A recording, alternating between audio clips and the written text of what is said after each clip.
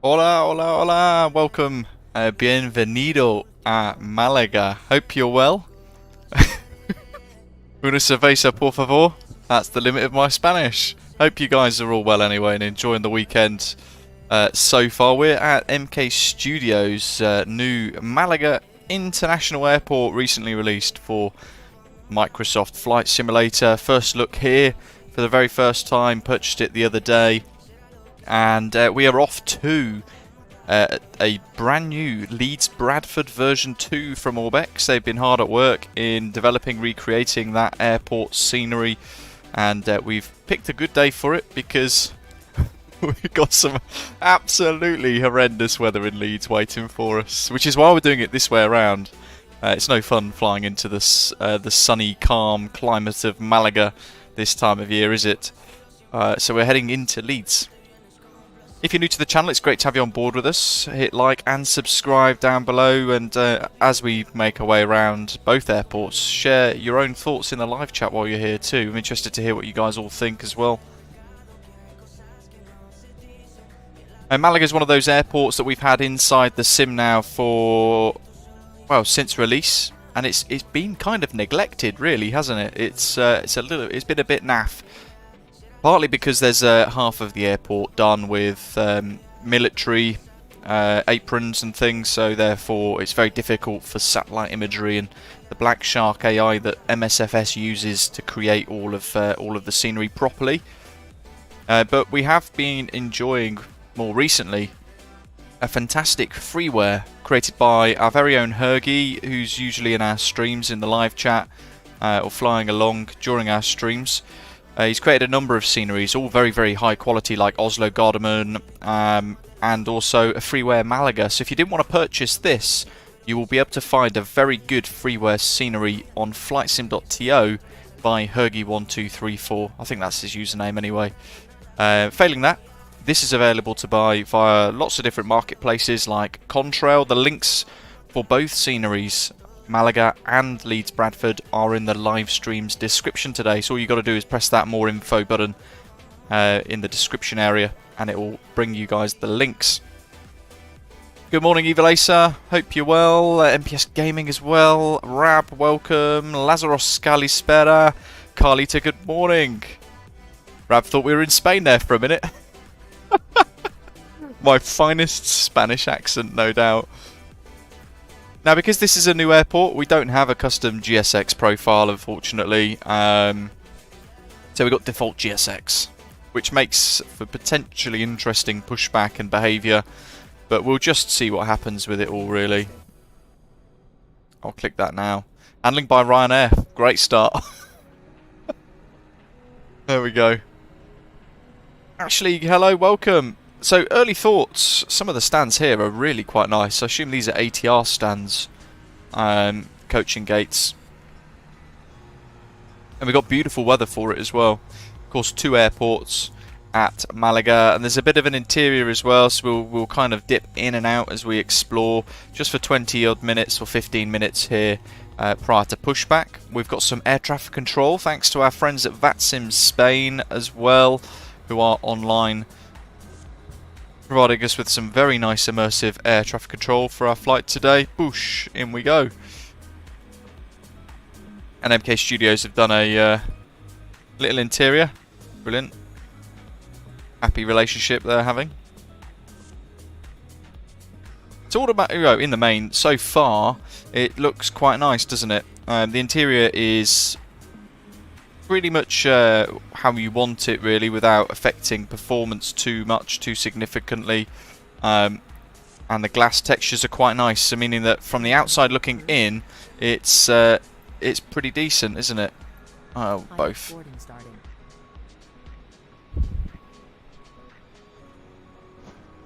I always think this guy looks like an actor, and I can't think who it is off the top of my head. I don't know why, but it's very high quality anyway. Oh look, there's his twin. I think it's weird when you can go same guy, same guy, same guy, same guy, same guy. At least space them out a little bit. Couple of little areas here as well. We've got VDGS, which we can enjoy, and we've got this big coaching ramp area, which dips us down onto the apron from the pits of the departures lounge here. Ryan Reynolds, that's the one, Morgan. Hello, yeah. It literally looks like Ryan Reynolds, yeah. You guys thinking the same, I like it. Russell Crowe, though, Ashley's saying, yeah, to be fair, not far off. They kind of look a bit similar, don't they? Ooh, look, there's an Osprey on the north side. Is it the, yeah, it's the north side. Beautiful landscapes here, and the approaches into Malaga are always quite nice because you're flying into, quite often, the valleys over there in the distance to make your approach, and it is quite nice. And I've got to say, the textures around the terminal buildings looking really good in 4K. There's a little bit of a, I don't know if you guys can see it, I noticed it on the roof area as well. Kind of a little bit of texture flickering going on in areas as we move around.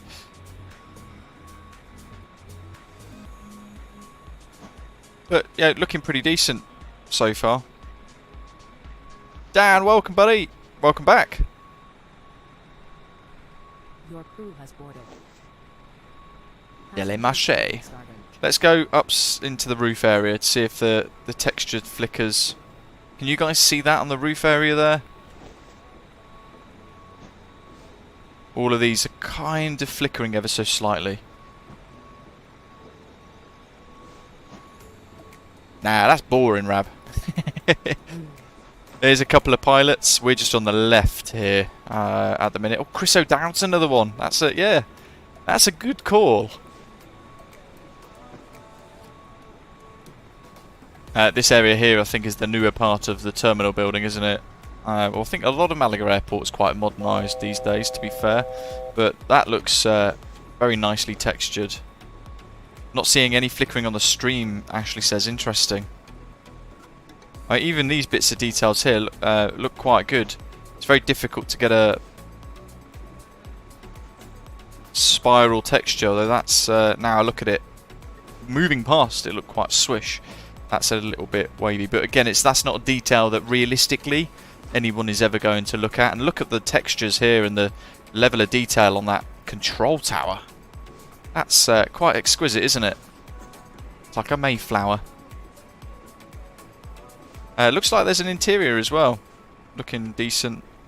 So we'll punch into the air traffic control tower, have a wee look from view from above. Oh, nice. Look at that. They've got tower photos there as well on the screen. There we are. Looking nice and busy.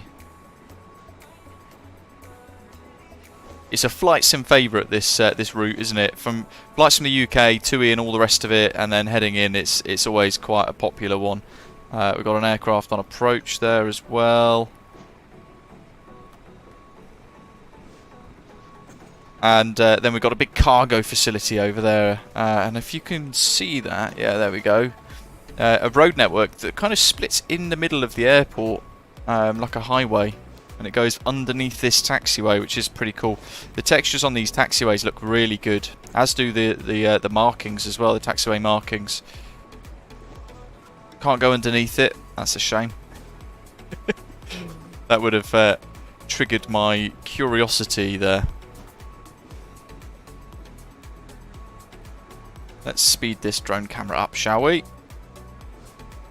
Some of the textures are a bit rough and a bit haphazard. Those are quite messy, aren't they? Elements of it, though, looking really good. And the textures on the buildings and things looking very nice. The vehicle placements look intentional and carefully thought out. Baptiste, my monitor, it's a Sony 4K gaming monitor. A Sony Bravia 4K gaming monitor. Let's have a look at the runway area here. Runway 13, that's our point of departure for today, in fact. There's the windsock. Placed perfectly, actually. That's a good bit of work there. And if we turn around, what I'm going to do is just look back towards the terminal now. Look at that.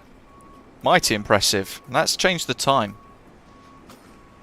Let's see how it all looks as we progress through to darkness. Tickling into sunset. Oh! Look at that.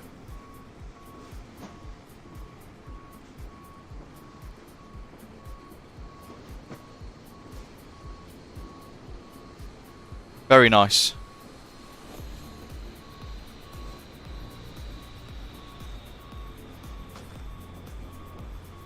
I mean, I have to say the MK Studios products that they're releasing as of late have been very, very good. The only thing that I find frustrating is their rather shady upgrade ethics, where they charge full price for version 2. When you look at Orbx's Leeds Bradford that we're flying to in a little while, when that updates into version 2, if you already own a copy of version 1 via Orbx Direct, you can upgrade for a big old discount, meaning it's only about £3, £4, £5. I can't remember what it was now. I mentioned it yesterday during the stream. That's a reasonable price for a major upgrade, isn't it? Back to live time, live weather.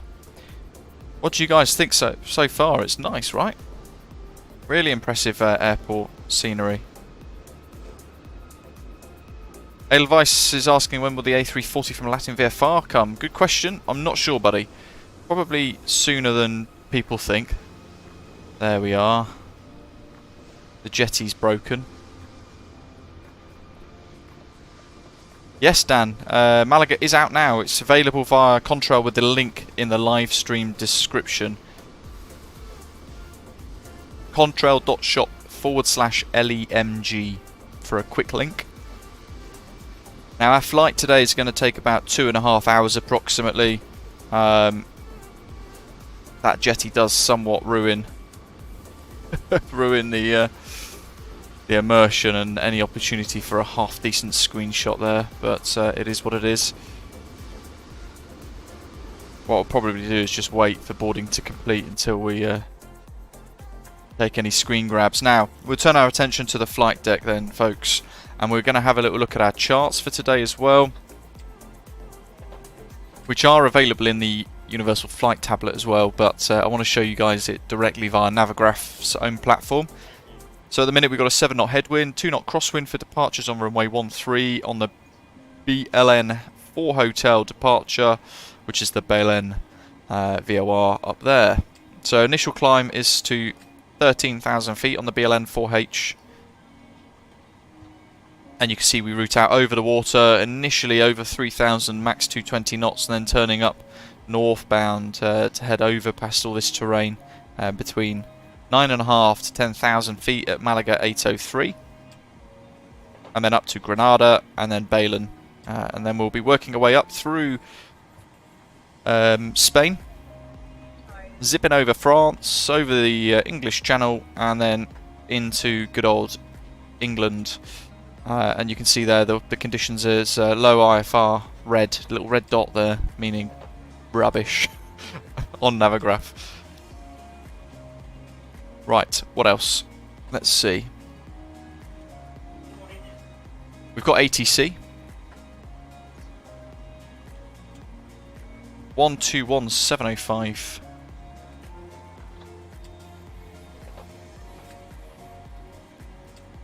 So we will get our clearance.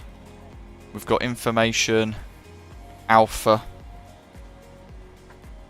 Info alpha QNH is 1023. Squawk. 13,000 feet's the transition as well. Matt, hello buddy. Bernie, welcome. Close left entry aft. Right.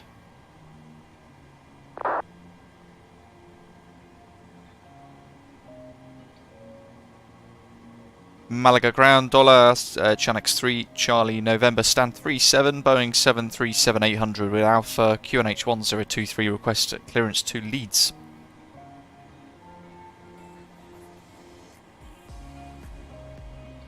Last station calling, do you mind confirming the call sign?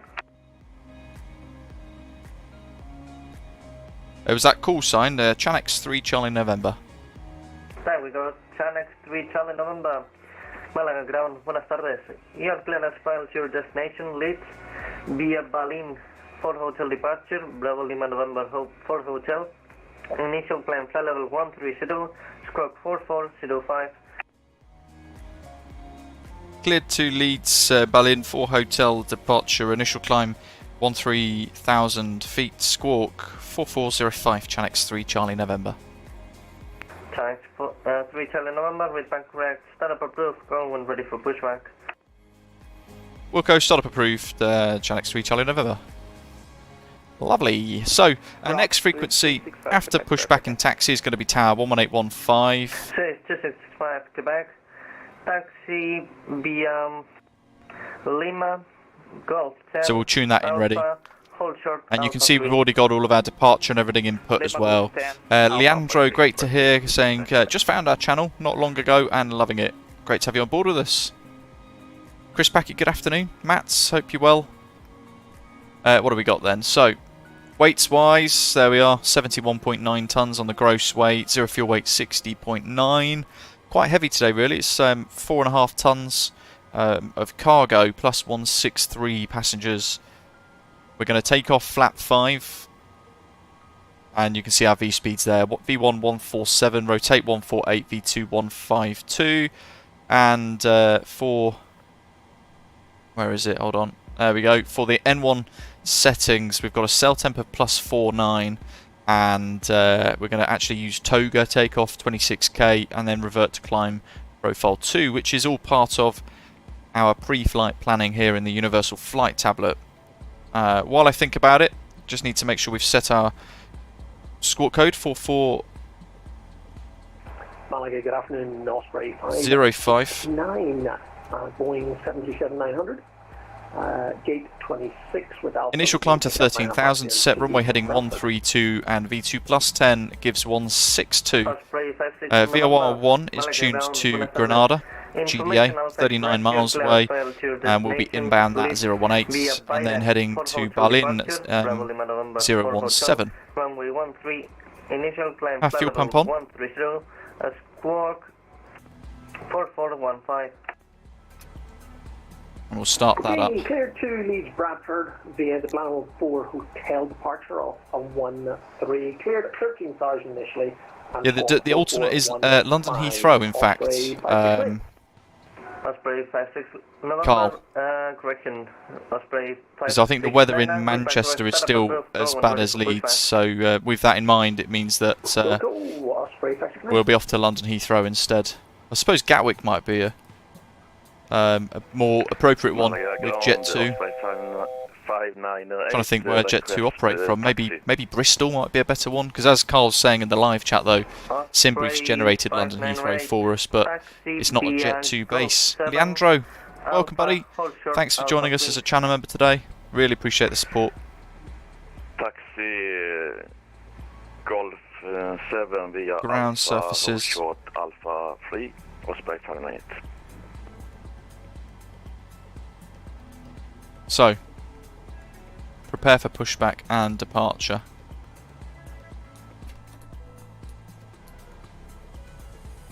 Yaw damper. Forgot to put the window heat on there. They're aligned on nav. That's set. Voice recorders on manual. Reset fans automatic. Packs are off.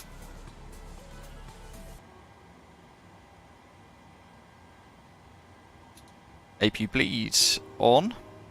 What's our current? It was 040, so we'll wind that up to 50. Initial cruise 340, but we'll actually be good spot. 4405. We'll actually be step climbing up to 360 not too long after that, and it's all part of our ATC flight plan. Hydraulics are all on. That's all set. I know we've been given startup clearance. We've got fuel in the centre tanks.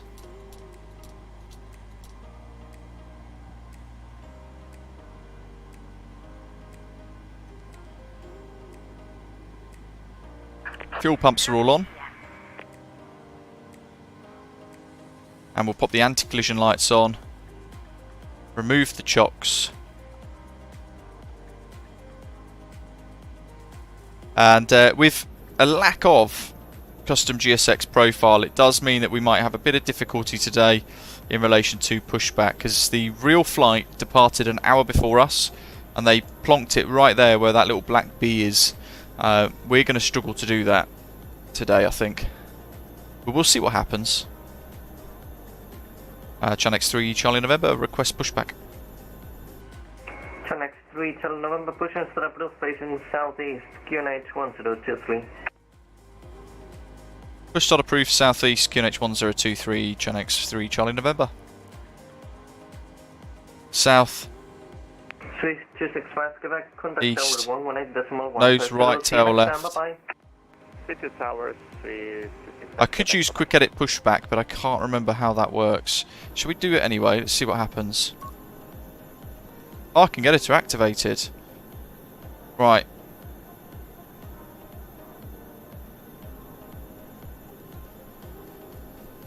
Oh, Chuffineck.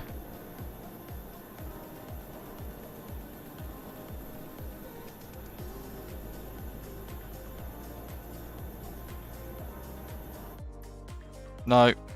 And Malaga, ground, Osprey 569, request pushback. Oh, I knew I shouldn't have done this. Osprey 569, pushing Starapro facing southeast, QNH 1023. Approved, pushback, facing southeast, Osprey 569.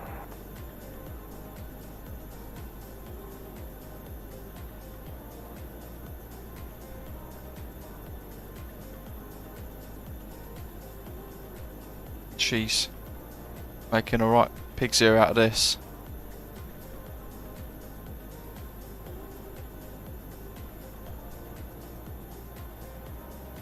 How'd you get rid of it?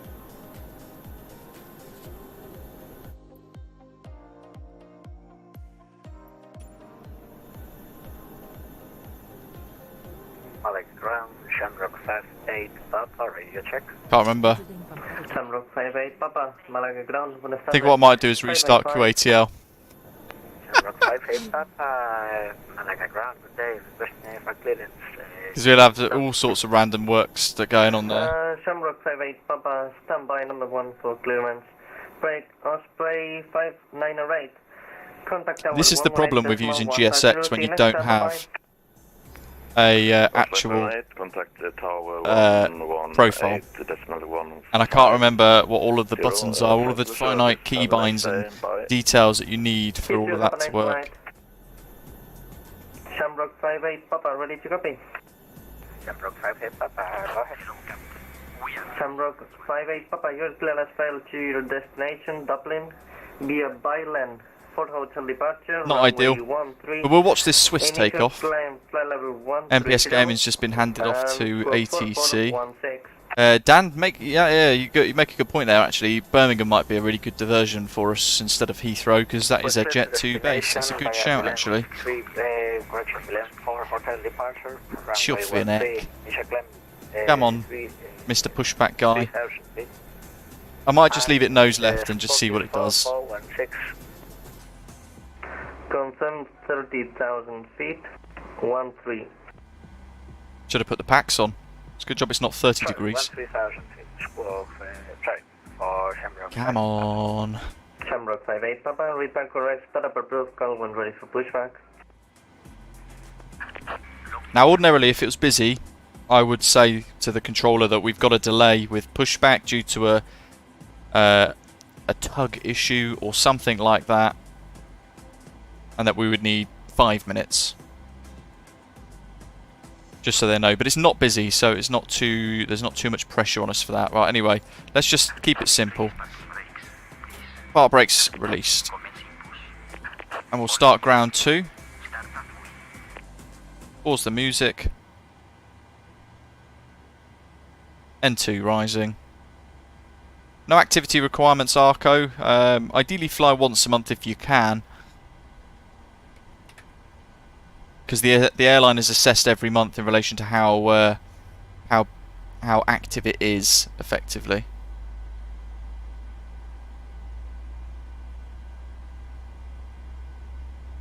Right. I have no idea where this is taking us. There's the engine.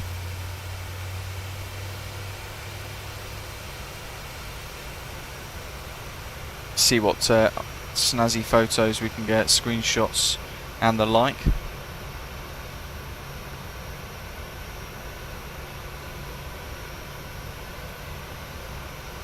And we'll start the safety demonstration as well while we're here.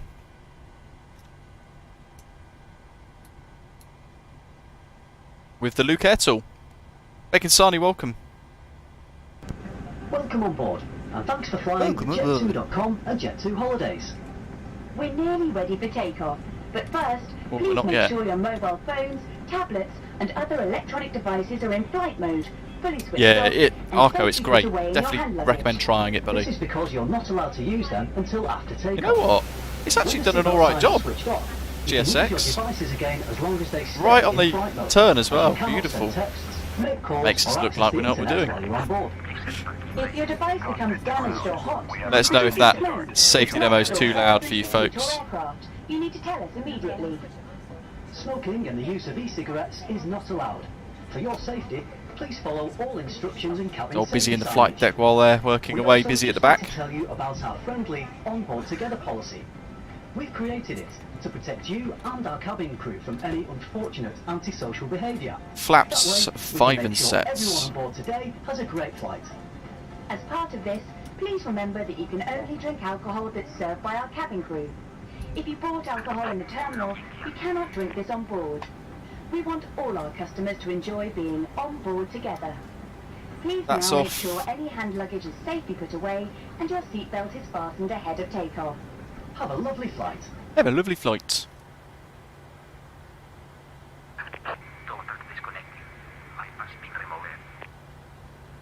Yeah, that's the only demonstration we've got, I think, Dan. I've got one other, which is the welcome announcement, apparently. I'll try that. It's Jet2.com and Jet2 Holidays flight. You'll be happy to hear that it's nearly time for takeoff. So please find your seat as quickly Same. as you can and we'll get going. Ah, that's disappointing. Oh well. There goes MPS. He's up and away. Right. LNAV, VNAV, auto thrust, arms. There's the flag. Control surface checks.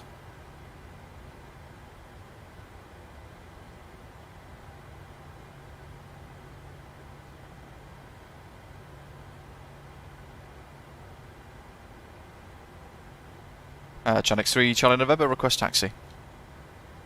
Tax 3 Channel November, taxi to runway 13 via Golf 7 Alpha, hold short Alpha 3. Taxi and hold short, runway 13 via Golf 7 Alpha and hold Alpha 3, Channel 3, Charlie November.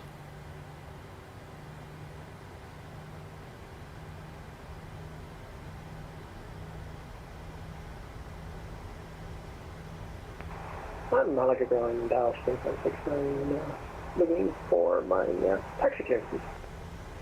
Spray 596, taxi Golf to 7. runway 13 via Golf Alpha, 5 Alpha 3. Alpha, hold short Alpha 3. Wesley, welcome, buddy. Vehicle 5, Alpha, Alpha 3, Osprey taxi please.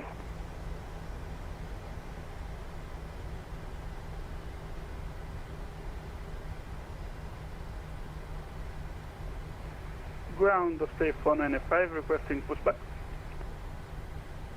Osprey 495. Push and start up to facing southeast, QNH 1023. Pushback approved facing southeast, QNH 1023. Sort out that. Do a quick warning recall. 1023 is set and good.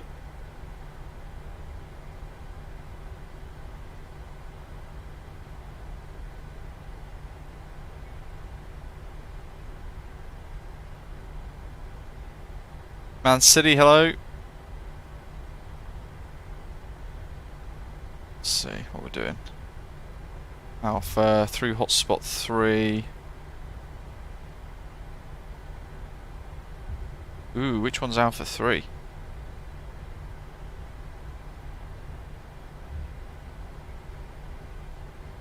What do you mean, what's up with my mic?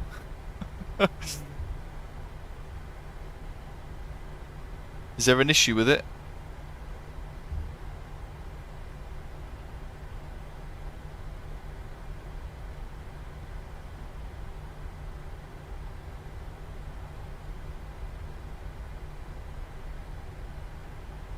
Alpha 1, 2, 3. Alright, let's have a wee look here at the other charts. Alpha 3, got it. So that little line there in the middle of the screen, that little red line, that's Alpha 3 right there. Oh, good stuff. Yeah, fair enough, Wesley. Yeah. Made it sound like it was faulty. Ah, good. I'm glad.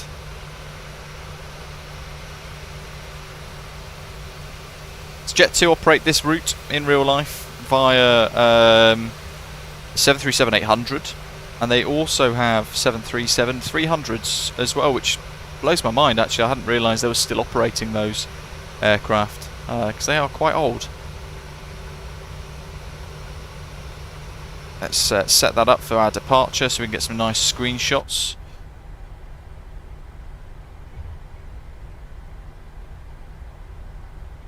Neil's got some flights coming up. 12th on a -8 to Amsterdam. Nice. April off to Thailand. July is off to Cleveland. Snazzy.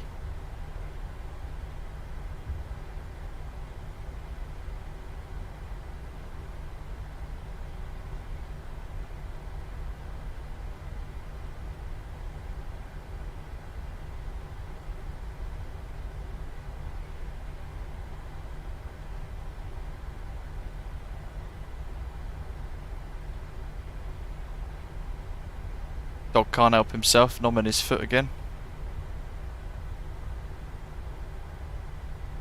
Ground Osprey 495, ready to taxi. Osprey 495, taxi to runway 13 via Golf 8 Alpha, hold short Alpha 3. Taxi runway 13 via Golf 8 Alpha Alpha 3. Ooh, Carl, that's a long one. Just a little bit, Bacon. Joffin Eck. David, hello.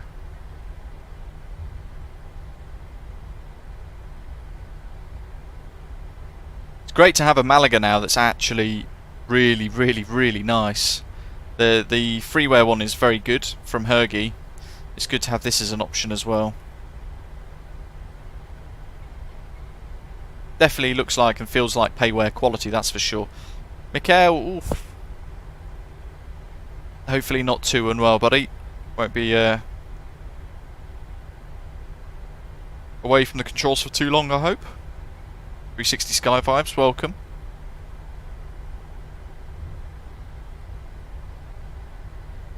What have we got? So flaps 5 in green, auto brake RTO, LNAV, VNAV, auto thrust, APU's off, bleed air, altitude pressure panels all good, probes are on,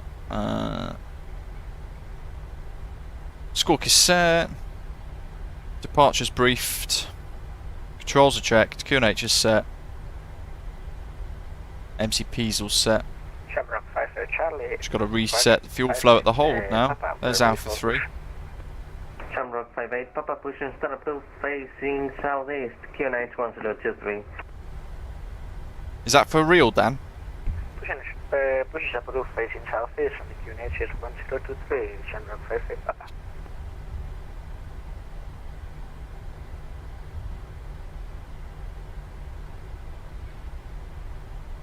There's the windsock. Next 3 Charlie November, contact tower 118.1. Thanks to see you next time and have a great flight to Leeds. Bye bye. Contact tower 118.15 for Chanex 3 Charlie November. Thanks to the ATC. Have a good day. Thanks to you. Have a great day. Bye bye. Bye. There's Alpha 3. And the dash line across the taxiway there.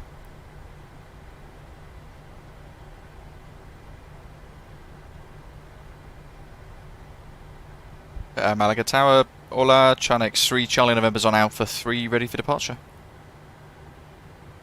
Chanex 3, Charlie November, Malaga Tower, buenas to you. Holding point, Hotel November 1 left, call me fully ready for departure, number 1. Hotel November 1 left and call ready, Chanex 3, Charlie November. Osprey 569, are you with me? Roger, holding short Alpha 3. Well, you just crashed onto the Chanex in front of you. Hold position, please. Yeah, I am not seeing the Chanex at all. I apologize. Yeah, no problem. One left is this one? Osprey 569, confirm aircraft type. Sorry, could you repeat, please? Confirm You not see me at all? How interesting. Sorry, I'm not hearing you. Try again, please. Osprey 569, confirm your aircraft type. 739. Hotel November 1 Thank left. you. Holding point Hotel November 2 for you. Call me fully ready, number 2. Oh, Thomas, good work.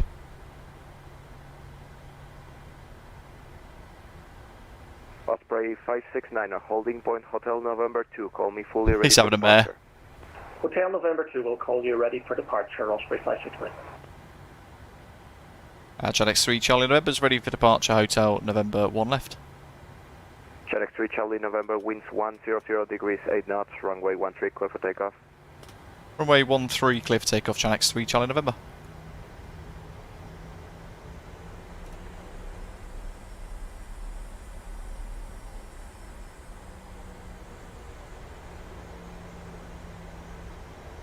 Weird that you can't see me at the moment.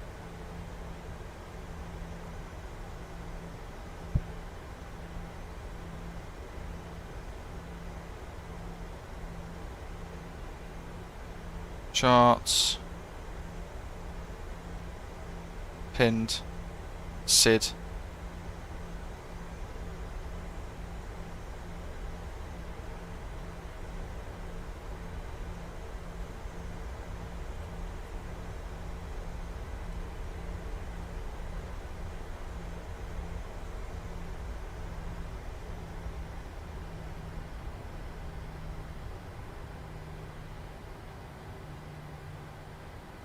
Rightio. Control visualizer up for you folks. Malaga Tower, Osprey 495 Heavy, Alpha 3.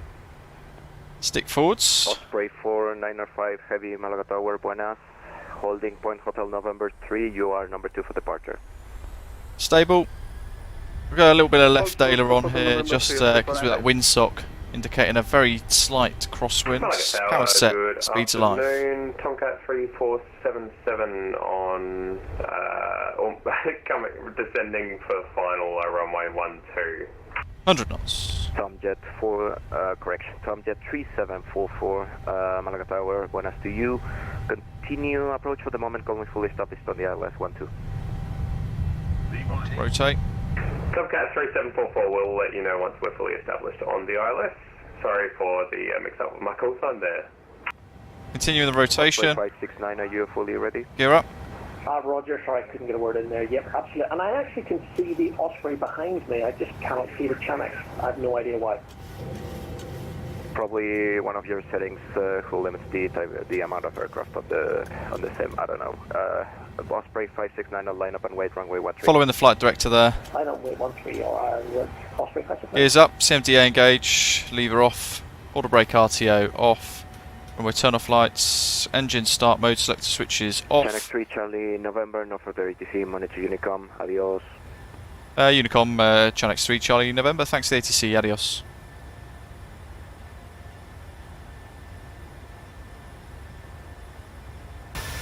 Away we go, and big old Malaga in the backdrop over there.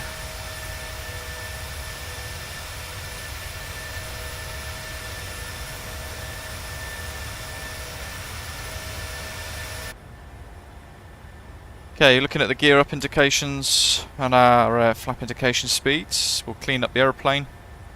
Wait for flaps up, no lights. LNAV, VNAV.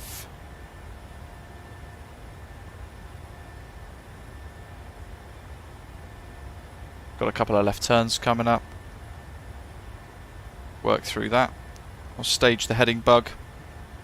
I'll stage the heading bug to 018, I think.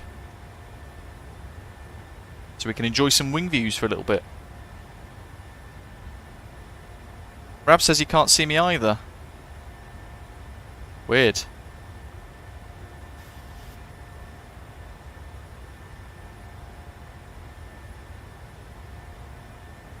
Was anyone else able to see me, or was it just was I weirdly enough invisible that time? Just that on the departure.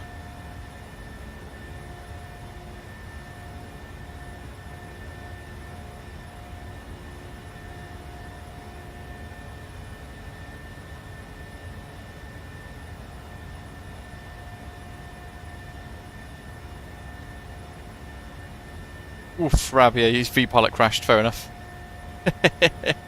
That'll be why.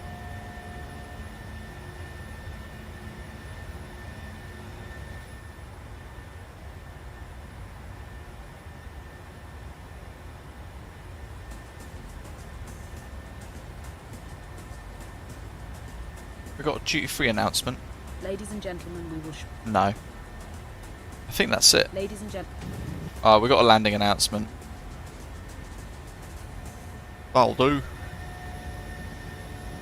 But lifetime live weather all the way. If we have a little look on Volanta as we climb away as well. As you can see there, we're just routing out. We're going to head up over Orbx Malaga towards Granada up here. And then routing up towards BLN, which is there, and then heading north past Madrid, over Bilbao, the Bay of Biscay, routing just to the west of Nantes, and then over Cherbourg, English Channel, and then over Portsmouth, routing over London Heathrow via Hemel, and then heading towards Manchester before braking northeasterly towards Leeds. And you can see there all of that weather that we're going through. Now, if we're lucky enough to see some weather, some clearings in the weather, we will be looking out as we fly over South England, or the south of the UK. We will be looking out for some features that are included in the new Orbx GB South package, which I've also now got installed as well, which should be quite nice. But we're not going to hold out for anything because of how rubbish that weather forecast is. 800,000 feet, so still climbing on local QNH.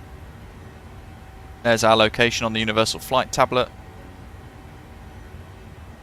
All flyby, it's hard to tell. Hard to tell. Have a good one, Bacon. Anyone got advice on how to get the camera views for PMDG, Dan? Just download my PMDG or custom camera package. I'm going to disconnect from VATSIM. Oh no, I'm connected normally. I'll reconnect back in again. Just to refresh the connection. Off-scale traffic.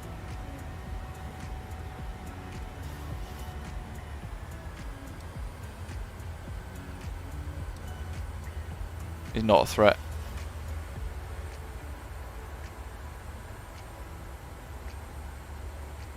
So, our first waypoint has a restriction at Mike Golf 803 at or below 10,000, at or above 9,500.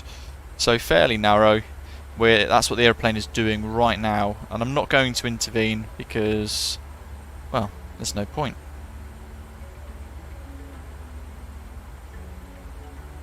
We could intervene. All we'd have to do is press Alt Intervention to remove that one constraint. If we had 2 or 3 constraints, we'd have to press it each time we wanted it to intervene past a constraint. Now accelerating past Pisco, because that had a speed restriction there, 250. But it's also actually because it's realised we're over 10,000 feet. Pop the landing lights off. Got to put the fasten seatbelt sign on. I knew there was something. Oh dear. Alright, well we've accelerated now anyway, so I'm going to intervene and I'll press altitude intervention because we've accelerated up, so I don't want to be below 10,000 at above 250 knots, so I'll make sure we remain in a climb.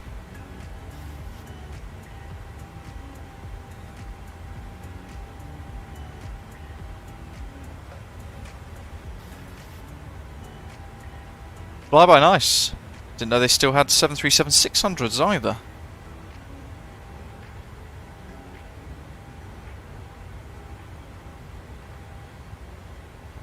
Let's see, we can go to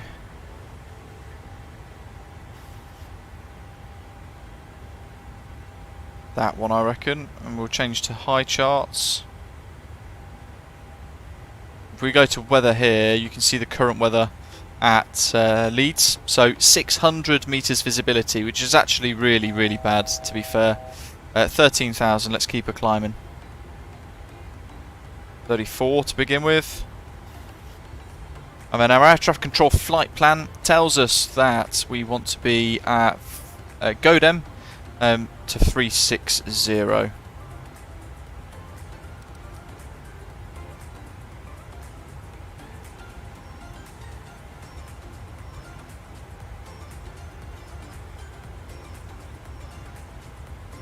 Which is there.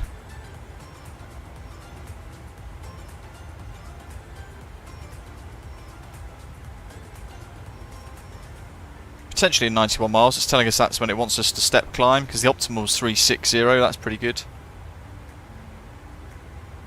Through standard. Let's go to standards. Flower Festival dock. Very swish.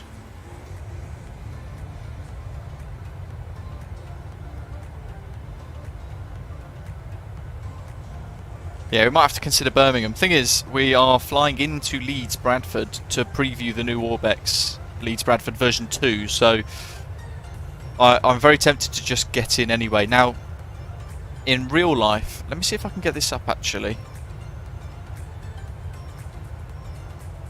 We're actually chasing a real Chanex 3 Charlie November, which is live right now on the same route, and it's a Jet2 Holidays livery. Currently it's over the Bay of Biscay.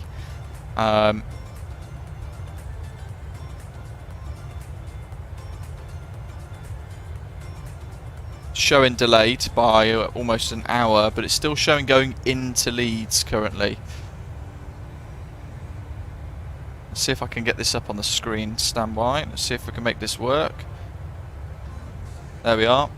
Just a very simple way of doing it, but there's Chanex 3 Charlie November for real, in this Jet2 Holidays livery that we're using today, 737-800, different registration though. It's at 38,000 feet for their cruise today. So we're going to monitor that and see what happens to that, because Leeds Bradford is right there, and the Chanex 24 Lima has just landed. Now that's not to say the weather's so bad that others won't, but I don't think anything else is inbound imminently into Leeds that I can see. So it's one for us to watch.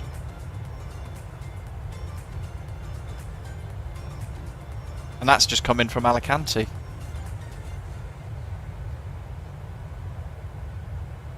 Now, interestingly, that went in here, routed in, and then it went direct to final. So there was no overflying the airport and doing a teardrop ILS. It was vectors to final there. So that's what we will try and replicate. And it's a change of runway to runway 34, 32, something like that. But we will look at the aircraft that's ahead of us by approximately 1 hour, and we'll have an idea then of roughly what is going to happen to them. They might end up going around and diverting, who knows.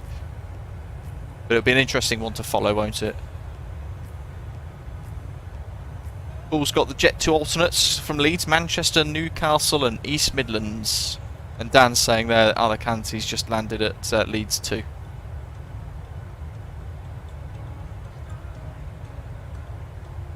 Now if we look at the charts, we will change the runway to 32.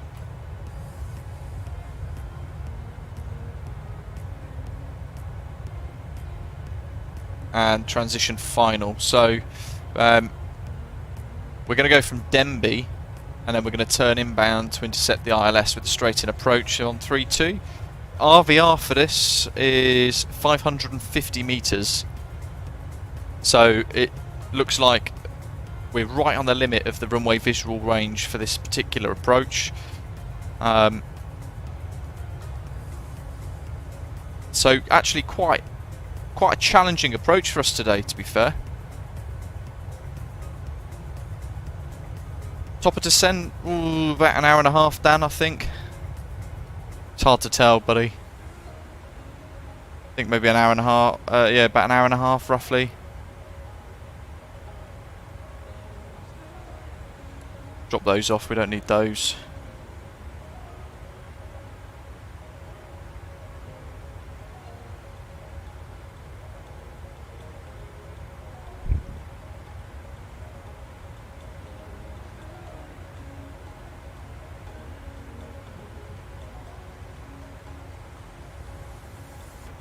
No, but it gives you an indication of the way to compare against the METAR and the RVR, Doc.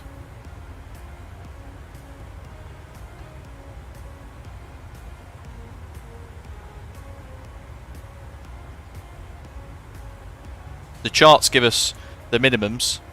The visibility on the METAR is the visibility at the airfield, but they won't necessarily be one and the same. What it does do is give you an indication between the weather and what the charts are telling us are our operating limitations. That's how I understand it anyway. 600 meters current visibility. Runway 32, the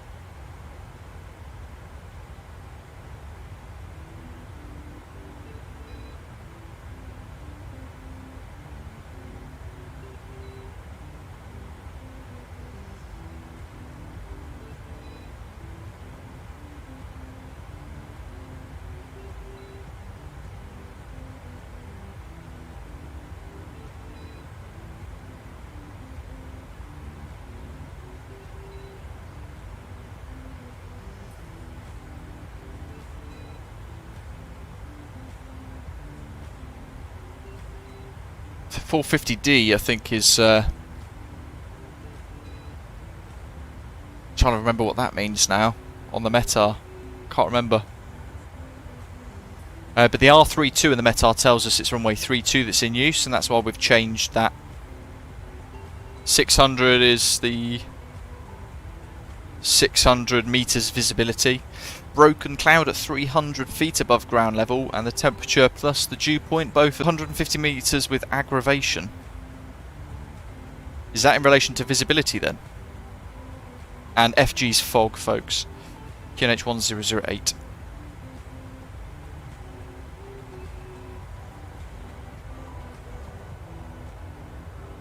RVR, runway 32, 450 meters. There we go. So I think with aggravation means that it's maybe reducing, worsening in severity, perhaps.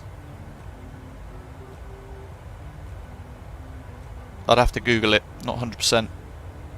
But yeah, whenever you see the 32, it's usually telling you what the runway conditions are, and the runway in use as a bit of a tip in the METAR. So it'd be runway 32, and then usually the number after that is the runway visual range.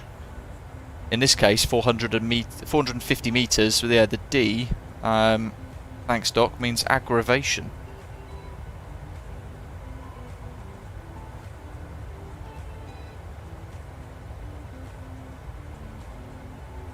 Right near to our initial cruise. Just going to run downstairs, check on the dog, make sure he's not chewing his foot again like he was about 5-10 minutes ago, because I could hear the missus shouting at him on the ring camera. D for decreasing. That's a good shout, actually. Yeah, I think you're right there, Doc. That sounds logical, doesn't it? D for degreasing, which then means potentially a diversion might be on the cards. So we'd have to think about where we would go. Either that, or because we're in a flight sim, we just wing it anyway and just get it in to see what happens. And then we can preview Leeds Bradford, can't we? Or we divert, come out into the main menu, then load into Leeds Bradford, and then have a little look at the scenery. Either way, it sounds like it's going to be an interesting approach.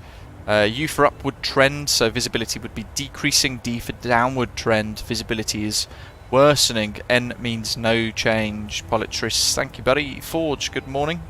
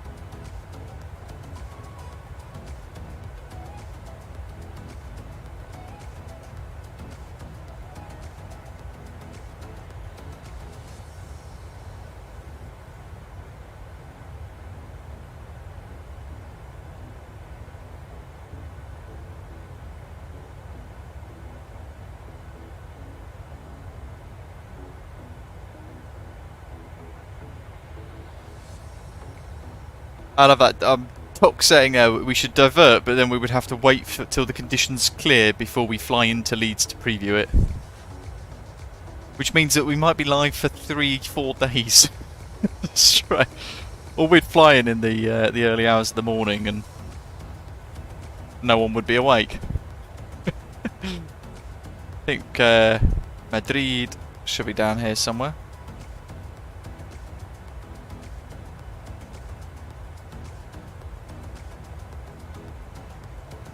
Let's have a little look. So our routing, I think we're all still waiting to go. Condors off to Hamburg. A couple of Lufthansas.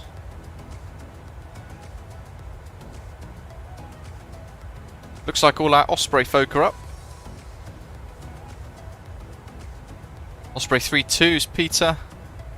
There he is. There's a Goku as well.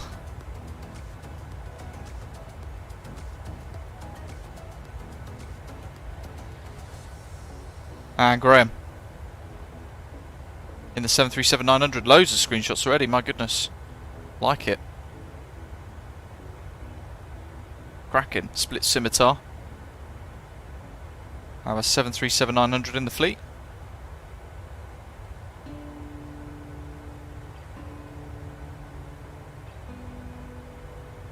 Yeah, Malaga looking really good there, doesn't it? Looking fantastic.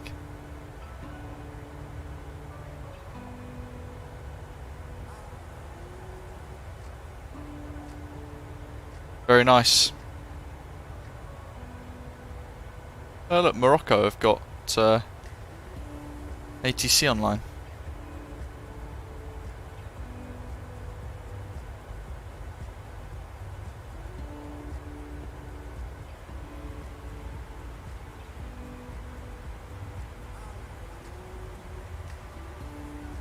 Well, it trysts for a Bristol to Prague later. It's a good little route.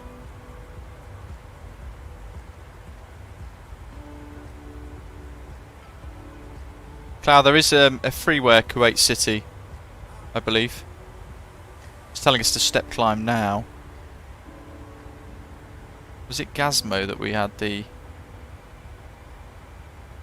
Oh no, Godem. It's all the way up here. Wow.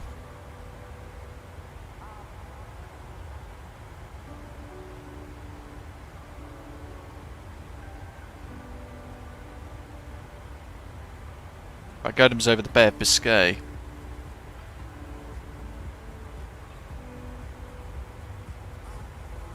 .9% fuel saving, 2.8, and the longer we leave the step climb, the less that percentage will become. Only gradually, only in a small amount.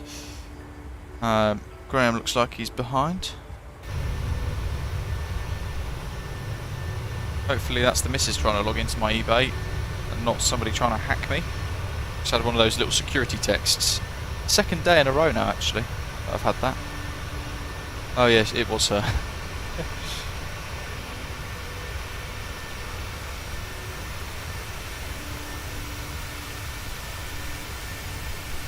There he is.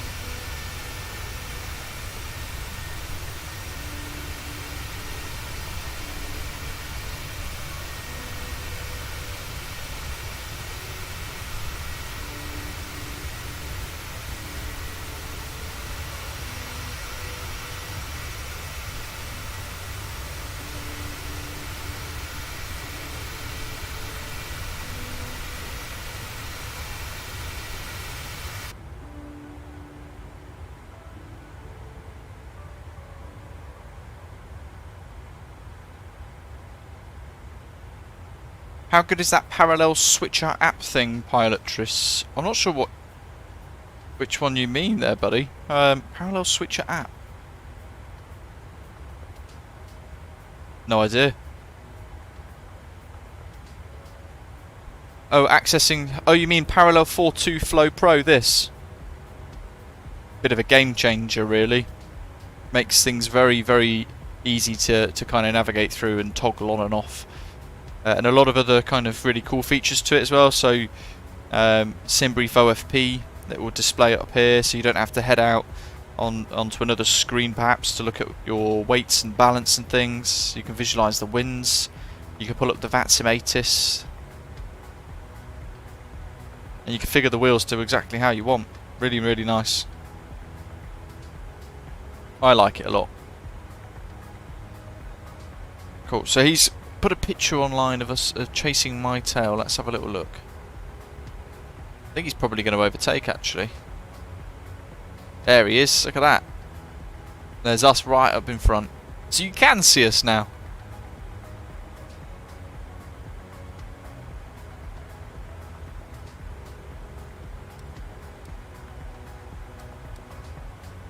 In fact, that's a point. Living the dream. What's your cruise altitude for today? Out of curiosity. Doc, what did I bring up? 360, alright. What's your Mac number then? I might let you overtake before I step up to 360. Jack, hello buddy. Welcome, welcome. A Navigraph, Doc, thanks. Let's do that again. There we are. That's me further up.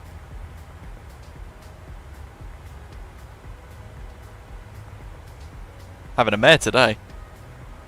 I was having a mare last night as well. We were following this recipe that's meant to be like gut friendly and all that kind of gumph,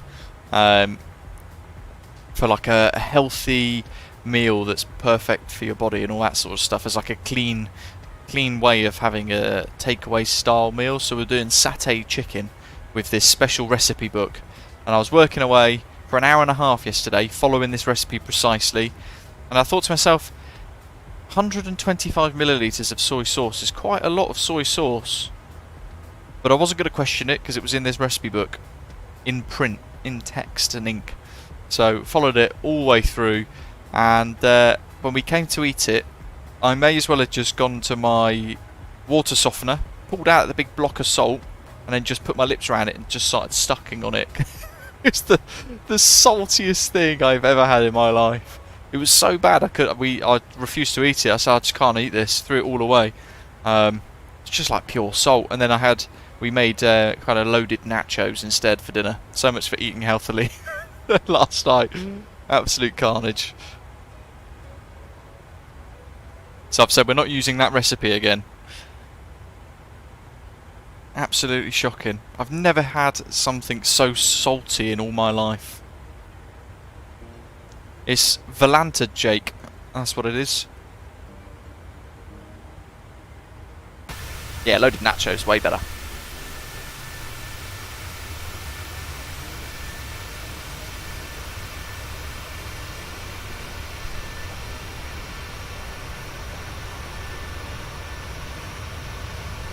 Gold Damo Designs painted this livery.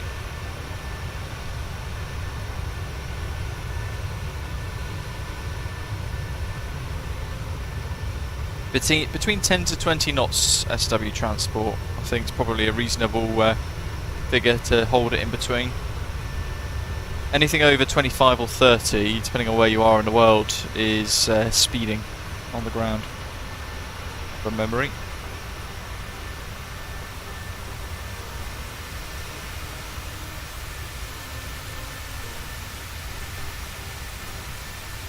But if you're in a corner as well, then you really don't want to be turning more than about 5 knots, 6 knots in that turn, really.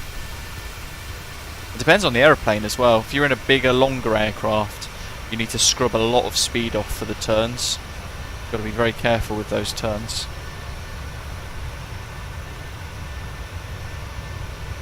Hey, for those of you in Australia, have you heard of Lake Mac Airlines?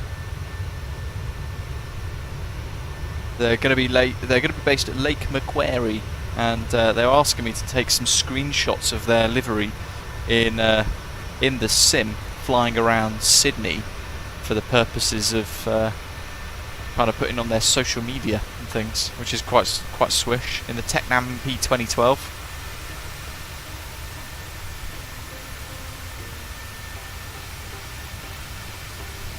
Jake, any tips for starters on flight sim? I would probably suggest taking your time with it, learning each aircraft sort of carefully and slowly as best as you can over time, and try not to bite off more than you can chew, i.e. Take your time learning stuff, try not to rush through things to fast track getting in the sky or anything like that. If you can learn the principles behind how everything works as best as you can, and you can understand each add-on that you're purchasing, then all round you'll have a much better sim experience. Also, another big tip, sim market is full of utter crap. Try and avoid that. The MSFS marketplace is predominantly full of utter crap, so try and avoid that as well. If you're going to purchase add-ons, you want to head to Contrail or Orbx or Just Flight, those websites. Certainly Contrail and Orbx. Contrail's booming at the moment, really popular it seems.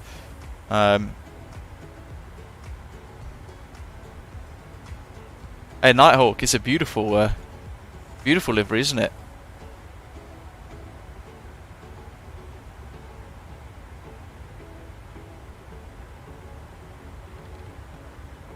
Fast taxi, Studix. I've never heard of that before. What speed is classed as fast taxi? I don't think there is a speed for fast taxi.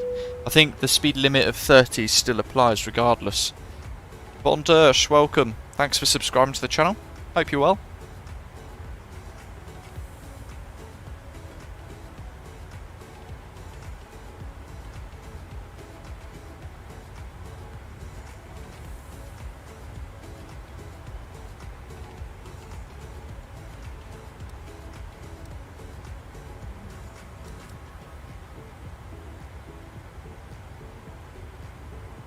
Liver Juices, is it just me or is V-Pilot disconnecting and reconnecting? No, mine's fine, buddy. I think, yeah, mine hasn't disconnected once. You might have a connection issue on your end.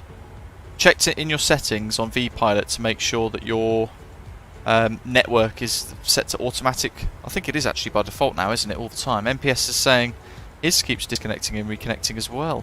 Weird. Sunday, isn't it? So it's going to be busy. Perhaps the servers are struggling a little bit today. Not sure if there are any big events online or not.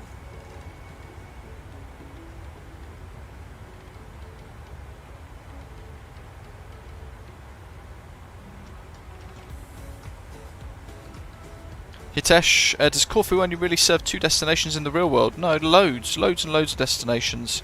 Maybe less so because maybe because we're in the winter season now, so a lot of these small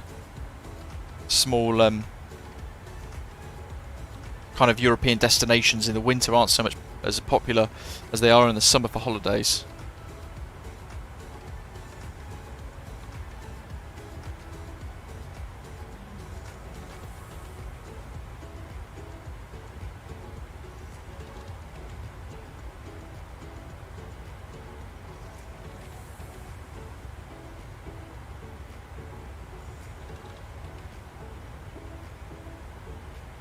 Oh, for today in Hitesh, yeah. I think it's just because of the season now. A lot of routes certainly around Greece, Spain, Portugal, those parts of the world, they're very seasonal.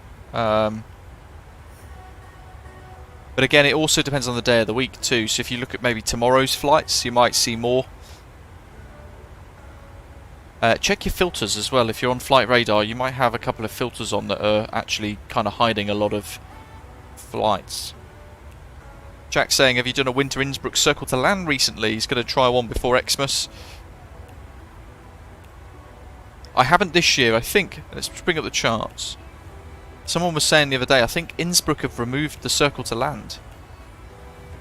There's a lot less SIDS and stars. Oh, that's still there. That's still there. And the circle to land's still there. Maybe it was 08. No, because that's there as well. I thought someone was telling me the other week that they're getting rid of it. Maybe not. But I haven't flown into Innsbruck for a little while, actually, to be fair.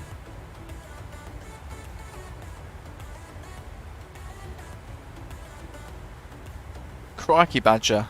Hope you're well. My goodness. Broke a few ribs and in pain. Good afternoon to you. Jeez. What happened? I hope you're not too uncomfortable.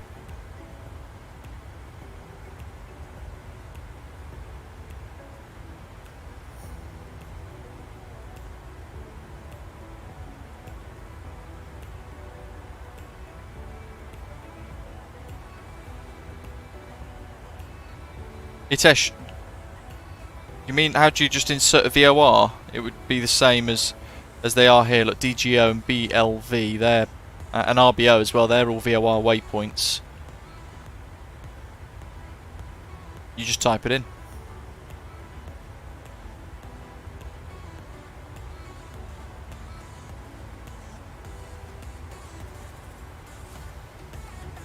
If it's custom waypoints, sort of like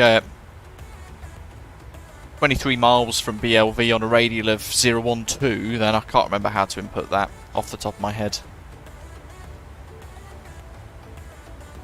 I would probably just end up tuning the VOR and putting the outbound course in, and then reading it on the bottom here where it says VOR1 down there with the DME.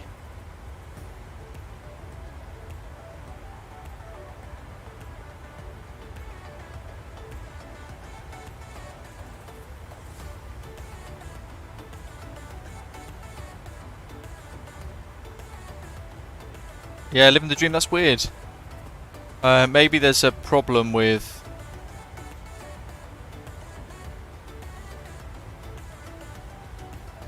Maybe it's a problem with FSLTL's 737 paint schemes for Jet 2, perhaps.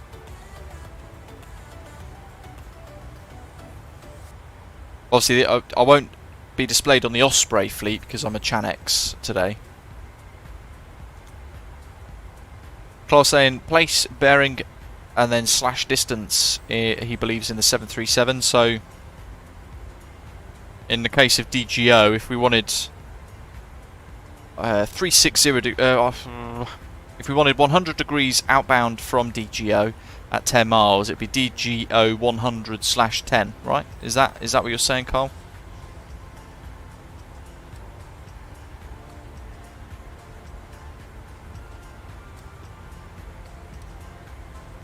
TCAS, the one behind at 1,000 feet above. Is that somebody flying at an odd level?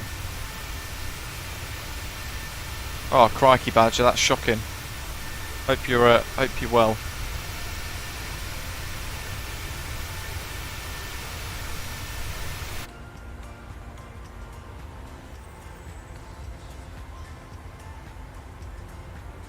Yeah, try IAD 156/12, Hitesh, instead of IAD /156/12. I mean, it's a great question. I'm not sure of the answer myself. So if we can bottom that out today on the live chat, that would be epic. That'd be really good to know.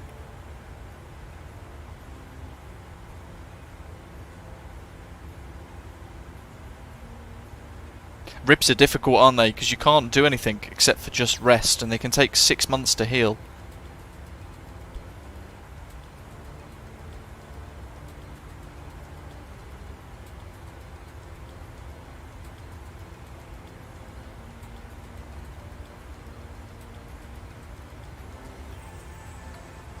.57 knot crosswind.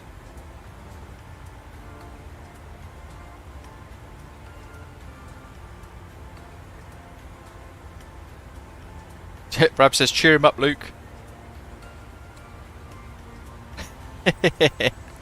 Yeah, he's got to wait until we make our approach to Leeds yet. Polytris, well, I'm not sure if it still works properly or not. I'm not 100% sure because I've not been in GSX for a long time editing that.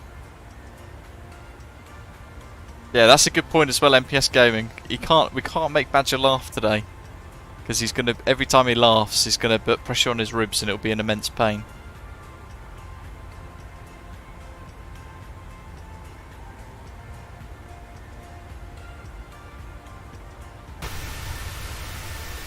Still catching. I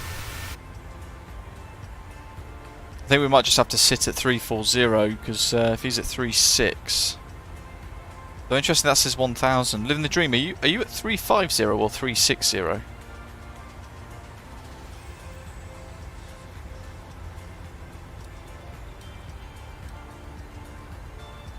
Oh, literally a mile away.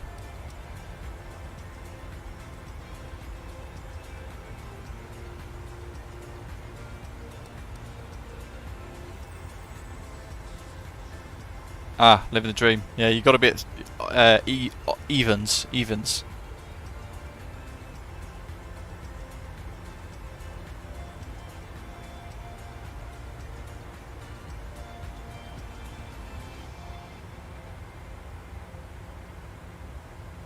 Neil says you've got to go to the fixed page, enter the radial and the distance in the 737. So, can you not add it in here, right?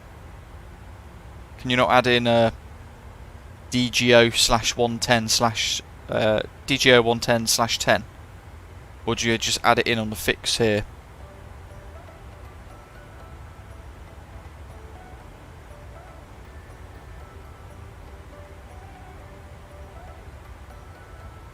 Let's see what options we've got here. Right, so Cat 2 ILS in Leeds. RVR is 300 metres. That's because you're over flight level 410, Rab. And it all changes then, doesn't it?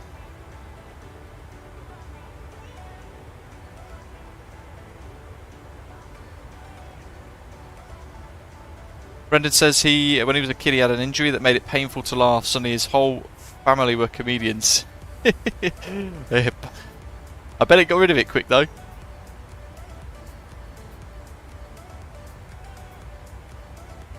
Lazarus says he's going through the Leeds procedures. Paragraph 122 kind of forces us to use 1.4 at the moment. They're using 3.2 in real life at the minute though.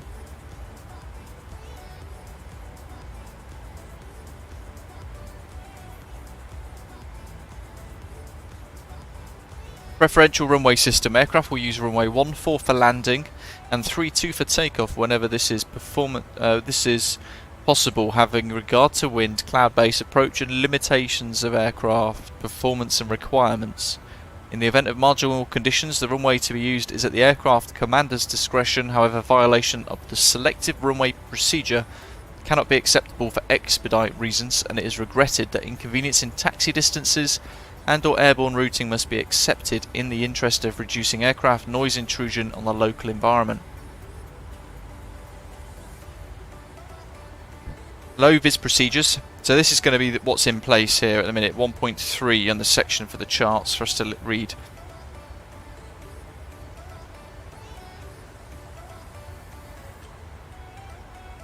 During Cat 2 to 3, Cat 2, Cat 3 operations, special air traffic control procedures in relation to low visibility procedures will be applied.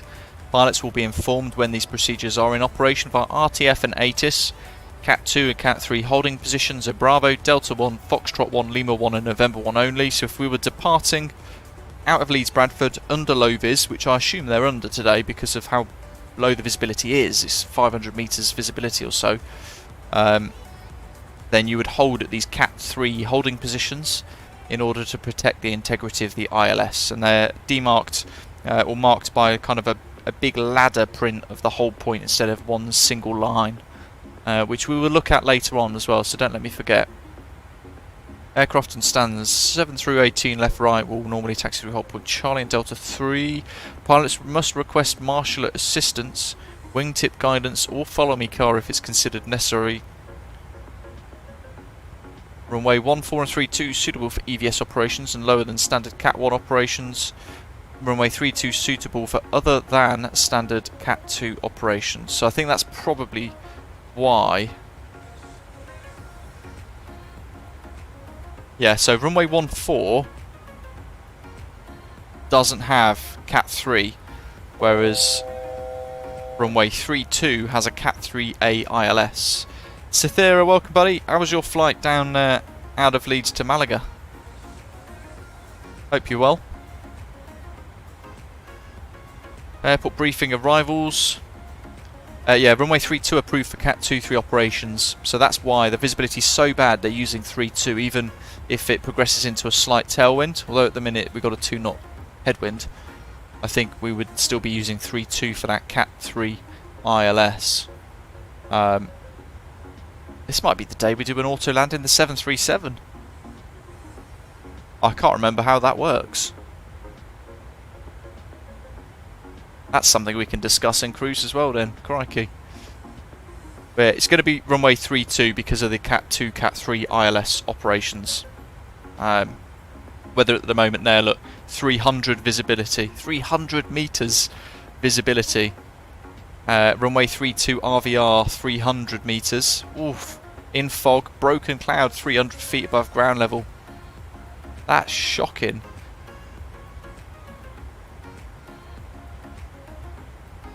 From 14Z, so as of now until tomorrow 12Z, mean winds 070 at 3 knots, 300 metres visibility in fog and freezing fog.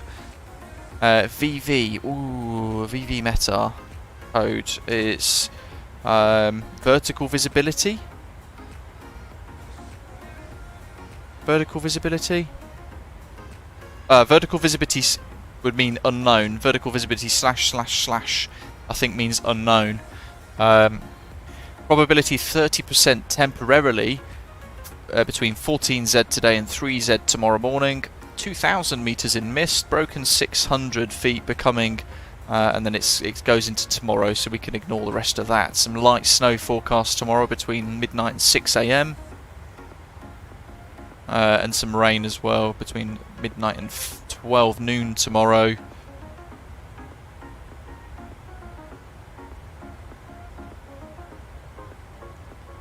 Interesting.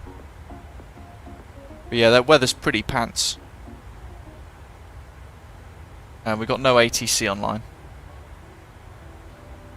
But that's why we're doing 3-2, and all the real aircraft will be doing runway 3-2 as well, and all likelihood they're all doing auto lands today as well, with a decision height of 50 feet on the radout. So, who can remember how to do auto lands in the 737, and what processes would we kind of go through then for that? Ali says hello. For fixes, pick a point you want to fix from the runway, click on runway and flight plan to bring up, then go to fix page, put it in the box at the top. Oh, that's the fix ring, Ali. I think the question was more about actually putting in a kind of a fixed radial waypoint. So fix plus direction plus distance.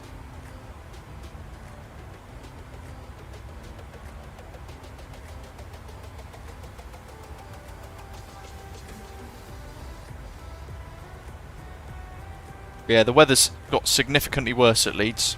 That's why we're doing it this way around. We like a challenge. But in the main, I think we're going to be effectively configuring for a normal ILS approach, as we would otherwise do. The Airbus obviously would do a lot of this for us. The 787, we would leave the auto thrust on, and the Mad Dog, what was it, the Mad Dog? No. The Airbus actually goes into reverse thrust for us as well, doesn't it? And begins to decelerate whilst maintaining the centre line. But I don't think the 737 does that. So I think we'll leave the autopilot on for as long as possible, as Doc is saying. Same with auto thrust. But do we disconnect that at 50 feet? Trying to remember now. While we're looking at that though, there's the spot. Centre tanks are almost empty. So let's isolate those. Centre fuel pumps off. Done. All auto land, keep the auto thrust on, and it will cut off at 27 feet, Neil says. There we go.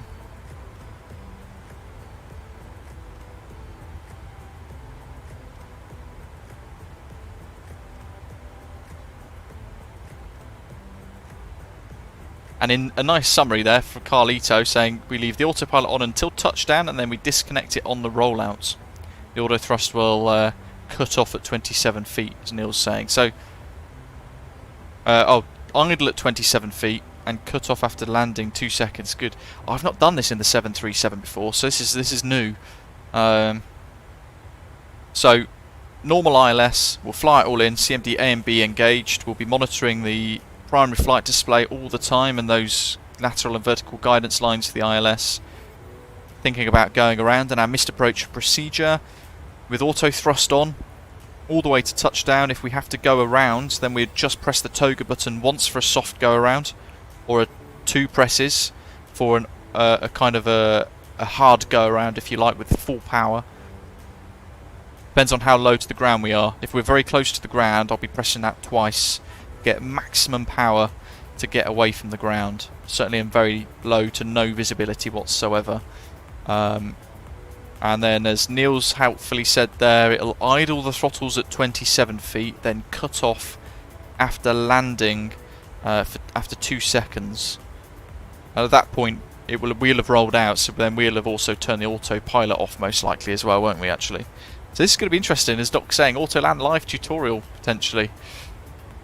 I say potentially, in all likelihood, that is what we're going to do, because of that forecast. But I've not done one in the 737, so I'm looking forward to seeing what it's like and what happens.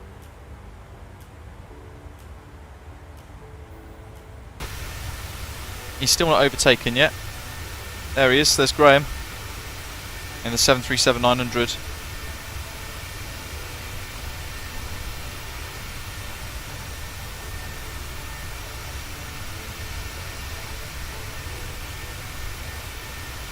(737-900), yeah, that's it, in G-Loki. By the way, the runway conditions are going to be wet, and because of that we're going to be doing auto brake 3 plus full reverse and flat 40 today.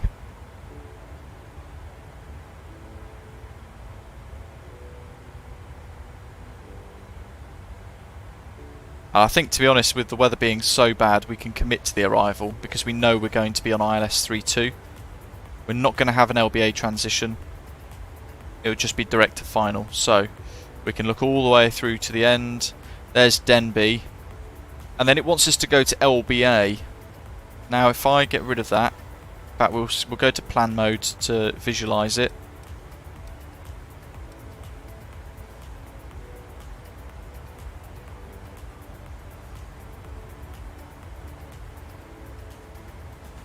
So all of the real aircraft have been coming in from Denby, or between Tipple and Denby, getting vectored to final, as we had a little look at earlier on.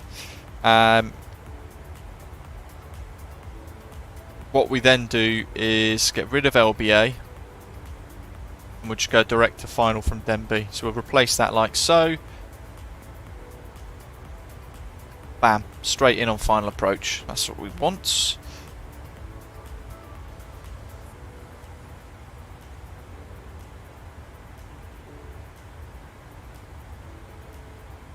Living the dream. I wonder if it's a feature that Ryanair never paid for. If that makes sense. Because a lot of these extra features that Boeing would put into the aircraft, like perhaps the extra functionality of the auto thrust, will be a feature that an airline has to pay extra for. And I would imagine Ryanair do everything to the bare minimum spec-wise. And with that, they might then rely on not having a auto thrust. It's either that, or maybe they're using something from previous years, previous generations of 737 that they want to just keep in training for consistency purposes. Who knows?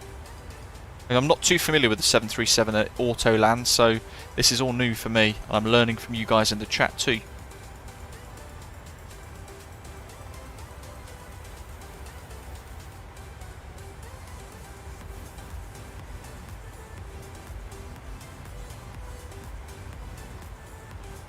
What we should do is place bets on how many go-arounds we're going to have today.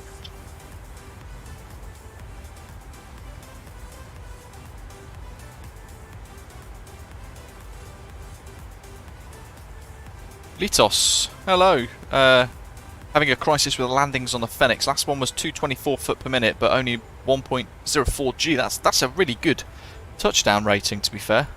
Good rate of descent, good G rating as well. It says there, but it looks like if your landing is more than 199 foot per minute, you smash digging a hole in the ground. Christ, that's not good.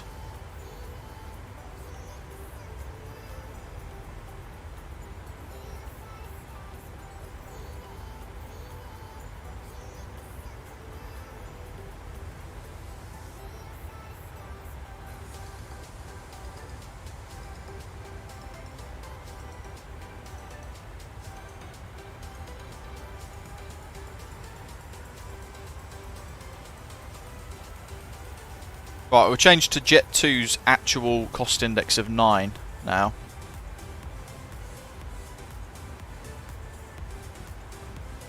That way we can get living the dream ahead of us.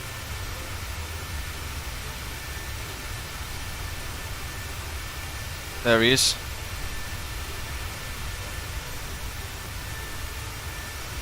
We'll give him time to overtake.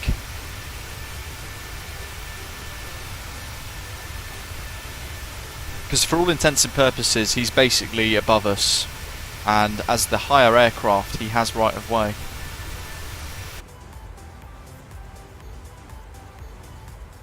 When we're thinking about descent later on, so that's how far ahead I'm thinking to try and plan our separation here a little bit.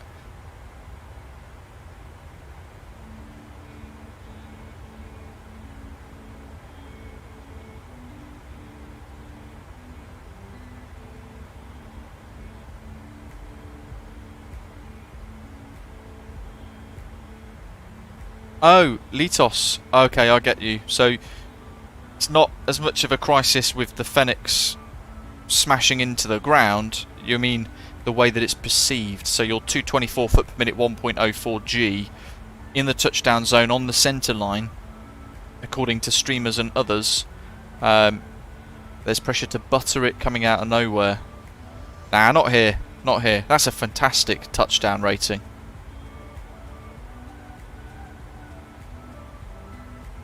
Butter is nonsense. Butter's bad. So touchdown ratings like that are very good, Litos.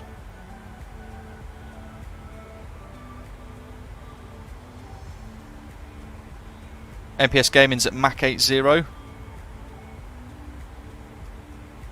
I reckon, living the dream, if you do Mach 80 as well, you should be able to overtake quite nicely. And then we'll get maybe 2-3 minutes separation. What we might have to do as well is kind of look at, so I'm going to assess where my position is in relation to living the dream's aircraft above us when we route in towards Leeds, and we might be looking at holds or maybe some extended vectors. What have we got?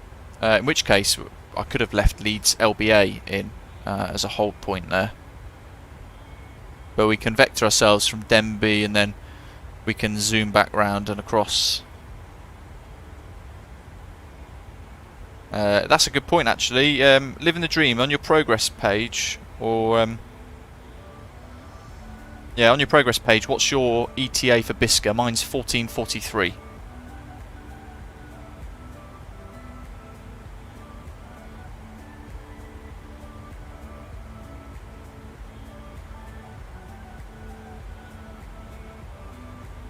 Quite a good way of doing it. Why didn't I think of that? Nice one, Neil.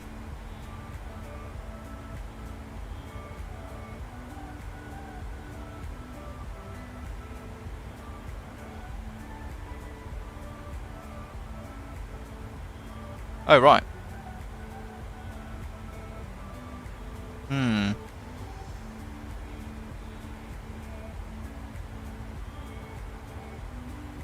Mach 82 Lazaros. My goodness. Maybe I'll do Mach 8.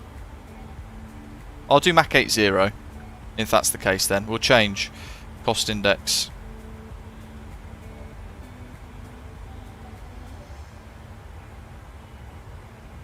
Actually, I'll leave cost index for the descent at 9.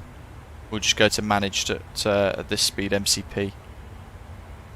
And I think we'll forget about the step climb. And that way we should stay just ahead of living the dream.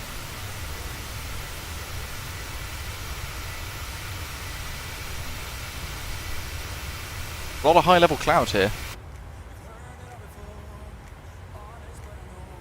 Nice one, okay, perfect, that works. Let's hide Navigraph.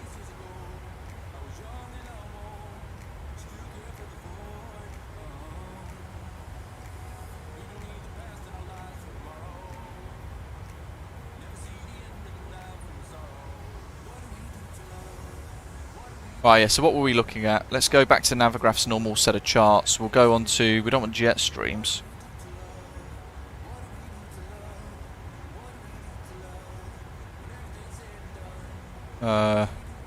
Icing at 2,000 feet. So, moderate icing conditions in the vicinity of Leeds.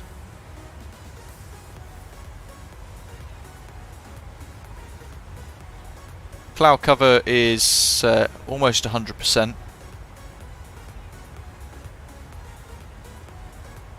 Visibility is nil around Trent. Look at that, my goodness. Welshpool, Wolverhampton. So Birmingham's right there on the edge of that. Where's Manchester? There's Manchester. That's got 1 statute mile visibility. And Leeds at the moment, over here,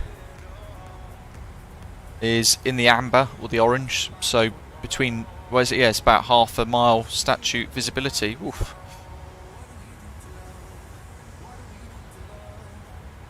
Vertical velocity is an interesting one. That's more for updrafts, but we're not seeing any here at 2000. That's good.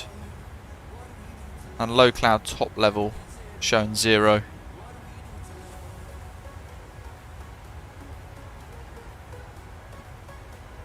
And the weather radar.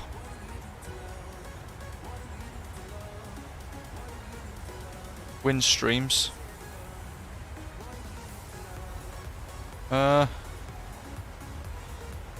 Wind barbs.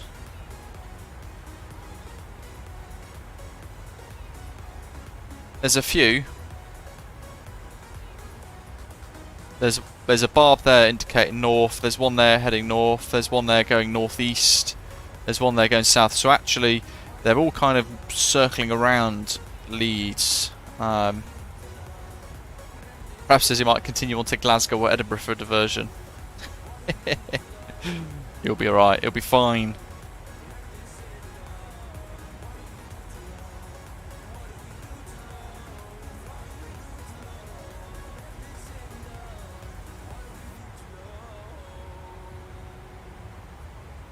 Yeah, winds are pretty calm. Variable at 2 knots, I think, was on the METAR, which means they're kind of just sat. All the cloud, all that weather system isn't really going anywhere. He's there.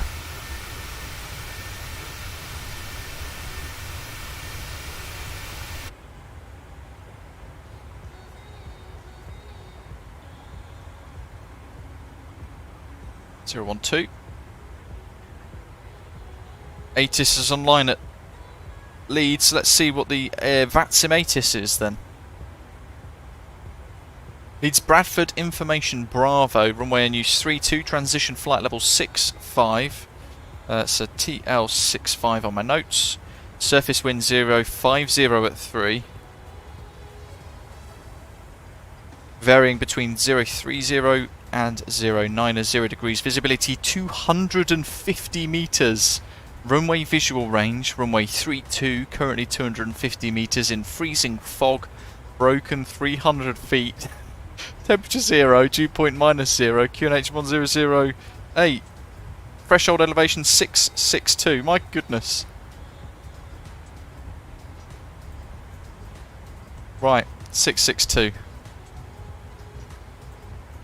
650's nearest for that. Yeah, parallel 42 Flow Pro, Dougie, but specifically Flow Pro with custom widgets.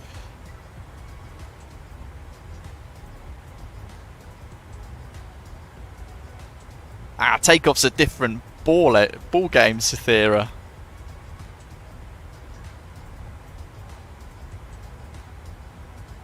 So definitely auto land weather today, isn't it? So we'll go radio, and that will be 50 feet. We've still got a way to go yet, but just to show you guys what all that would look like later on.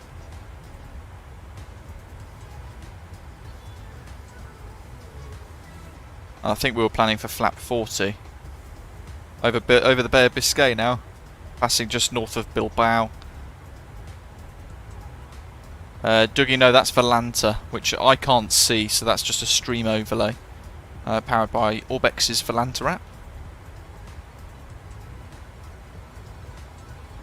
app. Neil, yeah, very much on the edge. The diversion on sim brief that it gave us was Heathrow, but that's not a Jet 2 base, so I think realistically we were going to be looking at Birmingham BHX or East Midlands, depends on how bad the weather is.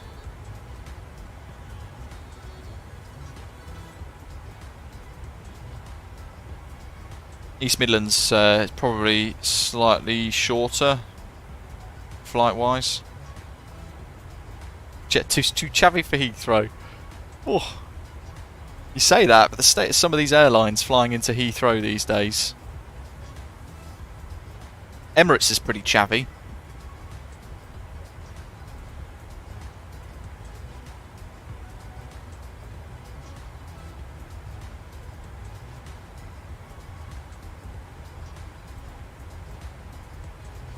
Doc, you put it like that, that's a terrible visibility.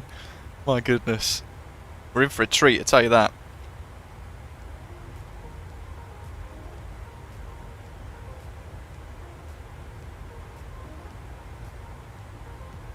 Right, so diversion won't be EGNX then if that's the case. Let's have a look at the METAR. And then we'll pull the METAR up for Birmingham as well. Yeah, that's pretty naff. Although the visibility is better though. 600 metre visibility, but the RVR's 1,400 metres. Runway 27. Oh, Stansted's a good shout, Neil. Let's look at Birmingham. Overcast. 100 feet. Crikey. Jeez. That's slightly better than East Midlands.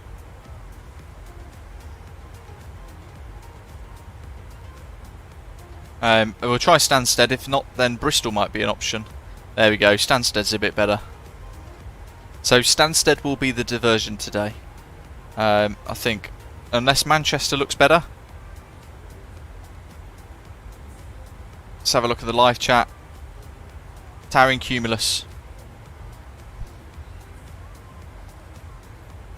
Light rain overcast 1200, Towering Cumulus. We can get into Manchester with that, I think, if we have to divert. To be honest, I'm very confident we can get into Leeds. Come on, you guys have seen me fly. Michael Kowalski, welcome aboard.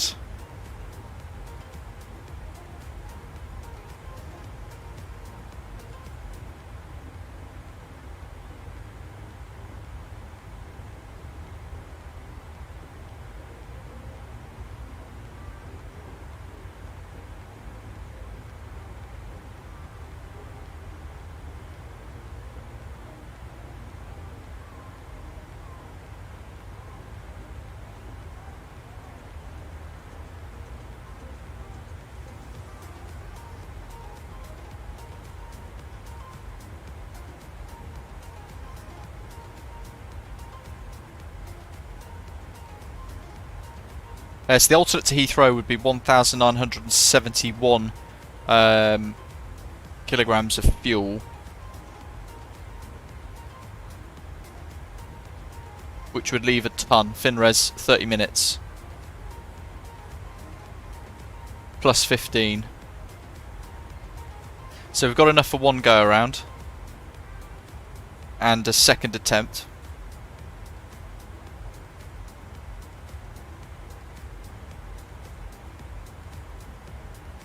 At the approach to Leeds, and then we'll be looking at diverting. But do I declare an emergency in New Sky if I'm going to divert, Lazarus? Oh, that's a good question. I don't know. I'm gonna have to look at the New Sky wiki.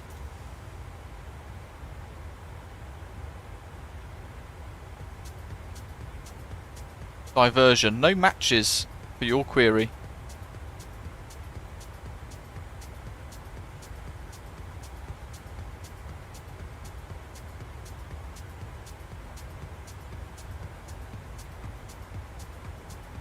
Hmm.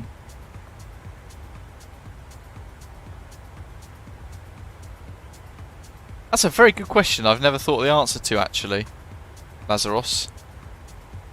I think I'm going to say no. And then in reality, the airline would be fined anyway, won't it? Because of well, just life.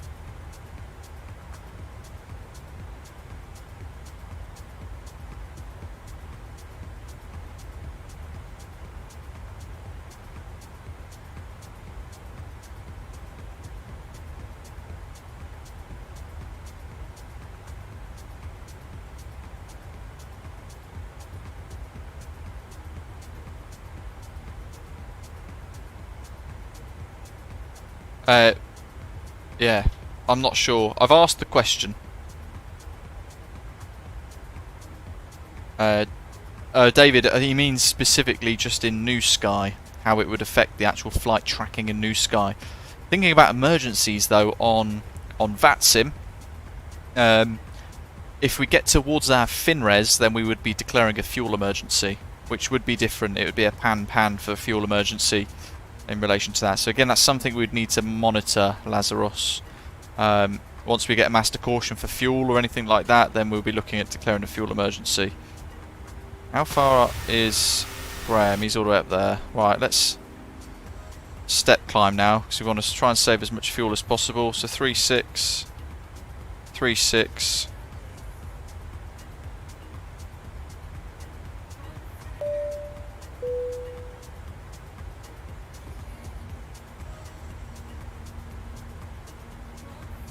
Captain Anubis, welcome aboard. Let's gently take her up.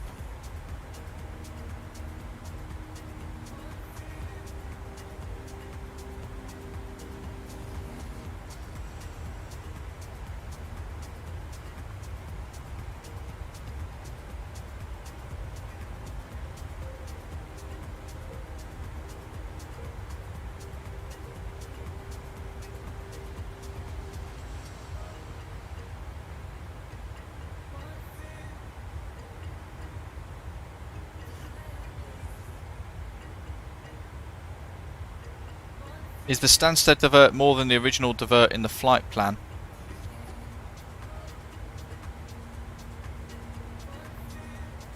To be fair, just looking at it on the map, it should be slightly shorter. We could try Manchester. I think with the weather we could get into Manchester. As bad as it is, it's certainly within our capability to go Manchester.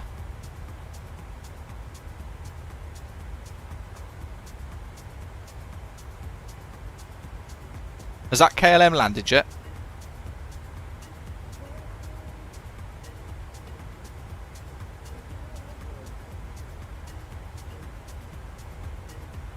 And how's my Chanex 3 Charlie November in real life doing?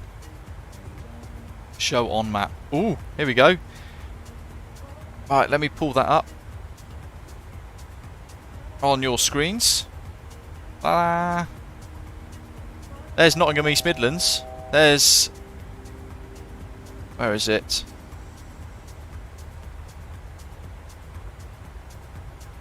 There's Leeds Bradford. So it's almost there. It's almost in Leeds. So it's, at the minute it's flying over East Midlands. So it's basically at the Hemel waypoint in real life.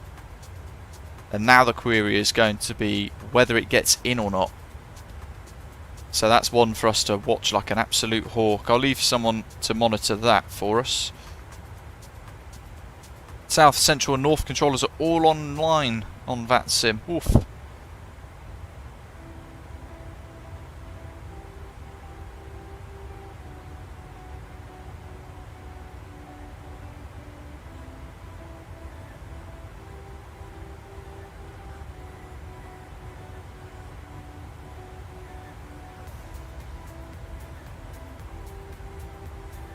Brab, nice, you've got 116 orbs.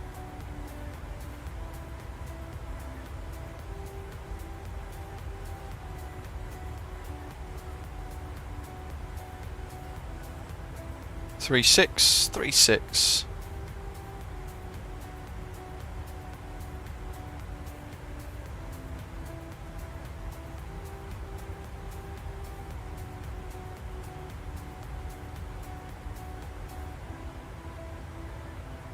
36.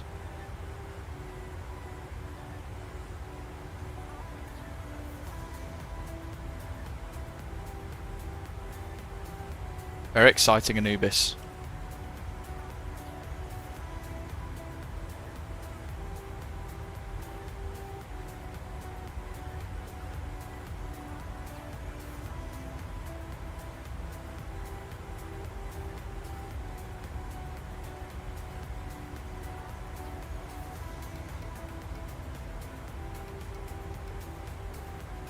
Gemma Wings that was operated for KLM this morning was diverted to Humberside, he says, for Man City. Anubis flew into Efalo the other day, saw the runway on the call out, was a bit scary, similar conditions at Leeds Bradford for us today.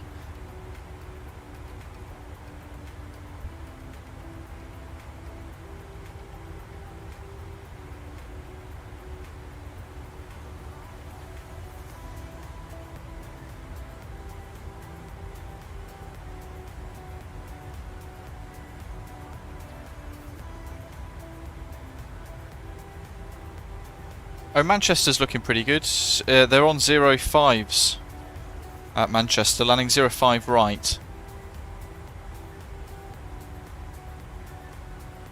Which would mean we'd have to route all the way around to the north of the airfield, towards Liverpool and then down south, followed by a left turn onto the approach when diverting from Leeds.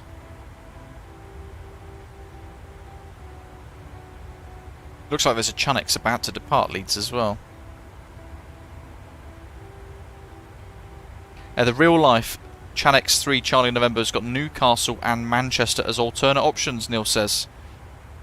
There we go, right, so EG, we'll spin that, because I don't have Orbx Newcastle. We'll spin that on its head, and I'll use Manchester as the alternate, and then Newcastle if it's all tits up. I assume there, the argument behind that is that Newcastle has got the capacity to take the diversion a lot easier than Manchester would, with less coordination required, I guess.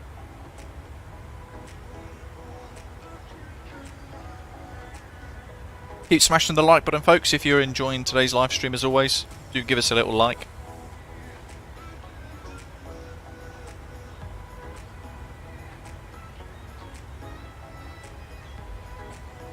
Godham's there for 360.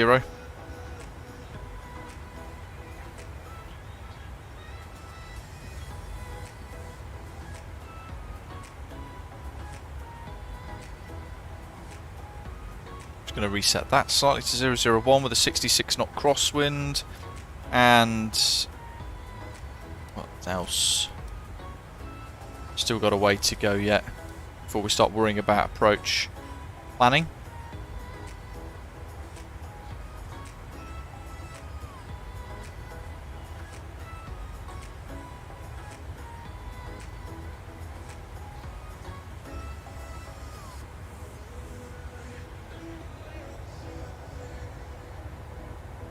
Cycling Messiah, usually contrail.shop. So Malaga, for example, you go to contrail.shop/LEMG. If you guys want an affiliate link, which helps support the live stream and the channel when you buy anything on Contrail, without paying any extra money for anything, it's just like an affiliate link, then you can use the link in the live chat there, contrail.shop/BritishAvGeek. CM Films, somebody asked that earlier on as well actually, and I might have missed it, so apologies if it was anyone else asking the same thing there. CM Films is saying, hello, is Leeds Bradford version 2 from Orbx going to be a free update if he already owns version 1? So, I'm assuming you've purchased it via Orbx Direct, or have you purchased it via the MSFS Marketplace? That's the first question. But I'll read out what Orbx have sent to me and the other content creators that are previewing it as well.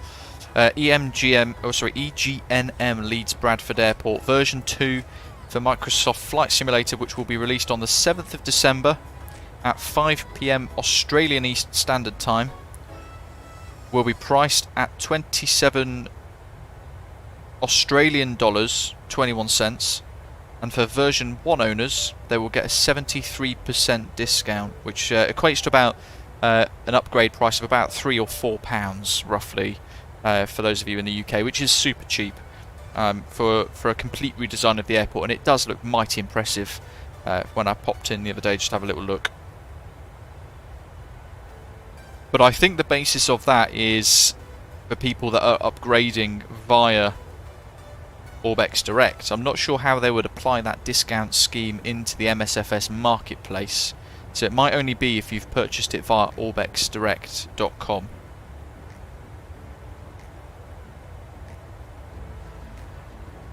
Pilots fly. Am I a real pilot? I wish. I tried to do my private pilot's license more than once, and each time, as I did last year, ran out of money. It jumped up to £250 per hour, which I just can never, I can never ever justify, sadly.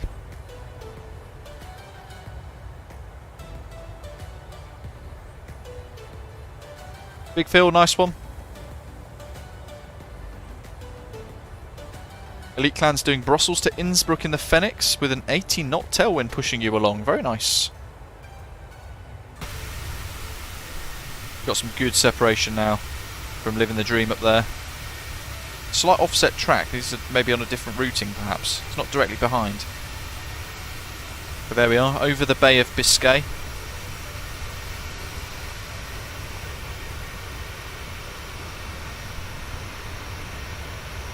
Ah, Lazarus, that's sod's law.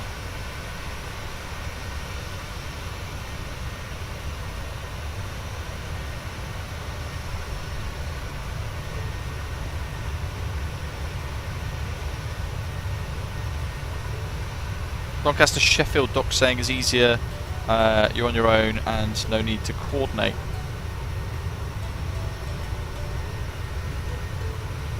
I can't talk about what I do for work, unfortunately. Pilots fly.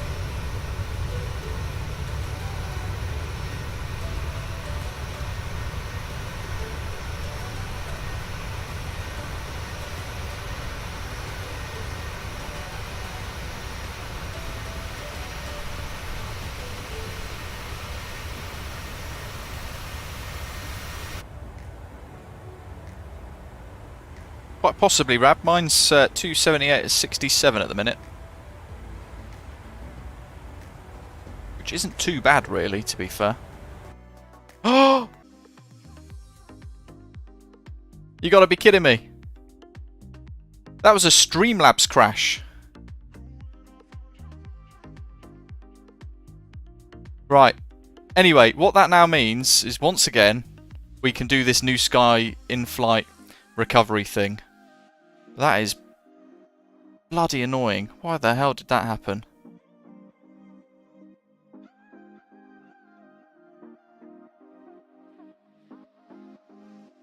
Yeah, Streamlabs output crashed. And then that seemed to lock up my entire Windows. And because my Windows locked up, Microsoft Flight Simulator then crashed.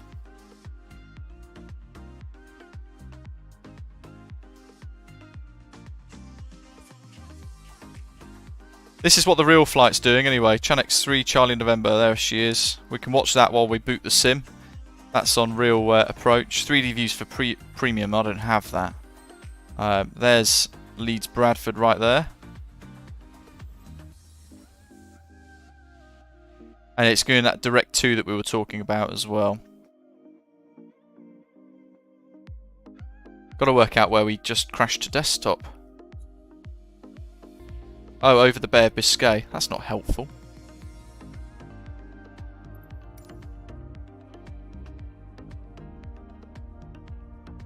Bloody thing.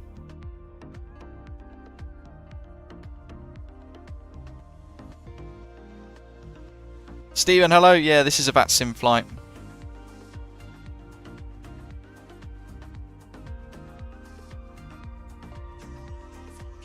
Is it still 144p, Rab? Or has it gone back up?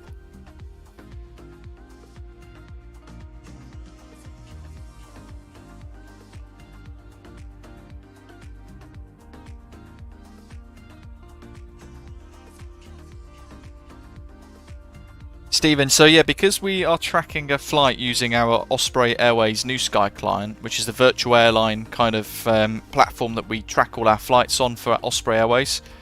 It says connection to sim loss, flight logger stop, remember to use restore flight function. So what that then means is we should be able to, on the home button, press this restore flight icon once we load it in, and then we'll follow all of the steps, step by step, to get the aeroplane configured properly, and it will then return us back to where we were earlier. So we have to, you'll see what we're about to do. It's easier to kind of show than it is explain, because it's a bit fiddly. We're basically going to load in somewhere on the ground, probably at La Rochelle, LFBH, because that's nearest airport to where we've just crashed. And we'll then press restore flight, and it'll ask us to set up everything like fuel, cargo, loads, zero fuel weight, make sure it all matches. We're going to load our flight plan back in again from before, and then what we're going to do is we're going to take off and then press restore flight, and it's going to snap us back to where we were over the Bay of Biscay, he says. See what happens here to him. Chanex 3 November, Charlie November's about to make his approach. But yeah, sorts the spacing out.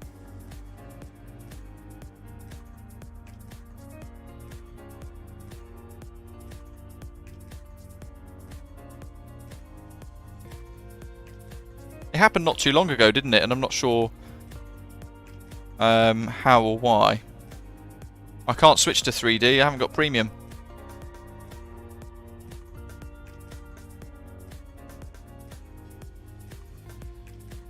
Now, what's the chances? He's going to be on an auto land, isn't he? This aircraft here, the one that we're kind of replicating and following. Got to be on an auto land. I can't imagine it would be doing anything else.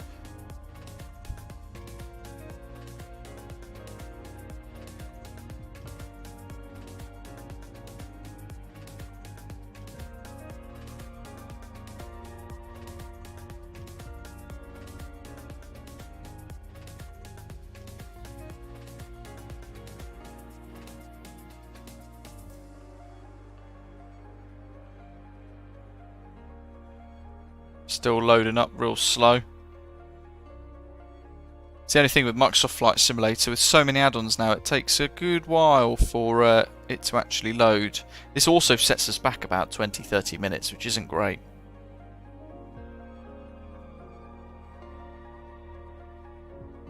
£4 a month, Rab says. Yeah, I don't think I'd use all the features though for £4 a month.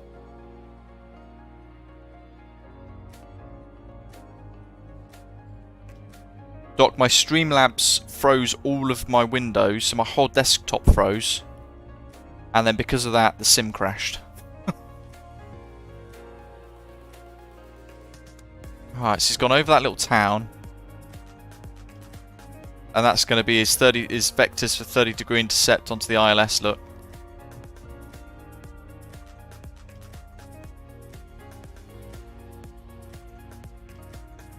Be interesting to see what happens. He's on tug, this 737-300. Is he on tug? My god, he's going quick like he's taking off.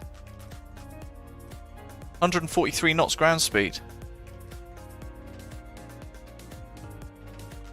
NA.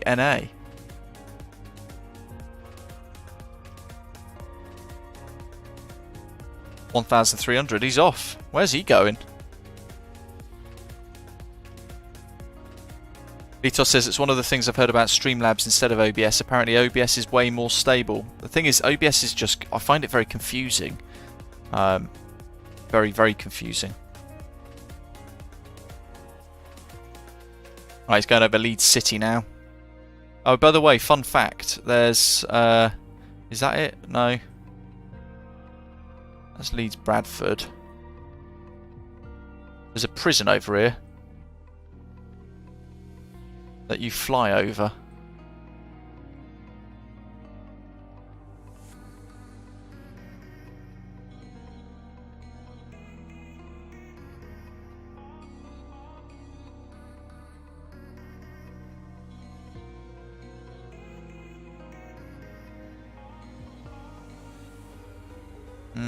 That's not one.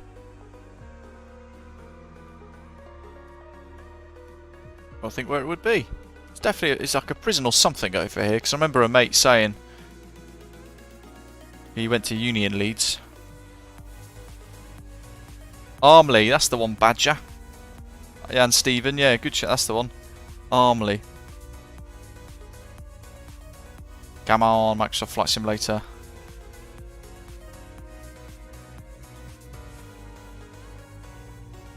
Copenhagen. Oh, it's in town. Spot the HMP.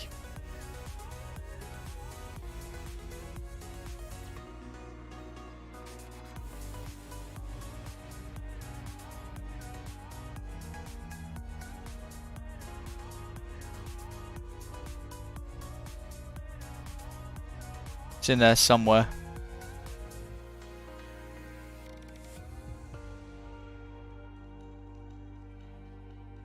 Couple 100 foot to go. 1,900 on the barometric altitude there. 1825. A slight delay to it.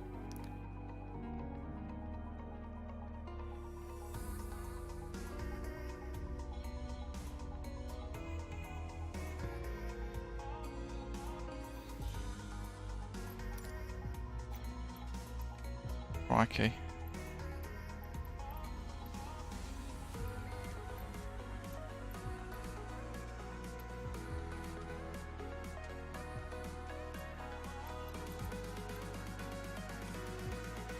So what we'll do is we'll set departure, we'll just go straight onto the runway.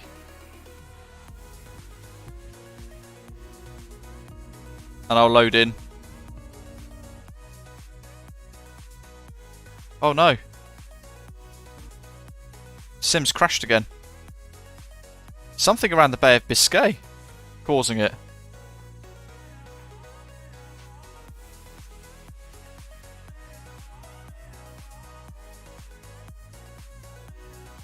Looks like he's almost down though. MSFS folder. Local scenery indexes. Let's get rid of this.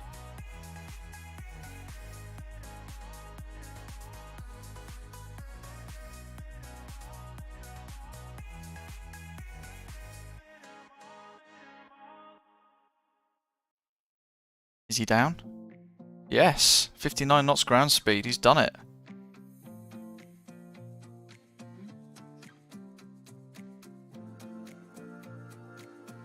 Oh, I reckon he was braking to see if he could get off on the exit. So he's got to go all the way around to the bottom and back round now, doesn't he? Down there, round back on himself, and then in.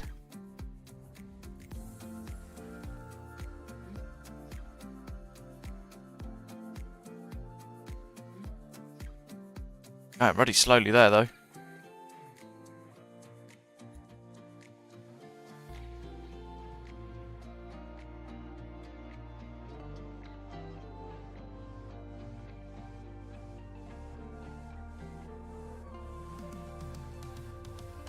Trying to work out where that prison might be.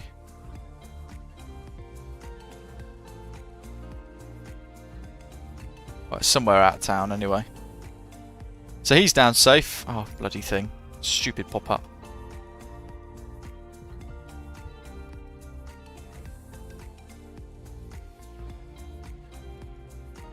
Right, let's see what happens. We'll try again.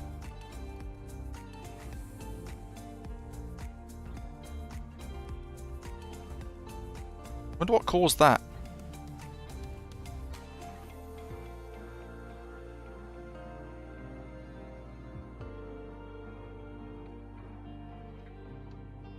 I wonder if having Volanta and Navigraph open still are causing an issue. I know that has caused problems for me in the past. We'll just have to see what happens here.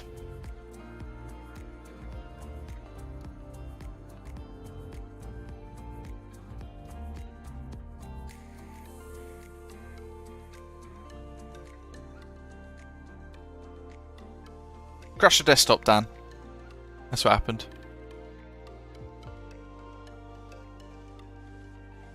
We're getting there. Just got to wait for the bloody sim to load up again.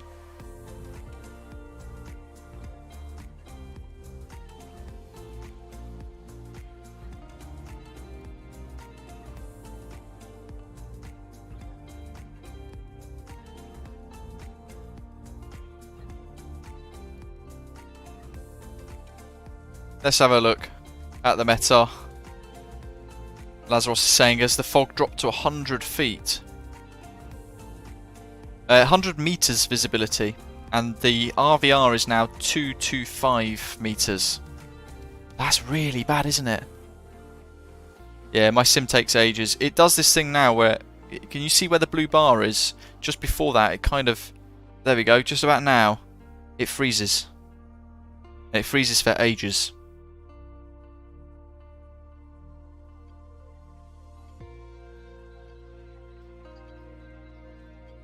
We've got about an hour until sundown as well, so that's it. We'll have zero visibility and darkness by the time we get in.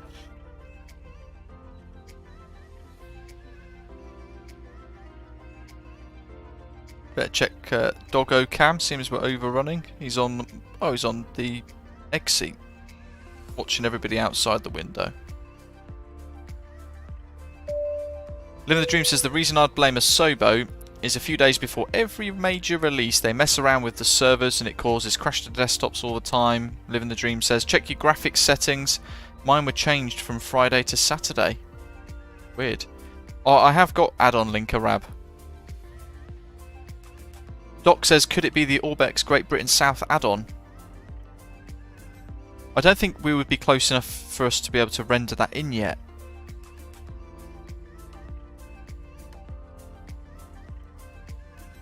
Right, there we go. Now it's unfrozen. And it's loading again.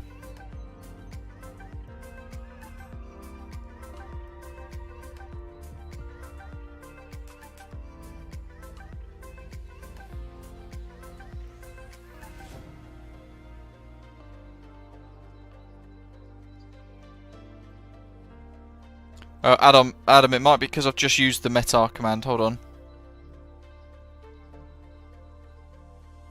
There you go, I can overwrite the time delay. Elite Clan says, but for him, whenever he does any ILS-26 left into Gatwick, it crashes, always around 1500 feet. Is that with the MKVY freeware Gatwick? Because I found that I had to stop using that because it would just crash the sim constantly. Although that was on my old system.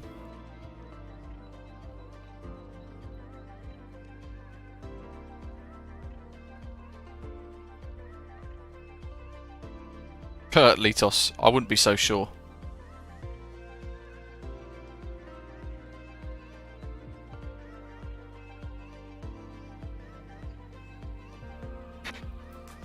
Should probably make sure the throttles are on idle now.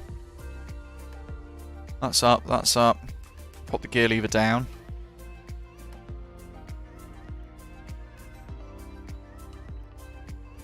So I've usually...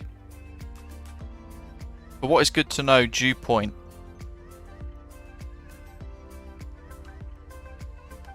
It's a humidity indicator, Adam. So on your Prague METAR there, you've got the temperature -3 and the dew point -5. So you've got to look at a few things. You've got to look at whether or not they match and how far apart those two figures are to keep it kind of simple. So -3 and -5, there's a 2-degree difference, isn't there? Or that METAR that we've got in the live chat. So we'd call that a 2-degree spread. Now if that was the same, like it is I think at the minute in Leeds, where it's is it 0 degrees and 0 degrees, we can expect really bad conditions and decreasing visibility. If you look at a METAR a few times and you see that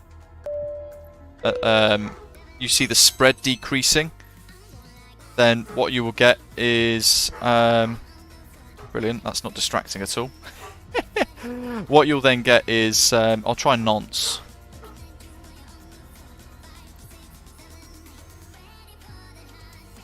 Cleared, welcome aboard. Let's try 2-1.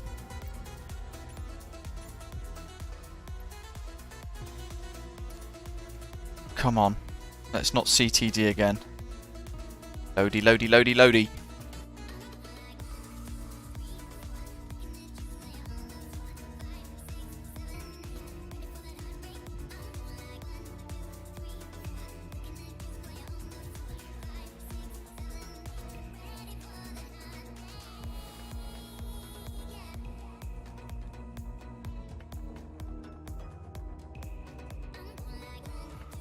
Hopefully it doesn't chuck it down with rain soon, because I've got an Amazon parcel outside.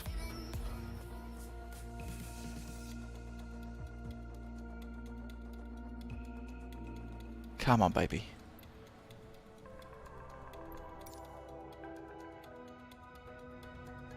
Come on, oh my god. The weather here is shocking. Okay, so let's bring the New Sky thing up. We're going to go through the recovery process of our flight on New Sky. So we're going to check a few things. For that, I'm just going to go FS Actions. No, it's not. It is PMDG Setup. Tablets there. State Load. Runway. Execute.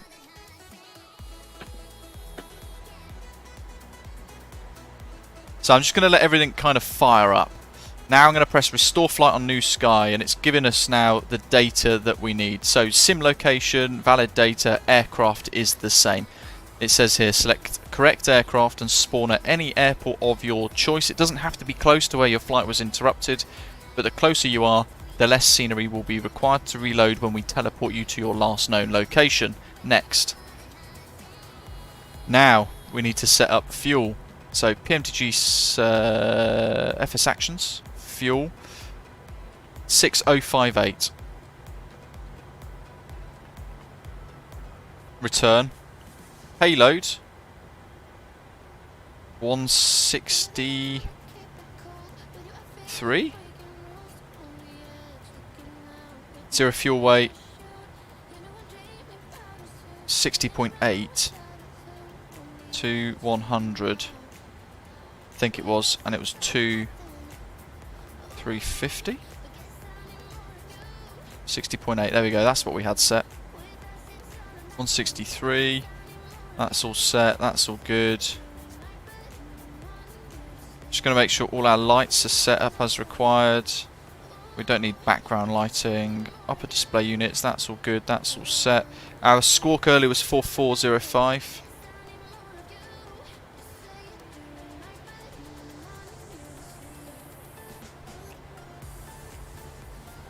And we'll whack that up. Oh, no, that's the flood.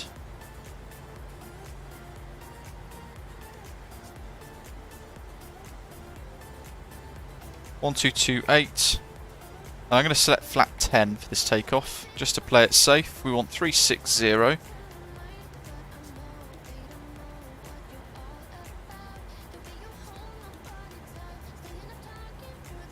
Choffin neck. There we go. Panel lights. That's all on. They're set to nav. So we're basically going through the aeroplane and making sure that all of this is set up as it was before. Engine bleeds, they're all on, that's all set, that's all good. In fact, we don't even need to bother about lights. We just make sure POS lights are on strobe and steady, they're all on as well. And we need to go electronic flight bag. Request data from SimBrief.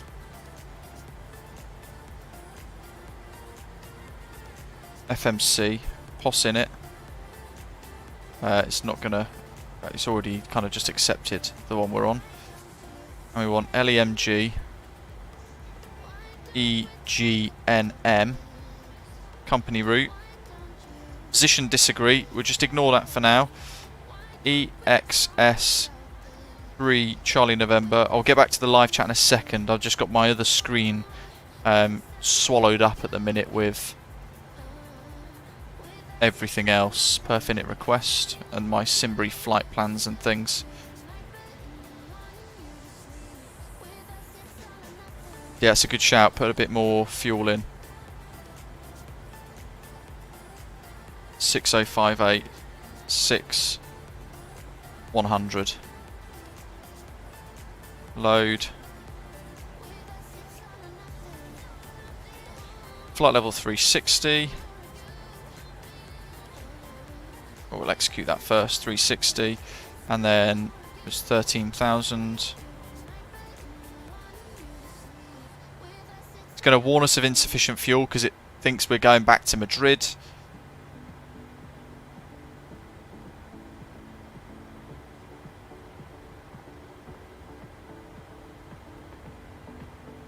Takeoff 10. I've no idea what our V speeds are going to be.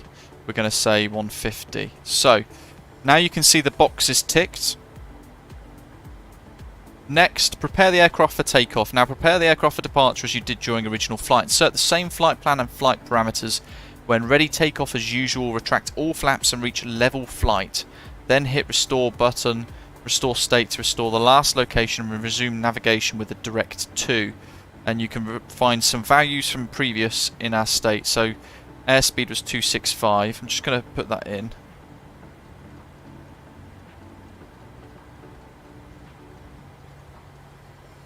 .265, heading 1.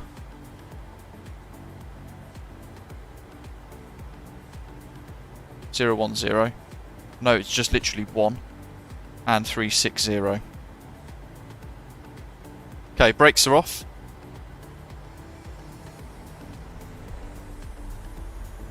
Just do a quick control check. I'm just gonna blast the power manually. Airspeed alive. 80 knots. Traffic mode was on. We'll select standard pressure for now as well. So we're just shortcutting a lot of stuff that we're putting in earlier. We're going to say about V1 now. Oh, crikey. 20 knot crosswind almost.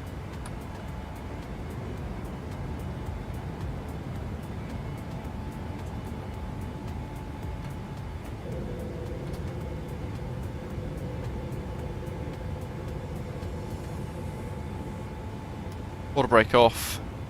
It's going to warn us about all sorts of stuff. Gear lever off. I'm going to wait till the flaps go up.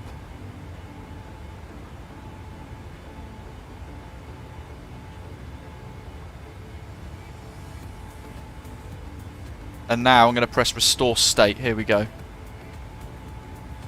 So now it's going to teleport us back to the Bay of Biscay. Bosh. Little stutter on the sim as it's loading. We've got a few seconds to sort ourselves out. So where are we? Next is Godham. LNAV. Oh, flight directors. Choffinek. 1 and 2.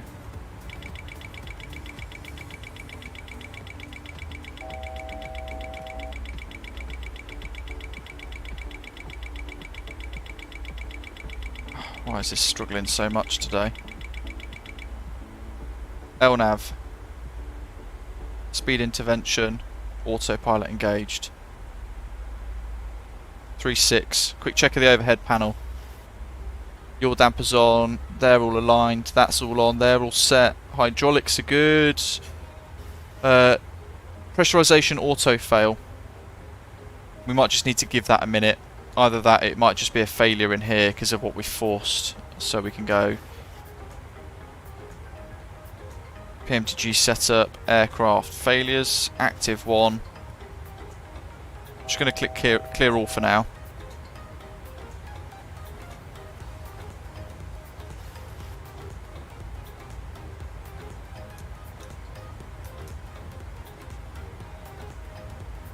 It's trying to get us back to the pressure altitude, so we'll just let it do its thing. You can see there the cabin pressure is climbing.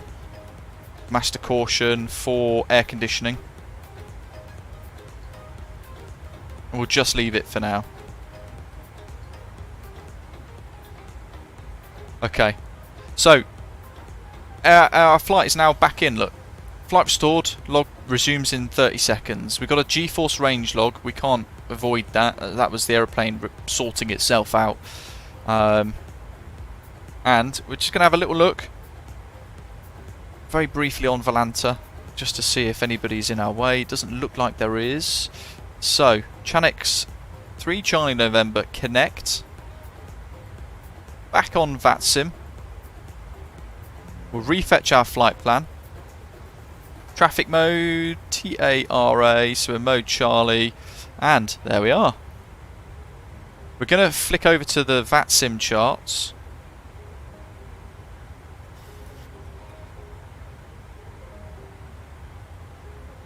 Like so.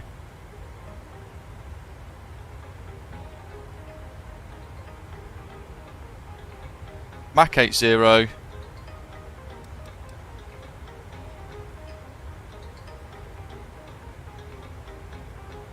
And what, how long did that take us? 30 minutes?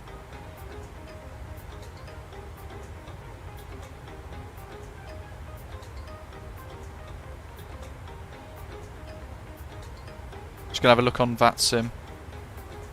No ATC around us, that's good. So I'm gonna go direct to Rinso, I think. Just have a look on Volanta to see what we're doing, where we're at. The only thing this does do, it kind of buggers it. So you can see there we've gone La Rochelle, crashed again, then to Nantes, and then it zoomed all the way back to our current location, just passing Godham now, there. And I think it's actually resumed us, which is pretty sweet.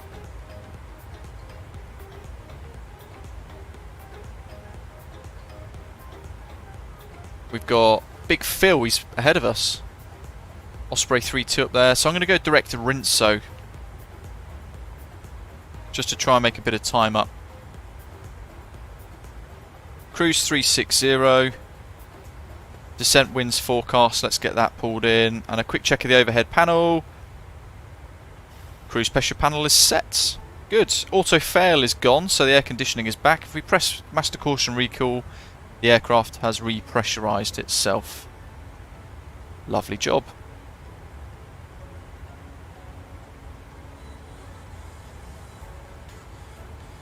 Yeah, New Skies auto crash return to flight thingy me bobby is worth its weight in gold for virtual airline flying.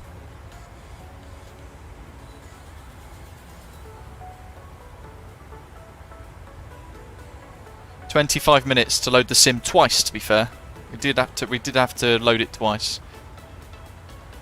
But yeah, Dan, it's New Sky. It's what we use for Osprey Airways.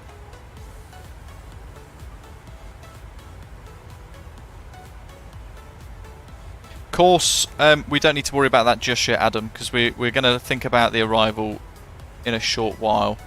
So what we'll do is we'll talk about the inbound course and everything else when we get a bit closer. In fact, what we could do is go back to arrivals, EGNM, ILS32, execute. I'm actually going to, I know I've removed it before, I'm going to remove LBA. Now that's because I'm going to keep it in, because I want to go to Denbigh and then assess whether or not we need to hold at Leeds Bradford or if we can vector to the final approach. So I'm going to leave that discontinuity in there for the time being. Transition altitude was 6.5, wasn't it? And the QNH 1008. That's from earlier. We'll pop those in the box, and that's going to help our top of descent calculate everything. Now, back to the charts. Cat 3A ILS DME 32. We want an inbound course of 318, so on the box on course we can pop that in now, 318 for nav 1, and on the right hand side of the first officer, nav 2 has to also match. Down the bottom you can see on the Navigraph charts 1109 for the frequency, so we'll flick that across, 110.9er, and the same 1109er for nav 2. And a quick switcheroonie sorts that out. 4405 was our squawk, yeah, good. What else do we have? We've got Leeds Bradford NDB 4025, that's for ADF 1. 4025, we can transfer that across to the active, and then we can toggle that to ADF 1 if we want to for the time being, till we get readings from that. And that's it really. don't need to worry about anything else. Cat 3A ILS, it's a 3-degree glide slope, and the auto land, it's going to be a decision height of 50 feet on the rad out. Missed approach for this is climb straight ahead to 2,000 feet, and then a climbing right turn, returning to the lock centre LBA to hold at 3,000 as published. So airport elevation is nearest to 650 feet. We'll update that just to get that back as it was before. And over the coast of France. So we can just forward across to the landing en route tab. Landing on 3-2. Runway conditions wet. And we'll import the aircraft details. We expect to have a landing weight of about 64.6. Oh. 64.2. Is that our current weight?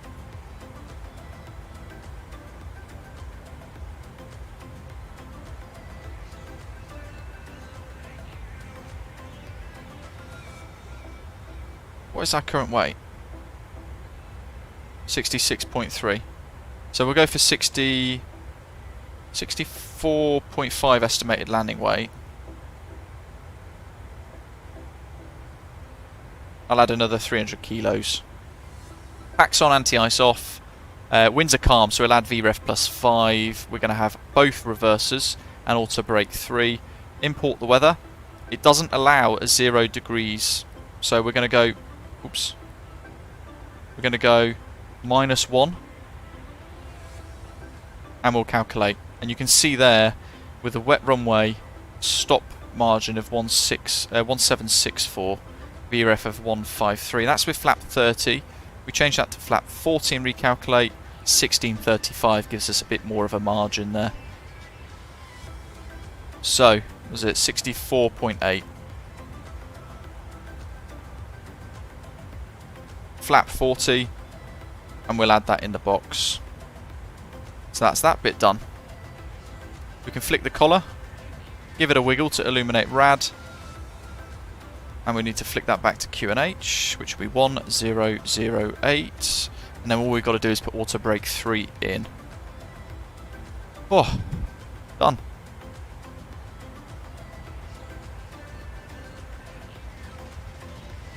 I think that's everything. It's always hard trying to refresh your mind as to what might be missing or what needs reconfiguring post a crash to desktop. Park brakes off. I know what we do need to refresh. The drone camera. 737-800 in parallel 42 flow pro. 3 and 10 is a bit of a sweet spot for these. As you can see.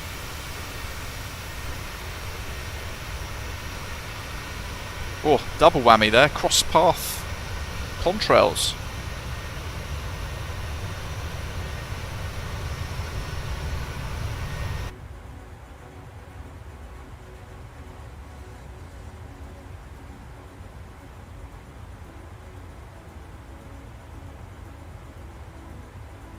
That's the only thing, Rab. Sundown in 36 minutes. So we're going to be approaching Leeds in darkness and low visibility in fog. We've got our work cut out for us, haven't we? It's already going dark here.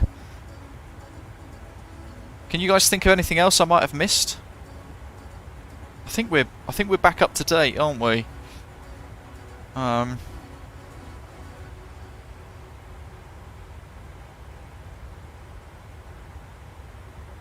Yeah. My goodness, everyone else is already back in the UK. They're in London Control. Jeez. Tell you what, let's go to Mach 8.1. We'll bring you right at the edge of the barber pole. It's only going to buy us a minute or two, but we'll try our best to get the time back.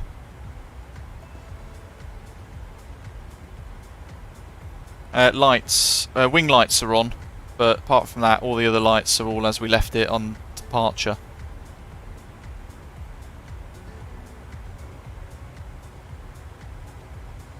And the overhead panel looks pretty good, doesn't it? Gen 1.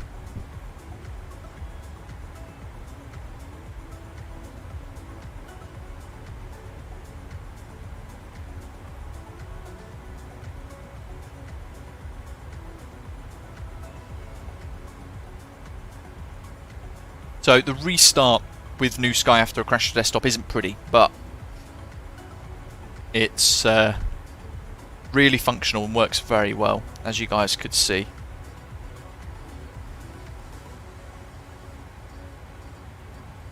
We'd already done a little recall. City Water, hello. Adam says, why did we not use VNAV, but we're using Mach 8.1? That's because we're manually selecting a speed. We're on MCP speed instead of VNAV speed. So instead of us doing Mach 7.8 or Mach 7.9 in the cruise, as our cost index would suggest, we're actually just telling the aeroplane to use Mach 8.1 instead. And with this, it's going to estimate 3.4 tons at EGNM, which gives us 0.4 more than our FinRes Plus alternate fuels. So we've got tiny little bit more to use when we head in. It'll give us an extra go around potentially. Exactly, Litos. So it saves your position in the background. If we bring up New Sky again, just so you can have a little look at what we mean, you can see this position update. Every 2 minutes it updates your position, but it does it without stuttering the sim like Volanta does. And then because we're logging the flight via our channel's virtual airline, we can just resume it from where we left off with our last position. And as you can see, it prompts us to set everything else to make sure it's all done nicely. So it works pretty good. Medin, we're over France at the moment, buddy. It does burn more fuel, Adam, yes. More speed, more drag, and all that. But yeah, we're going to burn a little bit more fuel. But we've added a tiny little bit more fuel in because of that reload. We've actually added a slightly bit more fuel in than we otherwise would have had. I think 30 minutes, Judix, or 60 minutes to restore the flight. I think it might be 60.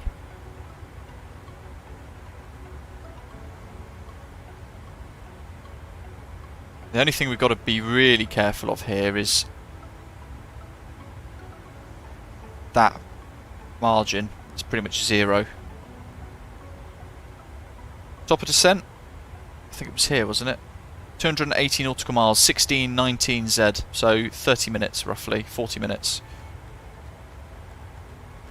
You can do that in real life, Adam. Yeah, they do sometimes just change the speeds based on what's happening around us, or what's happening around the pilots in real life. Traffic management, flows, delays, all the rest of it. I think so, Doc. I think Hergy secretly messaged BT Broadband and told them to feed a little thing down my line. Pilot's flight's right there. We were using it a minute ago.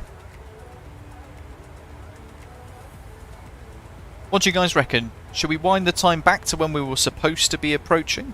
Or do we leave the time on live? So we'll have live time, live weather. And it will be pretty much a zero visibility darkness. Or zero visibility plus darkness approach.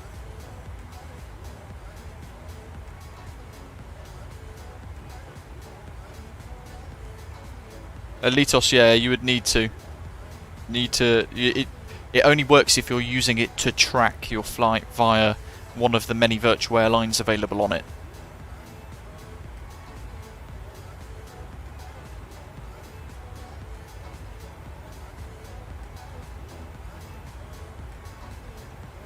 Now if we do a little direct to ECRAS, get a bit more time back, another minute saved. We're on VATSIM's Unicom here, so we can just kind of do a tiny little shortcut. We basically saved about 2 minutes, that's all. Not much at all. We've got London radar, South Centre 12943.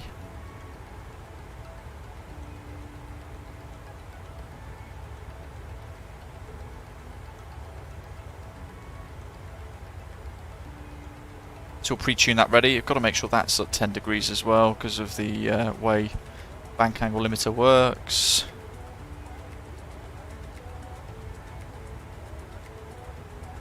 Ashton, welcome, buddy. I don't fly an IEAO, Adam.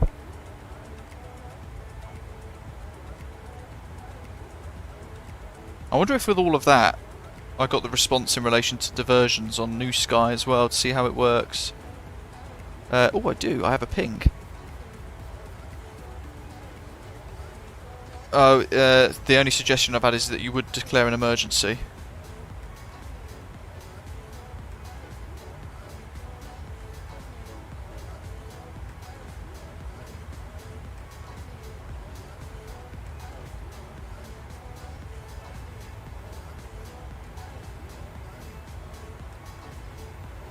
Medin, you want to see Volanta? There we go.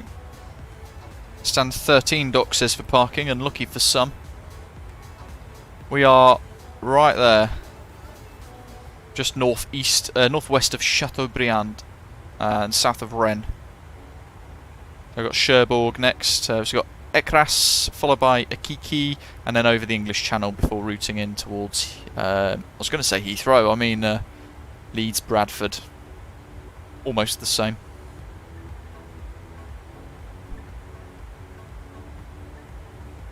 Gonna have to turn some lights on in a minute, I think. It's getting very dark very quickly here. Setting the mood for the approach.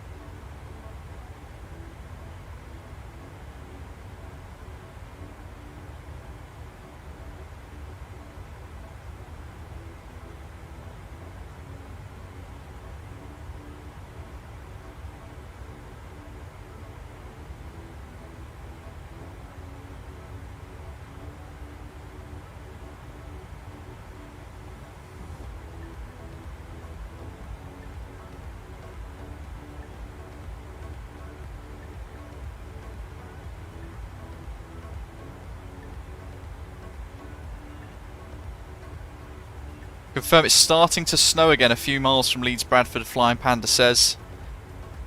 MPS has gone very quiet in the live chat. He has, hasn't he?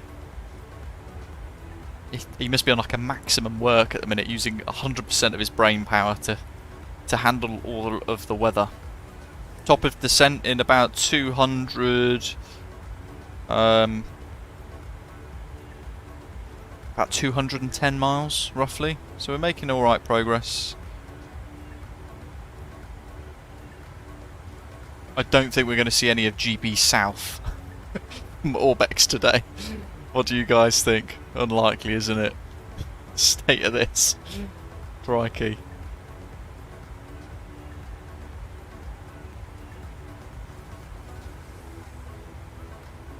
Adam, awesome. The PMDG 737-700 tutorials that I've done in real life, on the channel previously, they work for all of the 737s. So the 737-600, 700, 800 and 900 variants, it's all the same principle, all the same processes.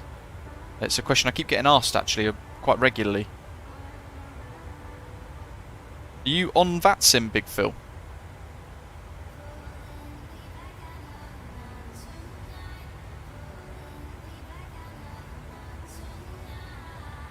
There's a huge weather cell to the left of us over Brest at the minute.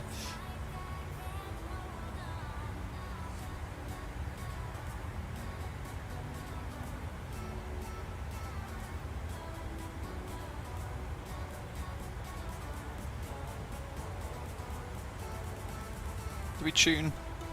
Yeah, 425.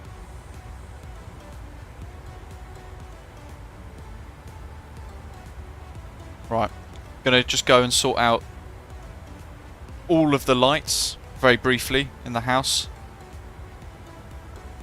and I'll be back in about 60 seconds to 2 minutes.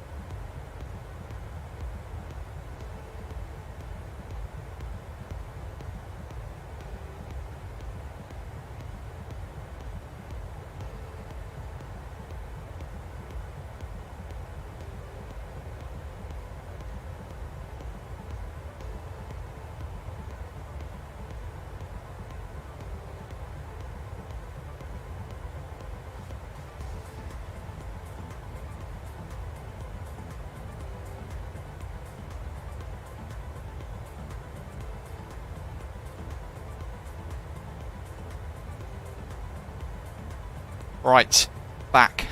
So, I was just sorting the dog out as well. He's not been to the toilet for a little while, so let him go out. Give him a little fussy fuss.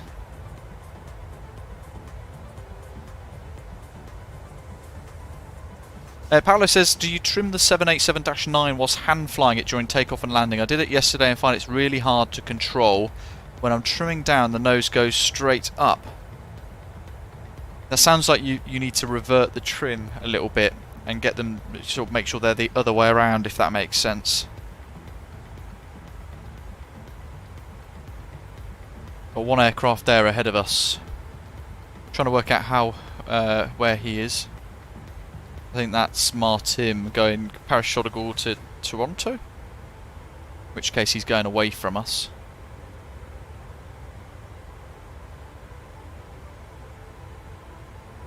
But yeah, pretty much if I'm hand flying, even in this, I will use trim to help stabilise the aeroplane and keep things as smooth as possible. Adam, that's because it was the only livery that I had available at the time. It was part of a preview that I did for PMDG back at the time. I was asking about the RTX 4090. It's incredible. It's so good. Very impressive hardware. It's just exceptionally expensive. CD Water is asking what flaring is. That's when the aeroplane kind of pitches up. The nose gets lifted away from the ground just prior to touchdown.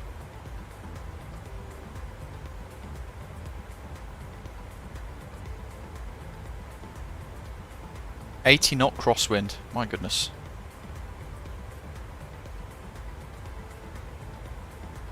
Blind Panda says it's getting even murkier in real life and snow is getting heavier near Leeds. This is going to be a tough approach, isn't it? Akiki and 30 miles, so that's when we tune to London Control. Tuning in ready. Flight level 9 0. Flight level 9 0, Sunset 791. Ryanair 3 Papa Yankee, fly heading 310 degrees. And if we pull the latest METAR for Leeds, EGNM, Ryanair 3 Papa Yankee, report that heading to London 127. there's no ATC. Or no ATIS currently. We know what the METAR is, it's rubbish. Sunset 7912 requesting speed decrease to 250 knots. Sorry, who's calling? Sunset 7912. Yeah, contact Gatwick Director 126825 for your speed. 126.825, Sunset 7912.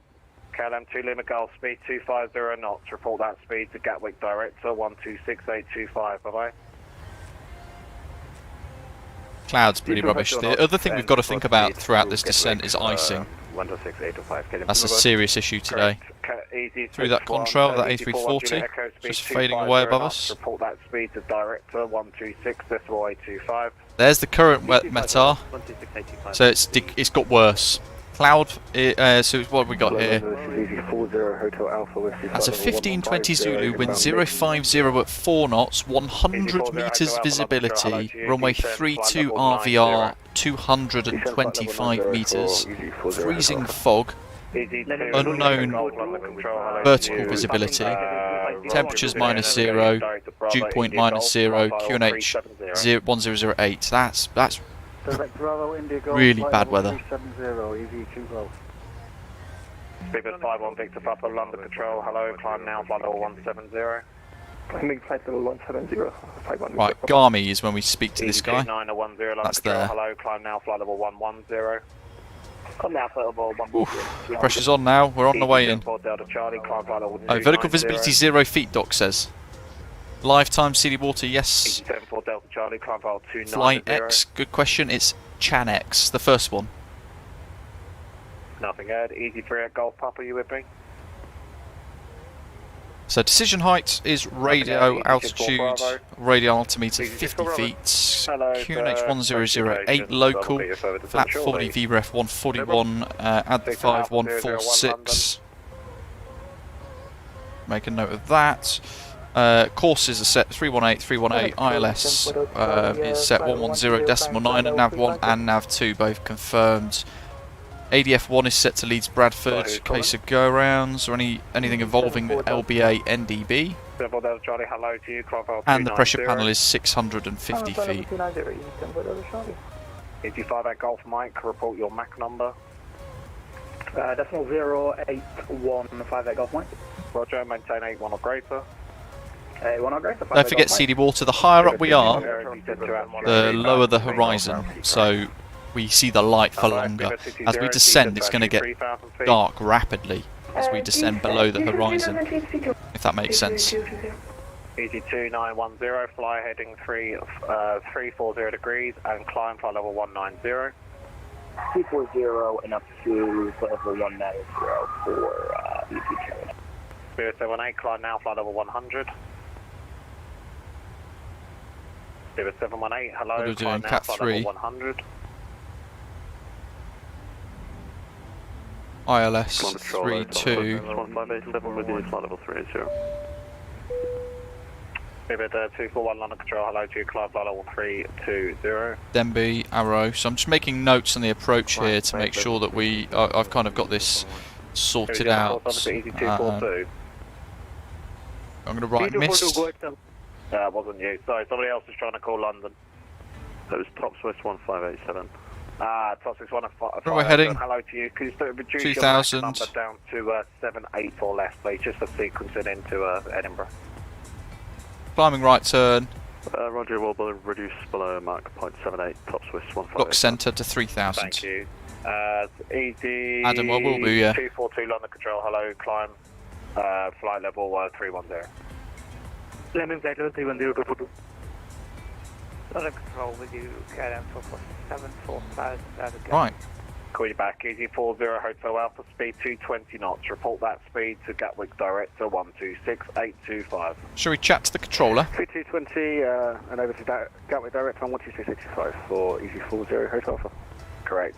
Speedbird 718, climb flight level 150. Climb flight level 150, Speedbird 718. Speedbird 51 Victor Papa, climb flight level 290. Climbing 290. 127105 will be next. Speedbird 220, cleared ILS approach runway 27. Cleared ILS 27, Speedbird 220. Ryanair 27 November Delta, continue on present heading, descend flight level 130. 127105. So we've got our next frequency ready.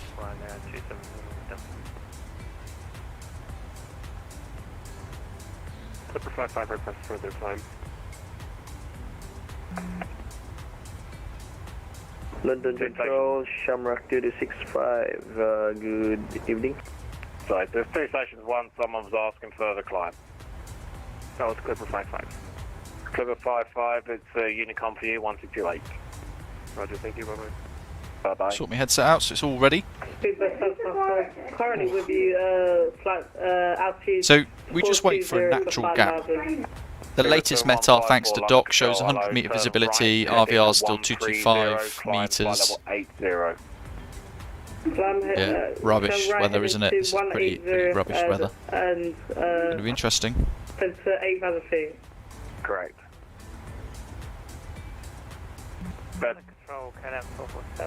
Went to transmit then, but I could hear someone else talking, so I stopped. 447 London Control, hello to you, climb now, flight level 210. Flight level 210, KLM 47. Speedbird 220, you are clear to land, runway 27, the wind is 210, 7 knots, after landing, stand ashore. Alright, clear to land 27, we have the winds. Can you say the last part again? Yeah, after landing, park where you like. And after landing, vacate by speed. Correct. Easy 74 Delta Charlie, monitor Unicom 1228, bye-bye. 122 decimal, thank you very much. Have a good afternoon. Easy 74 Charlie. You 2, Easy 2910, resume your own navigation direct to Elvos to join the Elvos 1 mic arrival.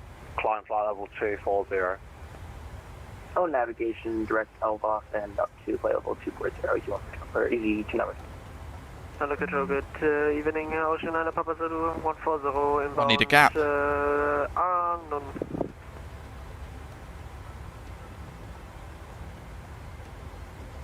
He's opened a conversation now with the controller, so therefore we'll wait for him to complete that transaction before we speak. 64 Bravo, descend flight level 100. Unless he doesn't. Easy 64 Bravo, descend flight level 100. Descend flight level 100, Easy 64 Look Bravo. at that. Need 6 for Bravo, contact Gatwick direct to 126.825, bye bye. And Gatwick direct from 126.825, East 6 Bravo, thanks. Bye bye. Ryanair 279 Delta, the next controller is about to close unfortunately. Continuing now on Unicom 122.8, bye bye. Bye bye. Who else? We've got Ryanair, sorry, Easy 38 Golf Papa, you can go to Unicom 1228, bye bye. 1228, bye bye, thank you, bye bye. London High Gary Nordic 410 5000, lamp on 6 Mike. Nordic 41 Sierra London, hello, climb now, flight level 130. 130 Nordic 410. London Control, hello, Chanex 3 Charlie November's flight level 360 Garmy. Chanex 3 Charlie November, continue on Unicom, just about to close. Okay. Cheers. Easy 58 Golf Mike.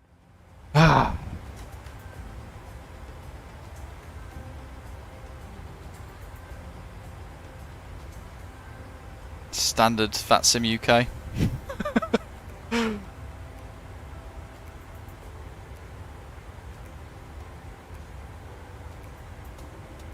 Oh well, probably easier. So back to Unicom.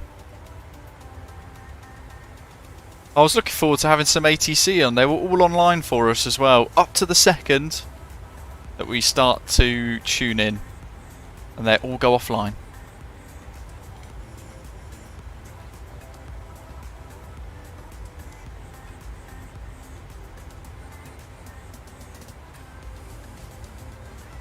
It's next level frustration, that. He's only been online 13 minutes, Studix says. Oof.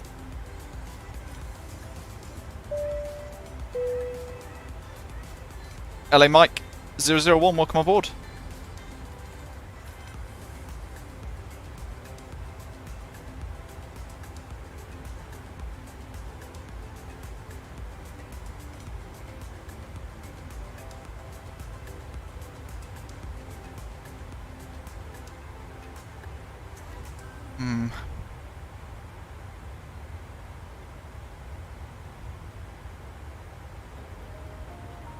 Now it's going to darkness actually. What we should think about is certainly through the cloud and the murky weather, it's going to get really dark really quickly.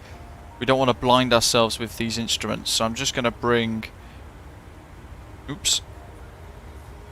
the displays kind of brightnesses down to a much more eye-friendly level.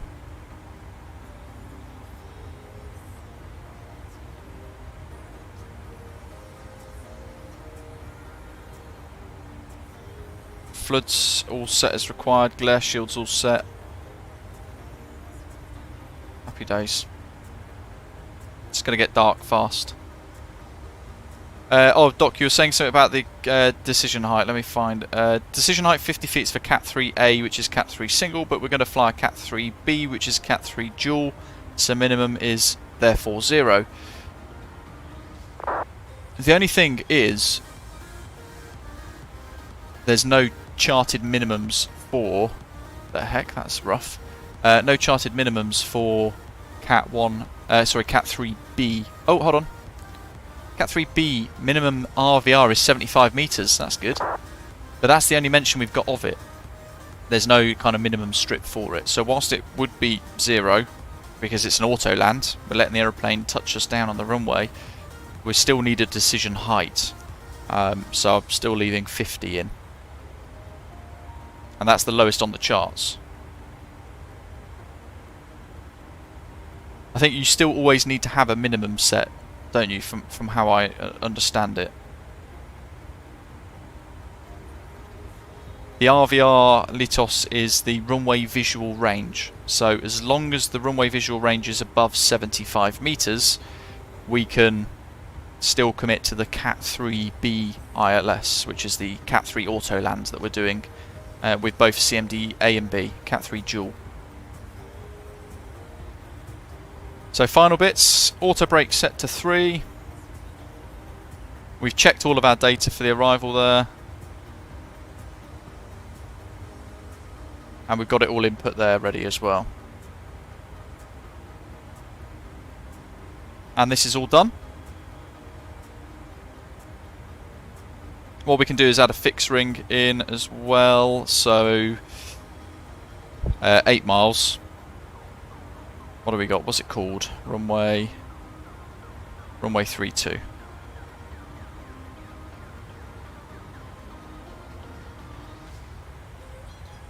And then we'll do 4. So we'll add 2 little fixed rings there for us. MPS is on short final. Good luck to him.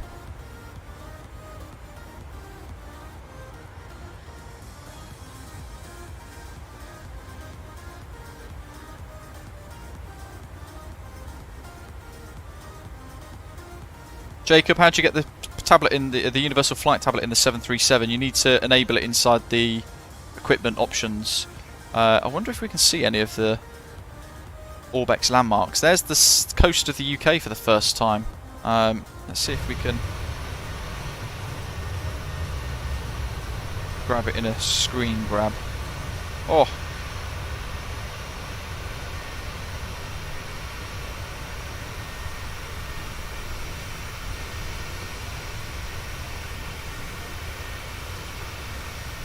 Tell you what, that's pretty fantastic in itself.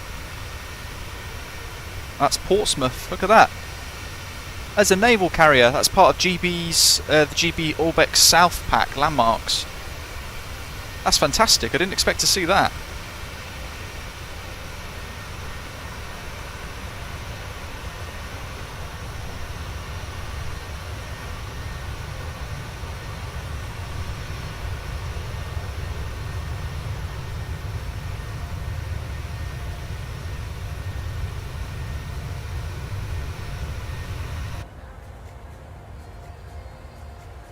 He's going away, so he's no issue.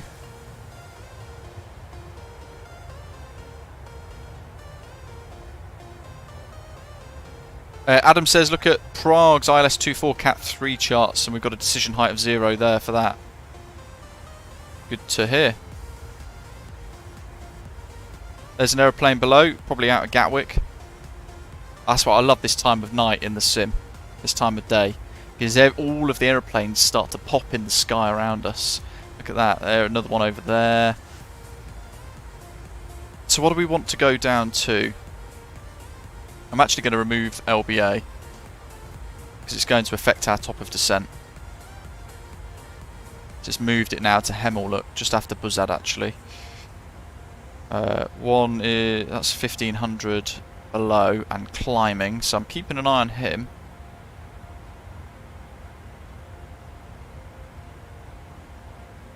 Jacob, which bit do you want to see? I might have missed which bit specifically. Oh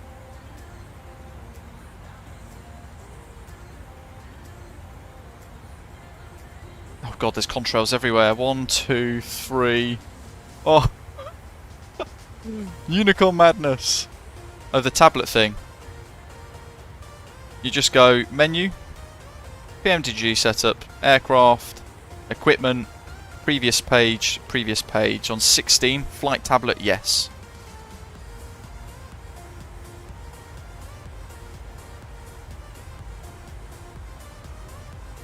They're 1000 above, and there's planes everywhere. Oof.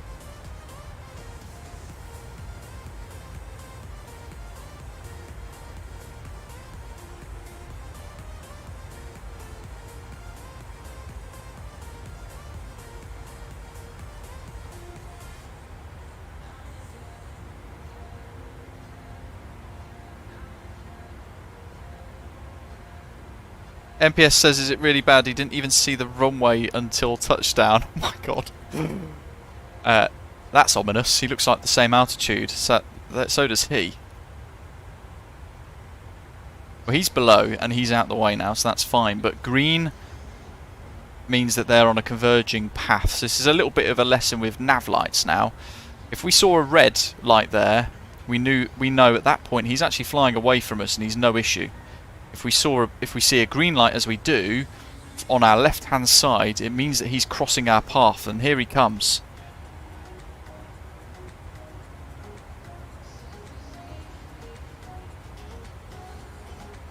Crikey. And it's a Jet 2. You see how fast that can become a problem?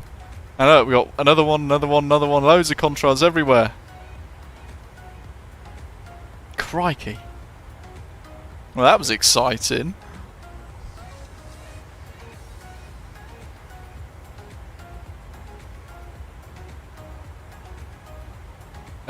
Wing view aid device is actually drone. It's the drone camera, buddy. We got any tower on? We don't, do we? Well, we got lots of tower on, but none at Leeds Bradford.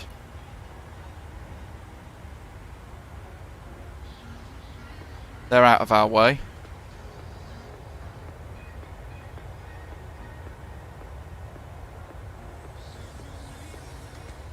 Oh. My goodness. That's a remarkable screenshot right there, isn't it?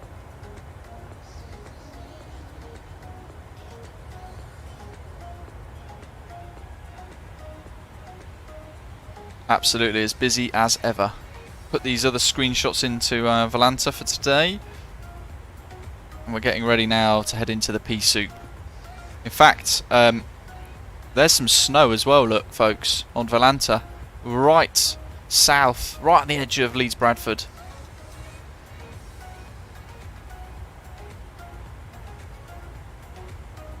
So, what do we want? 3,000 feet and a continuous descent down to that without any interruptions.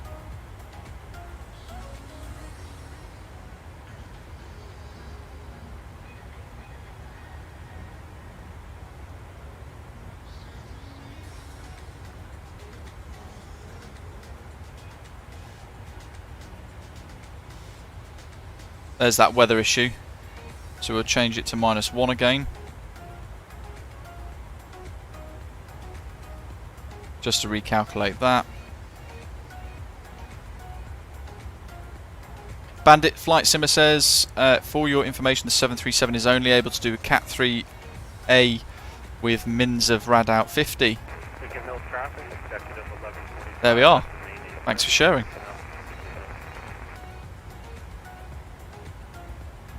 What were we saying about auto land earlier on? The methodology behind it and what we're going to be kind of doing with it. It's going to be auto throttle stays on until touchdown. Autopilot stays on until touchdown. And then it's going to be down to ourselves to engage reverse thrust. And then when we get touchdown and roll out and the autopilot comes off, decelerate, maintain that centre line ourselves.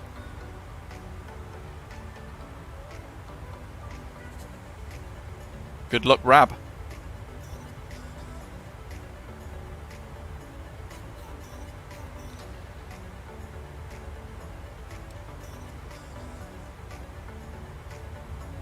Is the visibility that bad, MPS Gaming?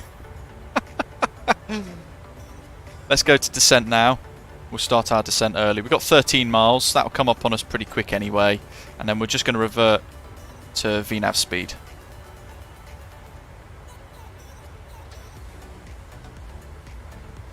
Nighthawk says visibility in Leeds is not even the length of the 737's aircraft fuselage and all of the terminal lights are out. My goodness.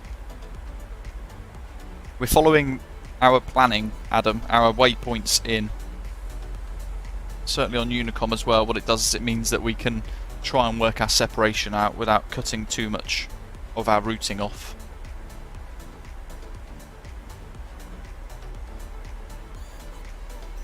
Getting dark down there though.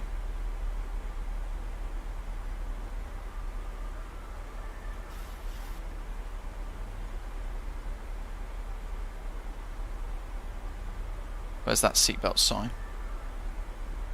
Bing.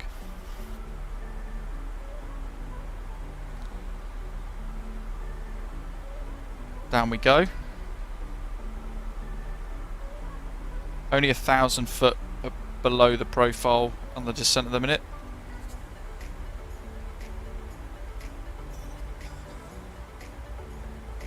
So there's another option. So if we went direct to Leeds Bradford, if that aircraft there was also going into Leeds, we would have cut through all of this, and actually we might find that we're on top of each other quite quickly on Unicom. So it's not something that we would recommend doing on Unicom.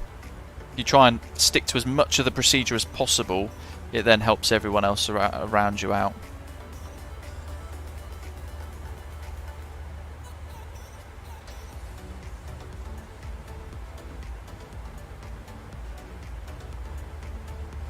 You guys on the ground will get to watch me try and land as well now. I'll be interested to see the screenshots.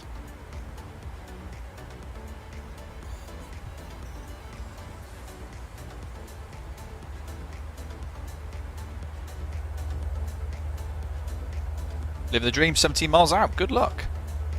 EGNM. That's our final pull of the METAR. 100 meters visibility. Oh. So this is right on the cusp of what we're allowed to do then. But we're also now doing it in the darkness. Perhaps says you can't see a damn thing.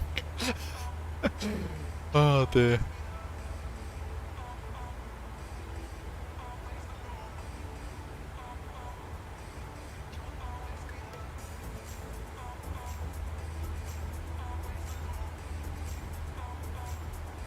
Zemp, it's on Volanta, but it's only a stream overlay, so I can't see it. It's for you guys watching wherever you are in the world. It's Volanta by Orbx. So started off with an early descent on the VNAV, which means that we are currently 1,260 feet below the profile, but we're actually descending nice and smooth at 1,000 feet. And then once that captures, it will then pitch the nose down a little bit more, and it will just trigger a bit more of a steeper descent in line with our profile. Fuel balance is good. We've also thought about our diversion options, so Manchester and Stansted. We've got fuel for one go around plus a second attempt at the approach at Leeds, and then we would need to divert to Manchester.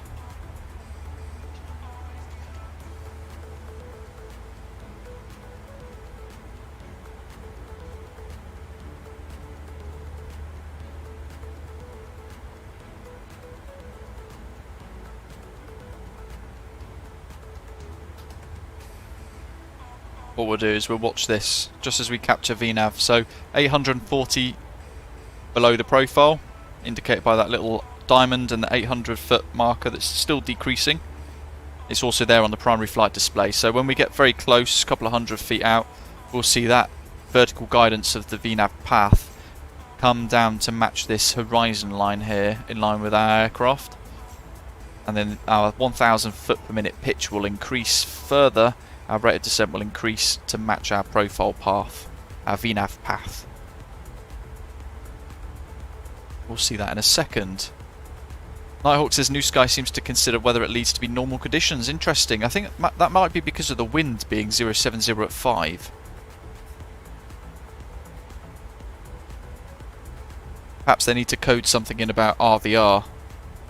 Runway visual range. Jacob, unfortunately not. I wish I was.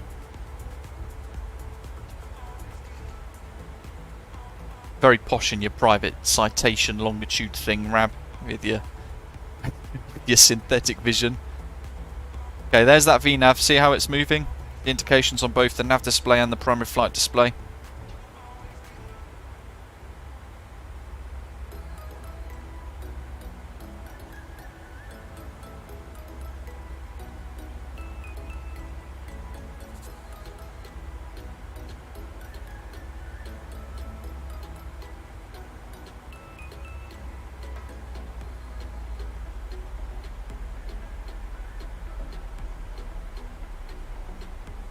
Or, Lazarus, did you just get cut up by somebody?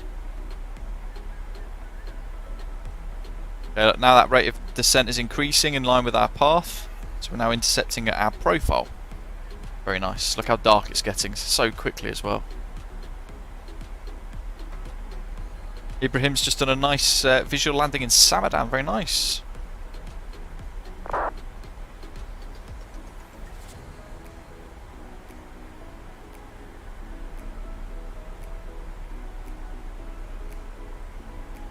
Oh, Lazarus. Oof. So have you gone missed approach? Or Osprey 569's gone missed?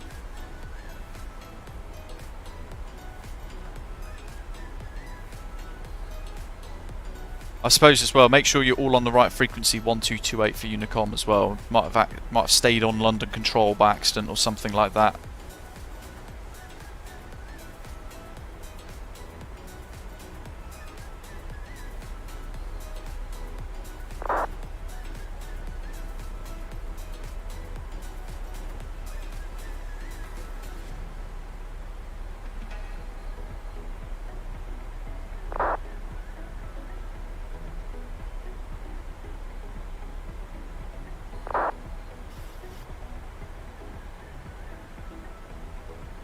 Andrew, good stuff.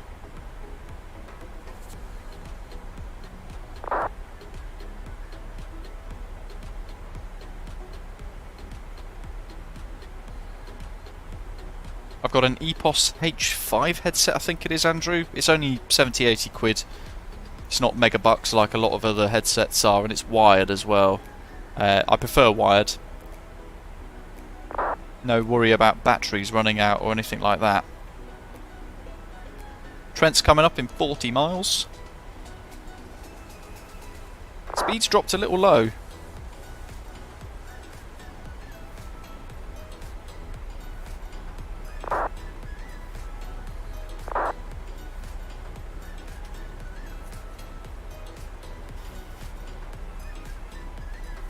And there was icing on that weather radar, so I'm just going to put all of the engine icing and things on just in case.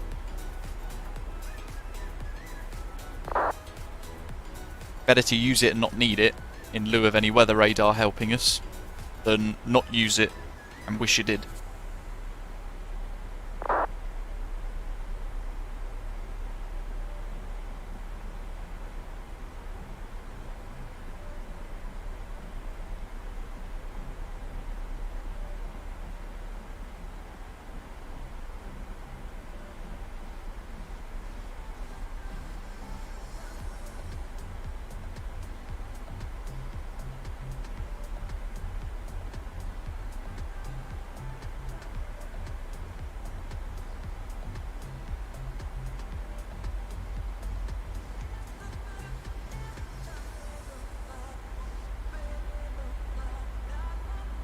So we would have been landing about 10 minutes ago.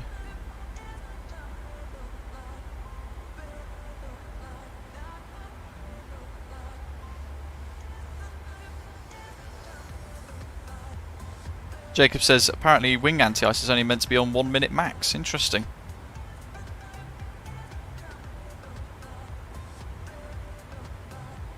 Bit difficult if you're going through cloud for like 10 minutes though. I wonder if we did have icing build up as well. Notice that speeds come up again. Edelweiss, I missed your question earlier on. I think they were aiming to release it around November, but it's software development, isn't it? It's difficult at the best of times, so just one of those things. It will just appear at some point.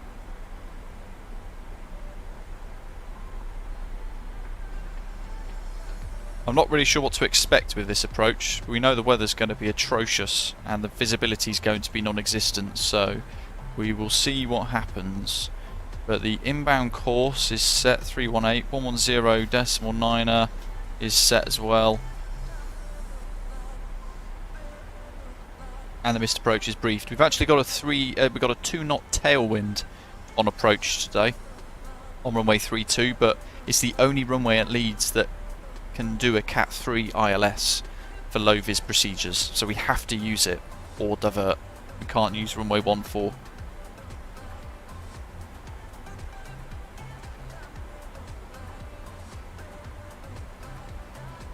We'll bring that in a bit more. When do you turn on the dome light, Christos? So it's something you could use on the ground.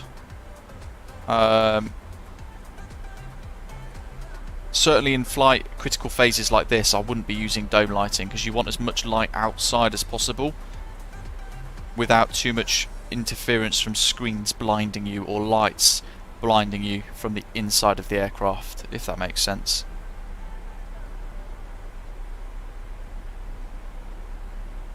Mikhail, yes, Tuesday. So it's only a few days away. Orbx version 2, Leeds Bradford. New Metar from Doc, winds 050 at 4, 150 metres visibility. That's getting worse.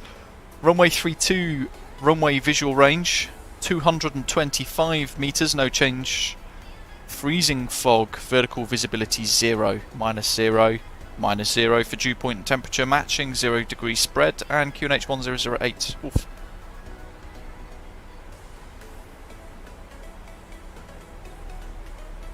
Edelweiss, no. So when I used to fly for British Airways in the past as cabin crew, I'd pop into the flight deck a lot during flights like these in the cruise, and all of the lights would be minimal, absolute minimal, because they want to see what's around the aeroplane outside. So to be fair, some of these screens would be even dimmer than they already are. They'd be kind of like this. But it's a personal preference thing.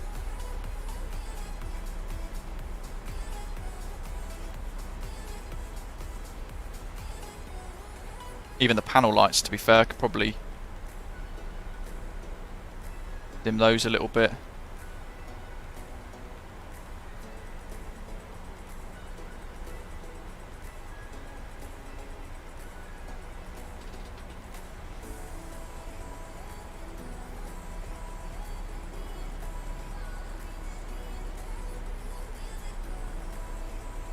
It's a bit better. Lifetime, Andrew, yeah. Rab says he was totally blind on approach. And Hitesh is asking what freezing fog is. So it's fog with elements of actual ice floating around in the sky as well. So we had it where I live at the moment. We had freezing fog yesterday, and I was out walking the dog, and there was actual it was thick fog that you could feel, and it's because of the particles within the fog had frozen. Basically like flying through ice. Let's call up. Where are we? So Trent, think about it. We're a little early actually still to call up. We'll call up near to Denby. Oh my goodness. Well, there goes the visibility, folks. What are we doing? This is going to be awful.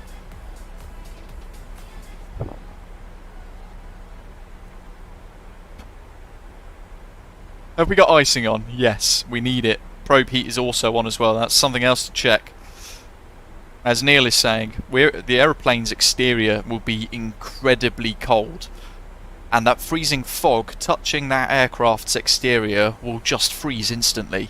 Think of the Air France, was it Air France 228 or something that flew out from South America and then unfortunately crashed in the Atlantic? That was because a load of super cooled water had turned into ice around all the probes and broke everything and stuff in summary. Oh good, light. And that's what we want to prevent. Look at that, folks, that's absolutely stunning. Oh, A4, yeah, that's it, Air France 447. That's the one, Leandro.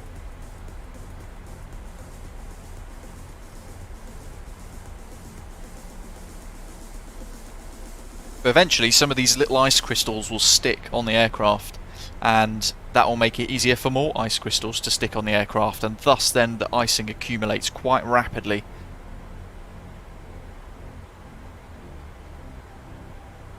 Certainly in conditions like this, I can't envisage ever having wing anti-ices with a maximum limit of 1 minute. I might be wrong, I don't fly 737s for a living, so I don't know, but in circumstances like this, I think that seems dangerous to me. Order brake 3 is set. We have briefed for everything, checked all the frequencies, they're all tuned in and ready. VREFs and minimums and the local QNH set. Yeah, imagine if this was your first flight on the line for real as a new first officer for an airline and you get weather like this. I think I'd need about 6 new pairs of trousers.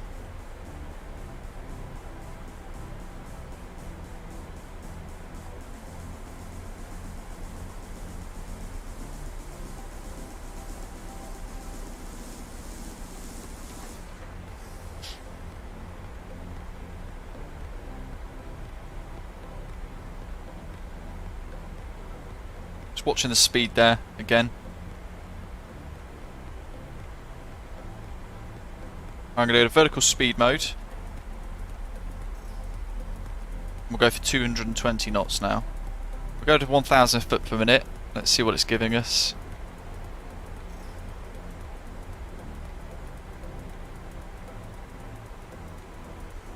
We'll let that banana settle. That's a bit better.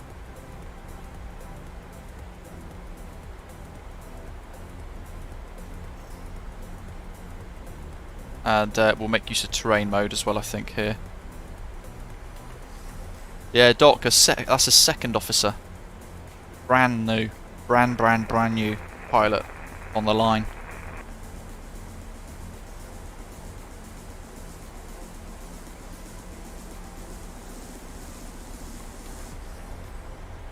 Might just set 210 actually now.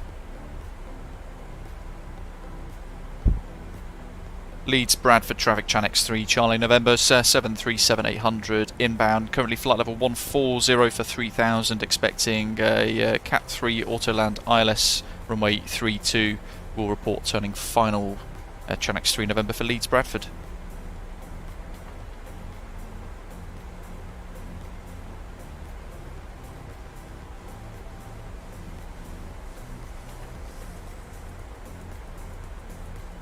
Andrew, so I'm still getting used to flight control replay. It's a confusing add-on, to be honest. I would use it for this if we weren't 30-40 minutes later than we were meant to be for ending the stream.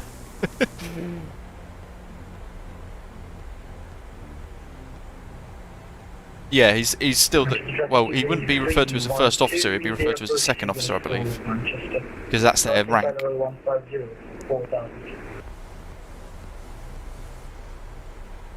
Yeah, 2 stripes is second officer, 3 stripes is first officer, I think. And 4 stripes is captain, is that right? Unless 2 stripes is first officer, 3 stripes is senior first officer. Can't remember now. Right, speed brake, flight to 10. Speed's running away there, as you can see. We're just going to be ahead of the aeroplane with energy management. Yeah, Sky Dolly's pretty good. Not used that for a long time though. And back into that pockets of cloud. We can see an aeroplane over there flashing away, and then back into zero visibility again. In and out of that. Doc, yeah, that's how they get the hours up in order to progress to become a first officer. So he would have gone through his line training, and it might have well been his first or second flight for real, Doc. The flight you were on the other day.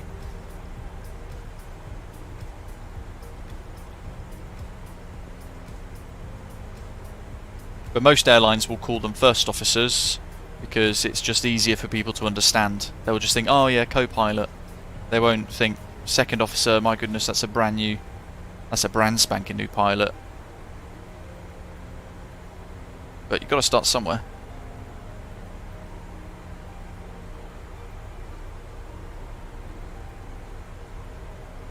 Let's pause the music so we can focus.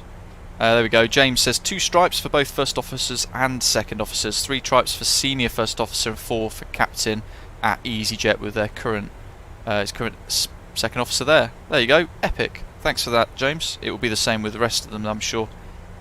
Decel is where the aeroplane's saying that we need to start thinking about decelerating to our approach phase. 10,000, landing lights. Ooh, we can use logo and wing lights as well now. Seatbelt signs are on, icing as required, just double check probe heat is on, windshield heat is on as well, jolly good. All the rest of that looks pretty swish. Quick check of the master warnings. Good old drone camera. There we are. It's the first time doing a night landing for a long time as well, isn't it? We've got the wing lights illuminating along the wings just to help us with our decision making there in relation to our icing. See if we've got any icing on the wings or not. So in theory we can look back there, look, that wing light illuminating that leading edge of the wing. Weather's not looking too bad at the moment. I don't want to speak too soon. We know the visibility is expected around 150 metres on approach into Leeds. So we'll make the most of these beautiful views while we've got them, because that is quite spectacular.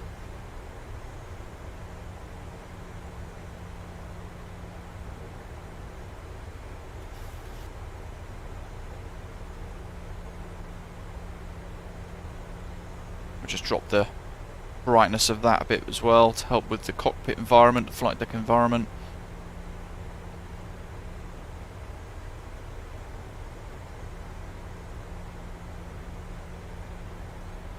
That 12 knot tailwind is going to push us towards final approach as well. So you might notice there we're below the VNAV profile, but that's because we actually want to manage our descent carefully.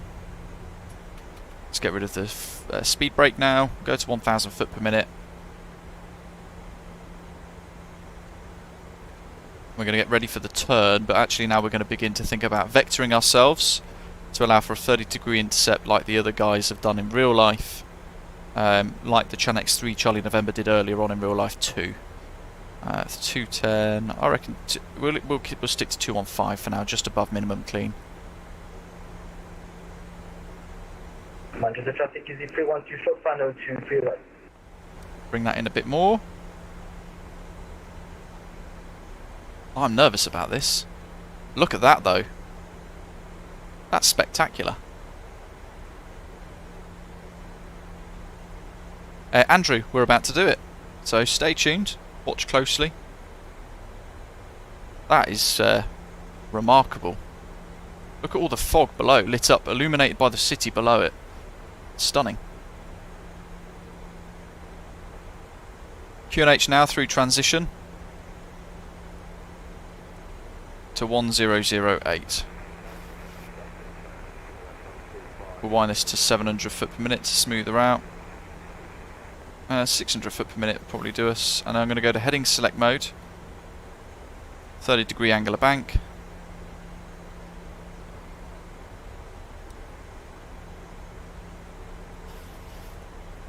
And then we'll just route out towards the east.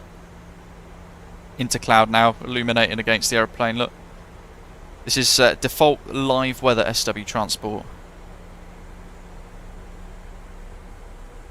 It's almost eerie, isn't it? James, here's a question for you. You're a second officer. You're a new pilot, as you're saying. Until 12:50 hours, then you move across to first officer. Stripes remain the same. How nervous would you have been in real life if this was your approach? Zero visibility in cloud to 150 meters RVR. It's pointless even looking out here now. I might as well just stare at this, because every bit of information we get, folks, is going to be from our instruments now, and thus all of our decision making will come from here too. No ATC, so we remain on Unicom. That'll be the final time I check that.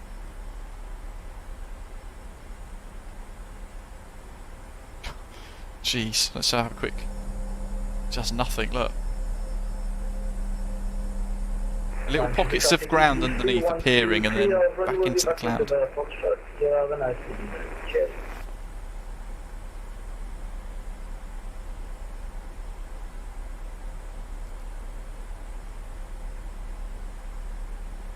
Final reminder for the METAR EGNM in the live chat for you folks.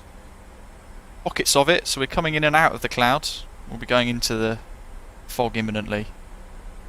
Final approaches are from only 10 miles, So we're going to think about configuring before the turn.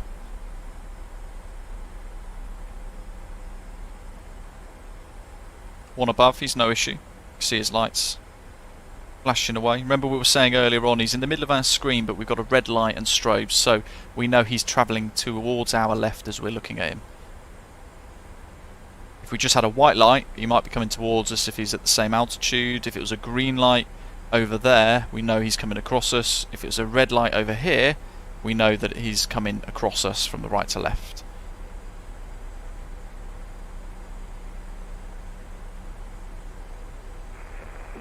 Neil's saying at Heathrow they ask you to intercept the localizer, then descend on the glide slope. So you would hit lock, then when intercepting the glide slope you'd push approach. James had his last real-life flight into Luton. He's moving to Gatwick the other day with an auto land in similar conditions. It's a very odd sensation and your scan rate is definitely high, but Airbus does it really well. But I think conditions like this is where Airbus really comes into its own, isn't it? The Boeing is just, I don't know how they do it in real life. It just feels so full on. I feel stressed before we've even committed to the approach.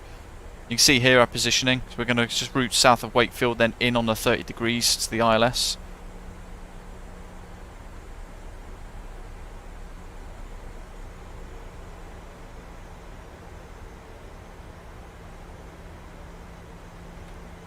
Lap 5 for the speed. I'm going to start peeling back the speed to 180. Speed brake armed. Flaps are in transit.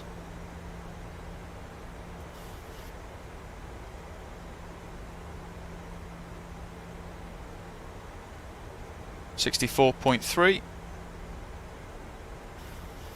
So 145.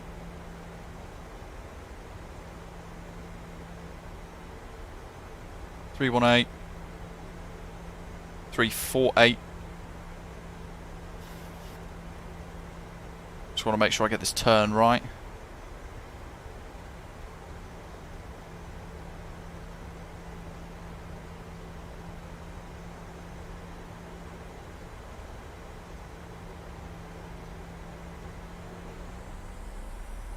Go for that.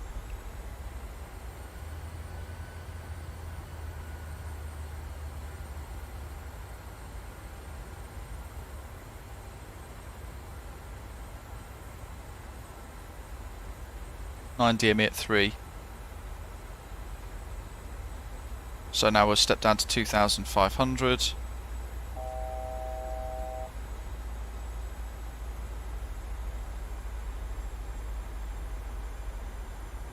Jeez.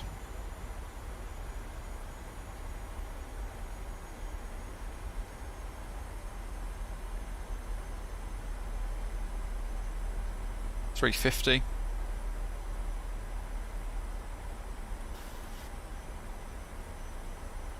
Put that collar back on.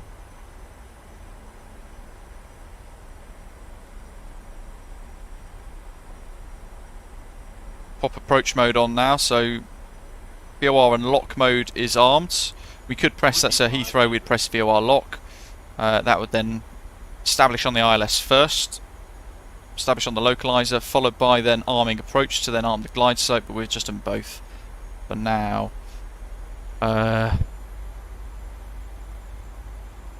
145. No idea what to expect for this.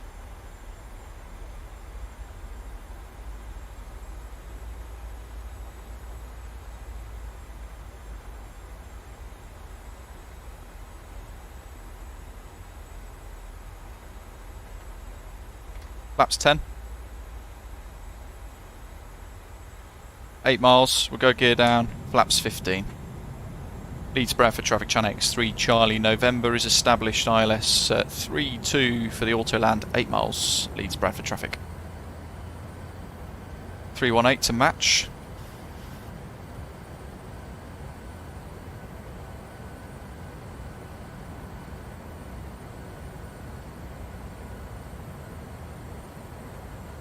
.160 till 4 DME. Well, that'll be coming up on us pretty quick though, to be fair. So we're not anticipating, if you're just tuning in, we've got RVR of about 200 metres, roughly. This is the lowest visibility we've ever flown in on the channel, I think, from memory. We're doing an auto land for the very first time, having never done one in the 737 before either. So it's going to be interesting. I've got no idea what to expect. We've briefed it, we've briefed it, we've briefed it, and then we've briefed it again. And we still don't know. I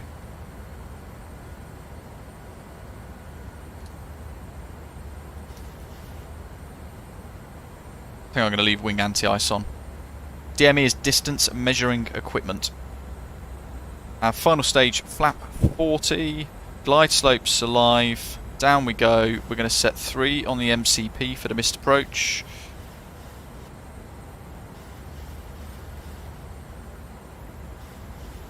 One, 4, 5 for final approach. Here we go. Final views outside. That is really eerie, isn't it? Look at this. Wow. Just nothing.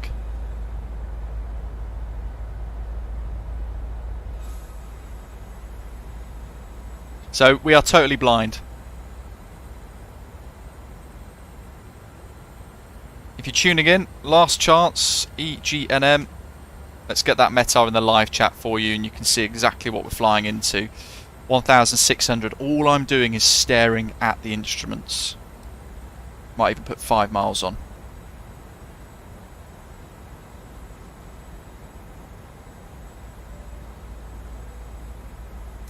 Ignition mode, selector switches to continuous. That's good. And master caution, final checks. Here we go. Yeah, what do you reckon the touchdown rating of this will be? Oh, you know what? CMDB. Woof.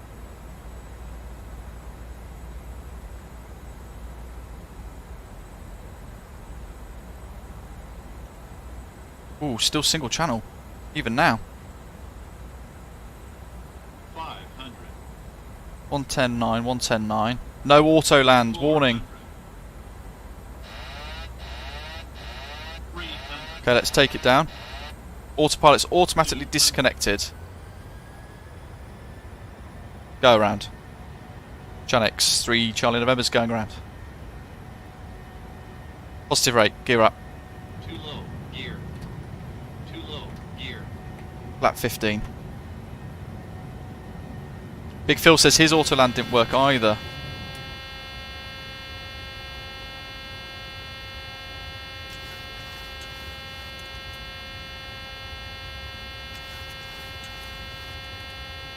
LNAV, BNAV, CMD, auto thrusters armed.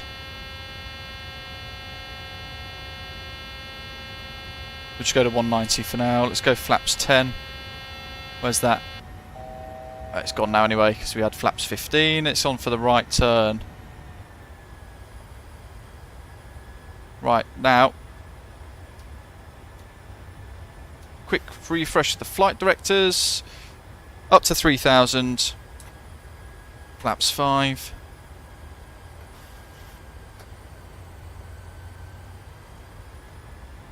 .210. Yeah, I think it was just a bit late with the second autopilot, so we'll try again. And what we'll do is we'll self-vector back round for another attempt. Litos, yes. So we know we're going to be 154. So now we're doing the teardrop procedure. We're going to check everything again. 318, 318. 1228, ILS 1109, 1109. They're both set and correct. We'll leave flaps 2 out for now just to help with pitch. And 3009, 3000. Yeah, the stress of it all, I selected CMDA but forgot CMDB, so we got no auto land. So that shows you how the simulation works with PMDG, which is pretty good, to be fair. Have we got max speed for this? I don't think we do we?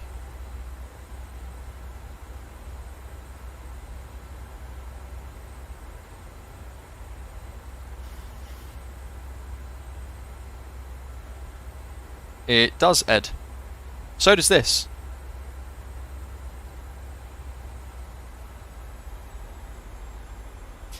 Laps 5.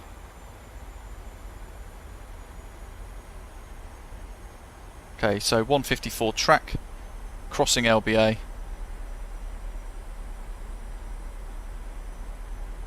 Heading selects. Leeds Bradford traffic, Chanex 3 Charlie November's over the fields, outbound 154 for the teardrop, ILS 32 will report. Turning final. VNAV disconnect because we don't have anything. It's because it wants us to put an approach in again.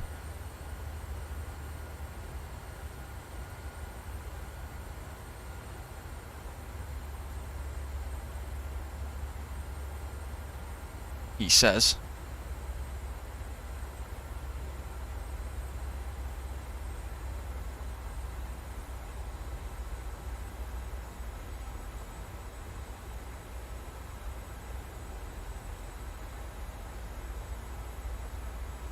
Activate, execute.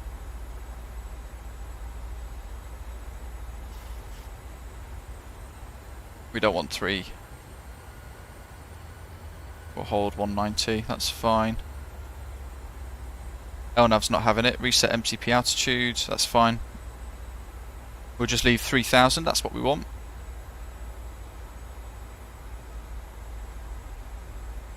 We should have got rollout and flare, I think, here in the PFD. So that was our indication we weren't going to get an auto land.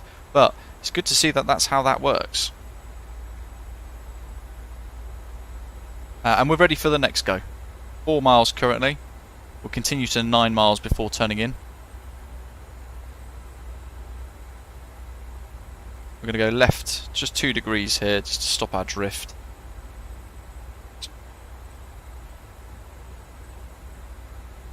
It's a bit better.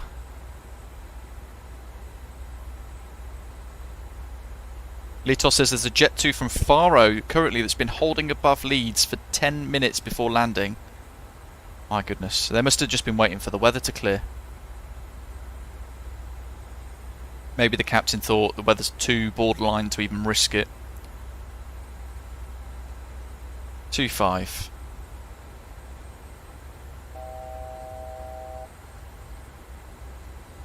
$180.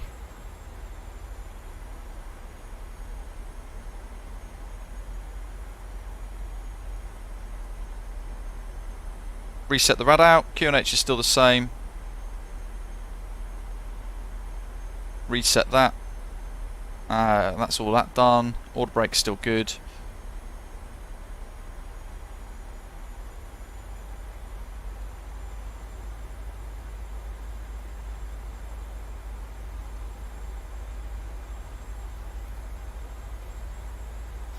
The hell is it going?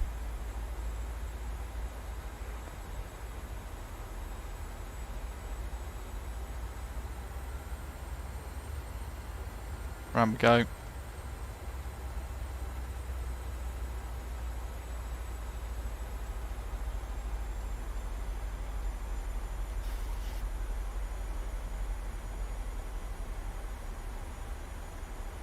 $2,500.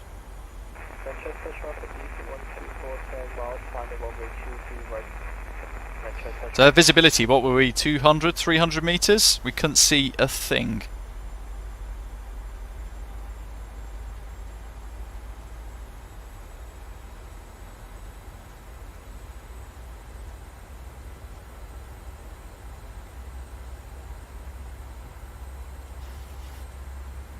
Just going to change the turn radius here a little bit.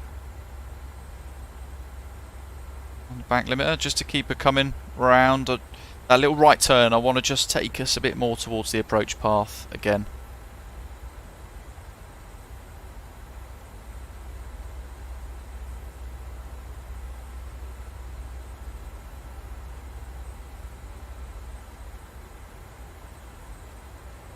Leeds Bradford traffic, Tomjet 65, pushing back from stand 10 onto Alpha. It's more like it. Back to our full angle of bank. Approach mode. No, we're looking at 7 miles, 7 DME. Dock. That one there. Out from the lock centre, down to 2,300.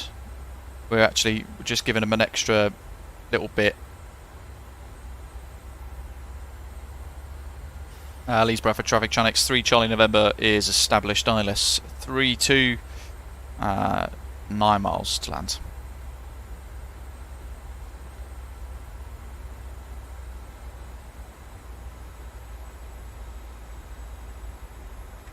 Flap 10, gear down. Let's keep it coming. 180, flap 15. CMD A and B engaged. Lead traffic register, please. Readability 5. 5, thank you.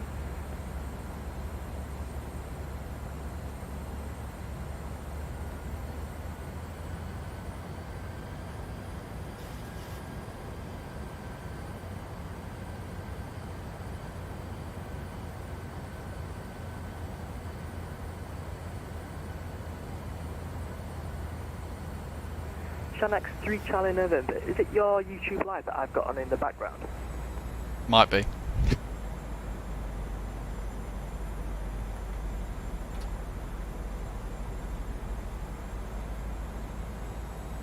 Nice one.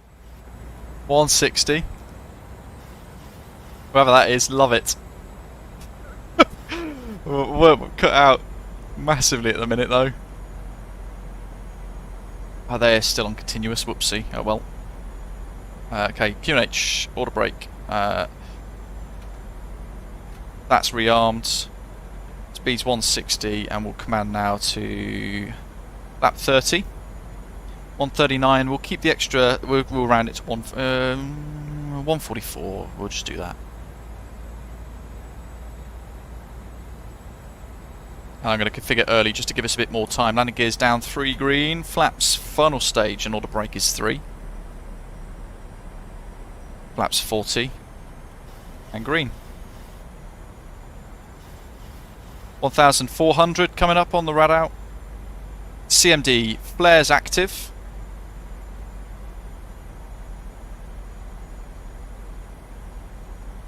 Auto lands a go. Holding my hands on the throttles, ready.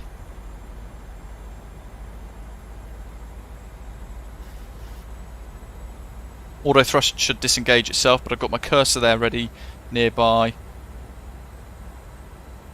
And I'm waiting for rollout to become armed as well. I think, is it rollout? It's in the 787 as a rollout, isn't it? But maybe not in the 737. I've never done it in this before. But just holding on the controls, yoke and throttle just in case, ready.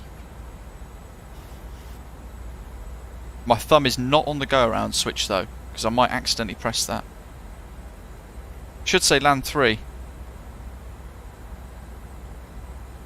Perhaps it's not in the scenery, quite configured properly. Find out in a minute though. 300. Here we go. Hope you bought a change of underwear. I'm so nervous. Approaching minimums. Okay, there's the approach lights. My God. Minimums. 30, 20, 10.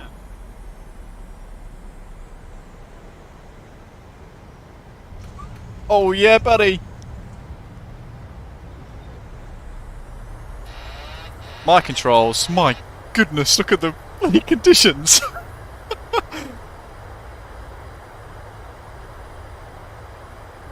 Can't see a chuffing thing. And that's not an overrun, so don't be too worried. We're just right at the end of the runway. We've used the full length.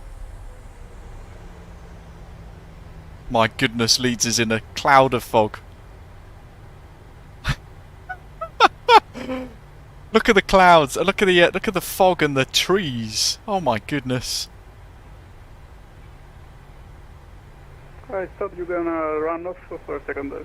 I'll tell you what, nerves of steel for real pilots for this kind of conditions. My goodness.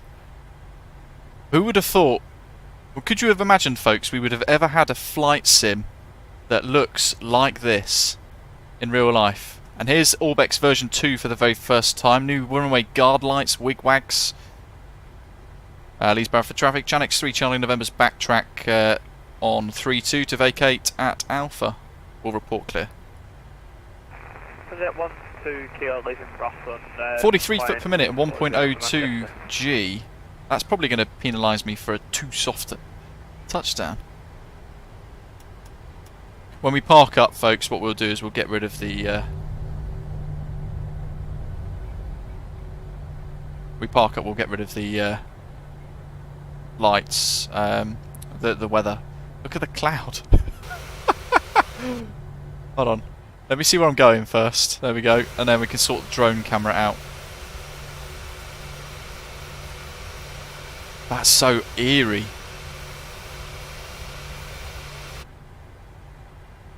No replay, unfortunately, Lazarus.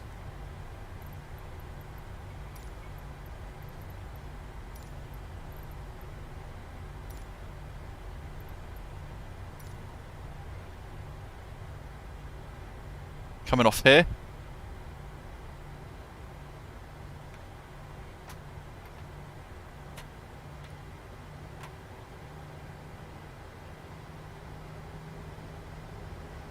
Right, what do you think, folks?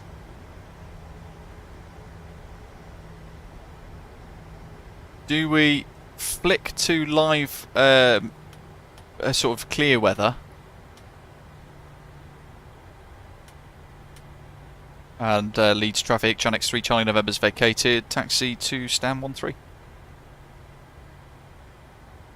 Or do we taxi in like this? And then explore. Dan says flick to clear weather so we can see.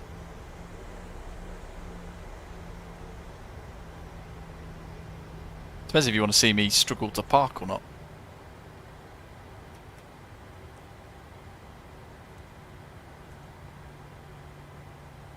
Alright, we'll taxi like this. And then explore. The Vela King, thank you very much, buddy. Really appreciate that. Big thanks to your tip. Stand 13 is over there, so we're going to lock the location. And it's all the way down there. Lovely job.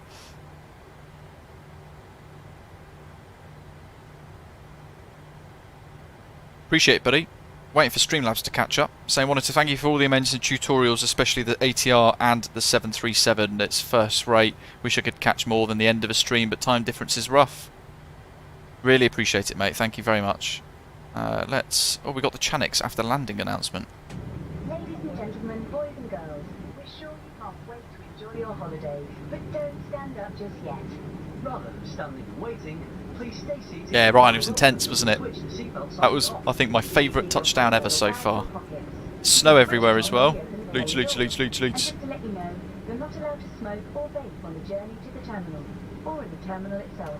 Get rid of that speed brake. Please make sure you've got everything with you. I suppose it makes it a bit suspense, doesn't it? Greetings from California. Wish I could catch more than the end of the stream, but time difference is rough. Wanted to thank you for all the amazing tutorials. The ATR. Look at those guard lights. First rate. Take you into the terminal. They'll also be happy to help you in the baggage reclaim area. And if you're on a Jet 2 holiday, our customer helpers will be ready and waiting for you in the terminal. You can't miss them, as they're wearing a famous red uniform and, of course, a big welcoming smile. Thanks for flying with us today, and from all of us, have a lovely holiday! Oh, that's so corny. Ryanair flight from Malaga to Leeds was holding above Leeds. Looks like it's going to Manchester now. Always turned. He's probably just watched the stream and thought, ah, well, British Avgeeks got in. I've got to get in. I'm Ryanair. Come on. Are you a pilot or are you a pilot?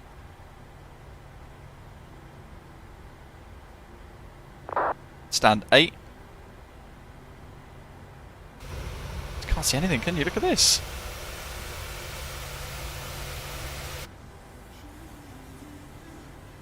Fantastic. Bella King, really appreciate the super chat. Thank you, buddy. Good morning to you. Leeds traffic, EG390, becoming established. Runway 32 at 8.2 DME.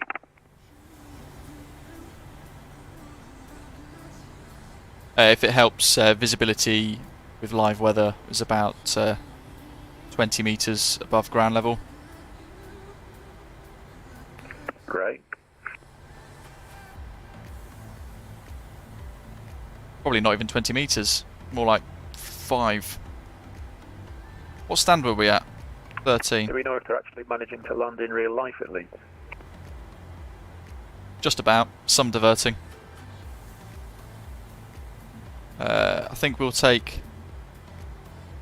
We've overshot 12.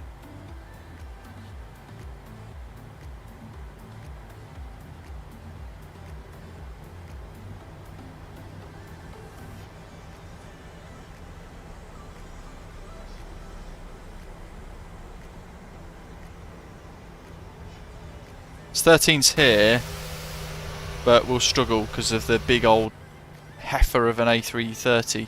So we'll take, we'll have to take 16, I think.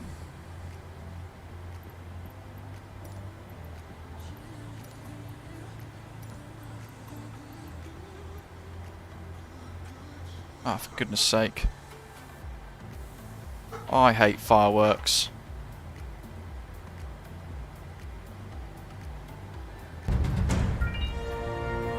Michael, thank you, buddy. Great landing, he says. Here. Great landing. Thank you, mate. We'll take 15 left. It's right there, isn't it? Chanex. Somebody's spending the rest of their benefits from November that they had left over on some crappy fireworks.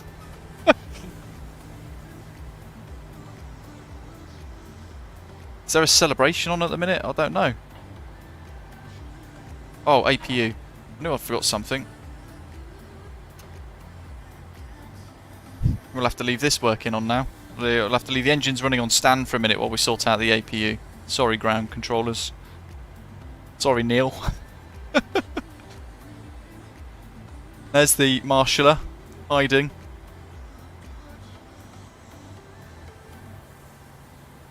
So we don't have a custom GSX profile for this, which is why everything's just gone into its generic default GSX position and location.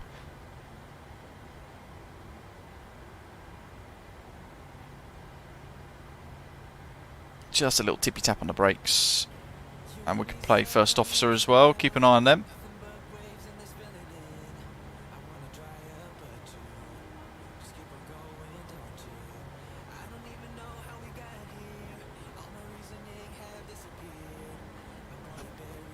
Park brakes set. And APU gens online.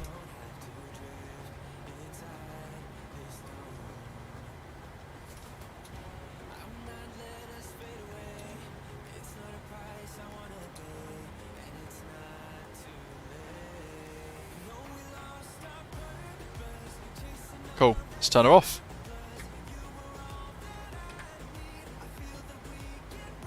Hey Copper, thanks buddy.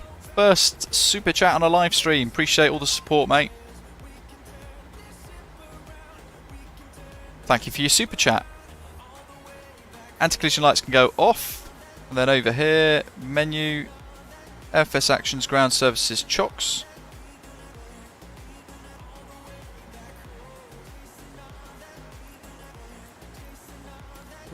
Now it said a walk-in stand, so it'd be interesting to see how GSX handles this without a profile, because it said walk-in no bus.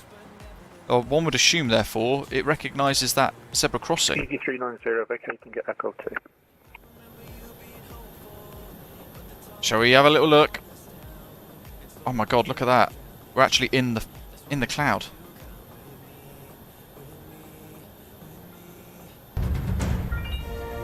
Let's go to... This is for the post-flight gin and tonic. Cheers. I'm definitely going to be having one. Thank you very much. Let's go to clear skies. Passengers bus is coming. Look at the taxiways. Easy. Leeds traffic, EG390, entering 14 at Echo 1 to backtrack. Oh, it is calling a bus anyway. Weird. GSX doing GSX things. So tell you what, apron lighting and the environment lighting looking really good so far. Even as far down there as the runway over there, and that aircraft that's on the backtrack now, we can actually see them. All of the taxiway lights. That's really quite nice. If we go to live time, we zip her back. Oh, it's an EasyJet, but it's rendered in as a random one. Take what we need to do before we explore any further, though. Have a look at New Sky and see what time, what score we got. Pull that up. Wind shear detected there, 1709. Juicy. Close the flight, see what we get. 9.9, greased touchdown. Blame the autopilot. I'm happy with that though. Distance from threshold though was long, 612 meters. It used almost all of the touchdown zone. Interestingly. But 9.9 is a fantastic score. And $13,593 of profit for the virtual airline as well. And let's see what we've got here at version 2 Leeds Bradford. Leeds. Lovely glass textures. Look at those reflections as well, and the detail on the doors. Cheers, Neil. Have a good one.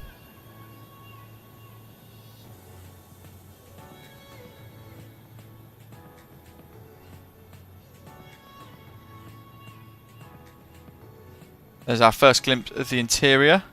Ooh, look at that. That's quite swish. Like I said, it's a huge... it's a complete... Oops, can't go in, no. It's a huge remake of... Yeah, you can't go in. Oh, well. It's an entire remake of the airport scenery. So what they've done is they've remade pretty much all of it from the ground up. And if you already own version 1 via Orbx Direct, for about £3 you can get your hands on this scenery as the upgrade. And look how good that is. We're looking through the windows, obviously.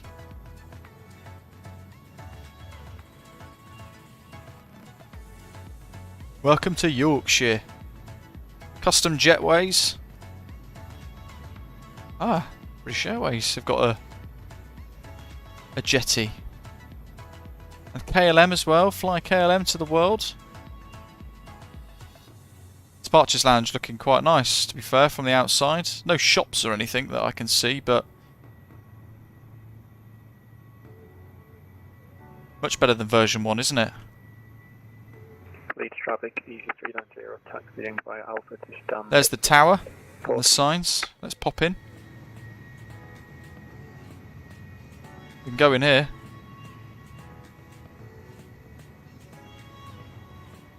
Jeez. Day mode. It's almost blinding. It's so bright. That hurts my eyes. There's the gold VATSIM Euroscope for Leeds. And the radar client as well for it. A couple of Orbx mugs. They've got to stay refreshed. Passenger's bus is coming. Look at that.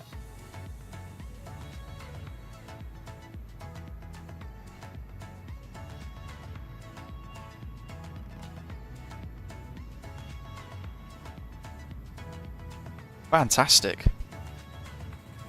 a little cafe area there.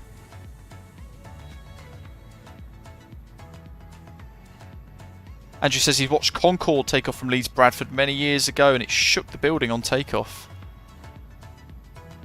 It was, oddly enough, one of the routes it used to do, didn't it? It used to fly in and out of Leeds very briefly. Was it Leeds and Doncaster, Sheffield, I think, as well? Through the meet and greet. Stop in a box. Got to make it clear for him.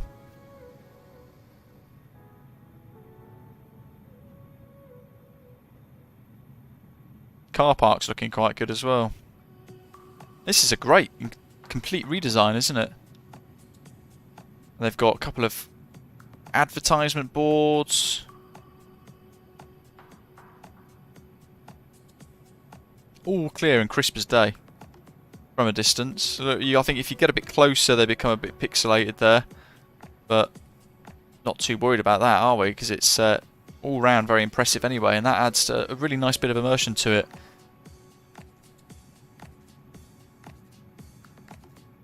And also off in the distance over there, it's the Hawthorne Farm Carvery. Lovely job. So after your flight, you can pop in and grab an all-you-can-eat roast.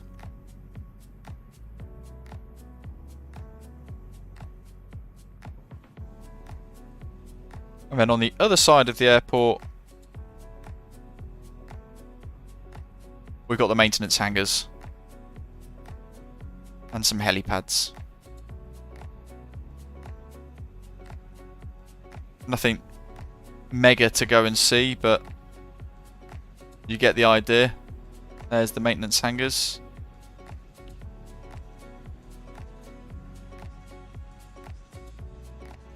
And there you have it. And that was probably the most challenging approach I've ever done in the sim. If I go back to live weather now, but stay in daylight, look at that. Just instant darkness. Just madness, but how good. I hope you guys have enjoyed today's flight anyway. Thank you for bearing with us during the crash to desktop that we had. Really odd actually, I still can't work out what caused that, but it seemed to begin with the Streamlabs CTD, and then it just kind of continued to happen another time as we tried to load back in again. But MK Studios Malaga, looking really good. Thank you to our controllers at VATSIM Spain for providing some nice ATC there for our departure today. And Orbx Leeds version 2 coming on Tuesday for a very tiny upgrade price. But if you haven't already got it, I'd recommend buying it if you like this sort of thing anyway. It's a cracking bit of airport scenery which we can make good use of and enjoy. What else have we got? Daylight hours. There we are. He's on a pushback. And I'll leave you with some final scenes of Leeds over the top of the apron in some clear skies. Makes a change. Enjoy the rest of the week ahead, folks. Thank you to all of our new subscribers. Copper for your super chat. Michael, the Vela King as well. Appreciate that. All of those. And Leandro and Dan for becoming 2 new channel members for today. In the meantime, as always, the screenshots will go into Volanta and onto Discord, and I'll pick a few for our social media channels. Keep an eye on the channel for the next couple of videos and live streams. I'll try and set them up as best as I can, and I'll see you very soon. Take care, thanks for flying along, and thanks for watching. All the links are in the description below. Take care.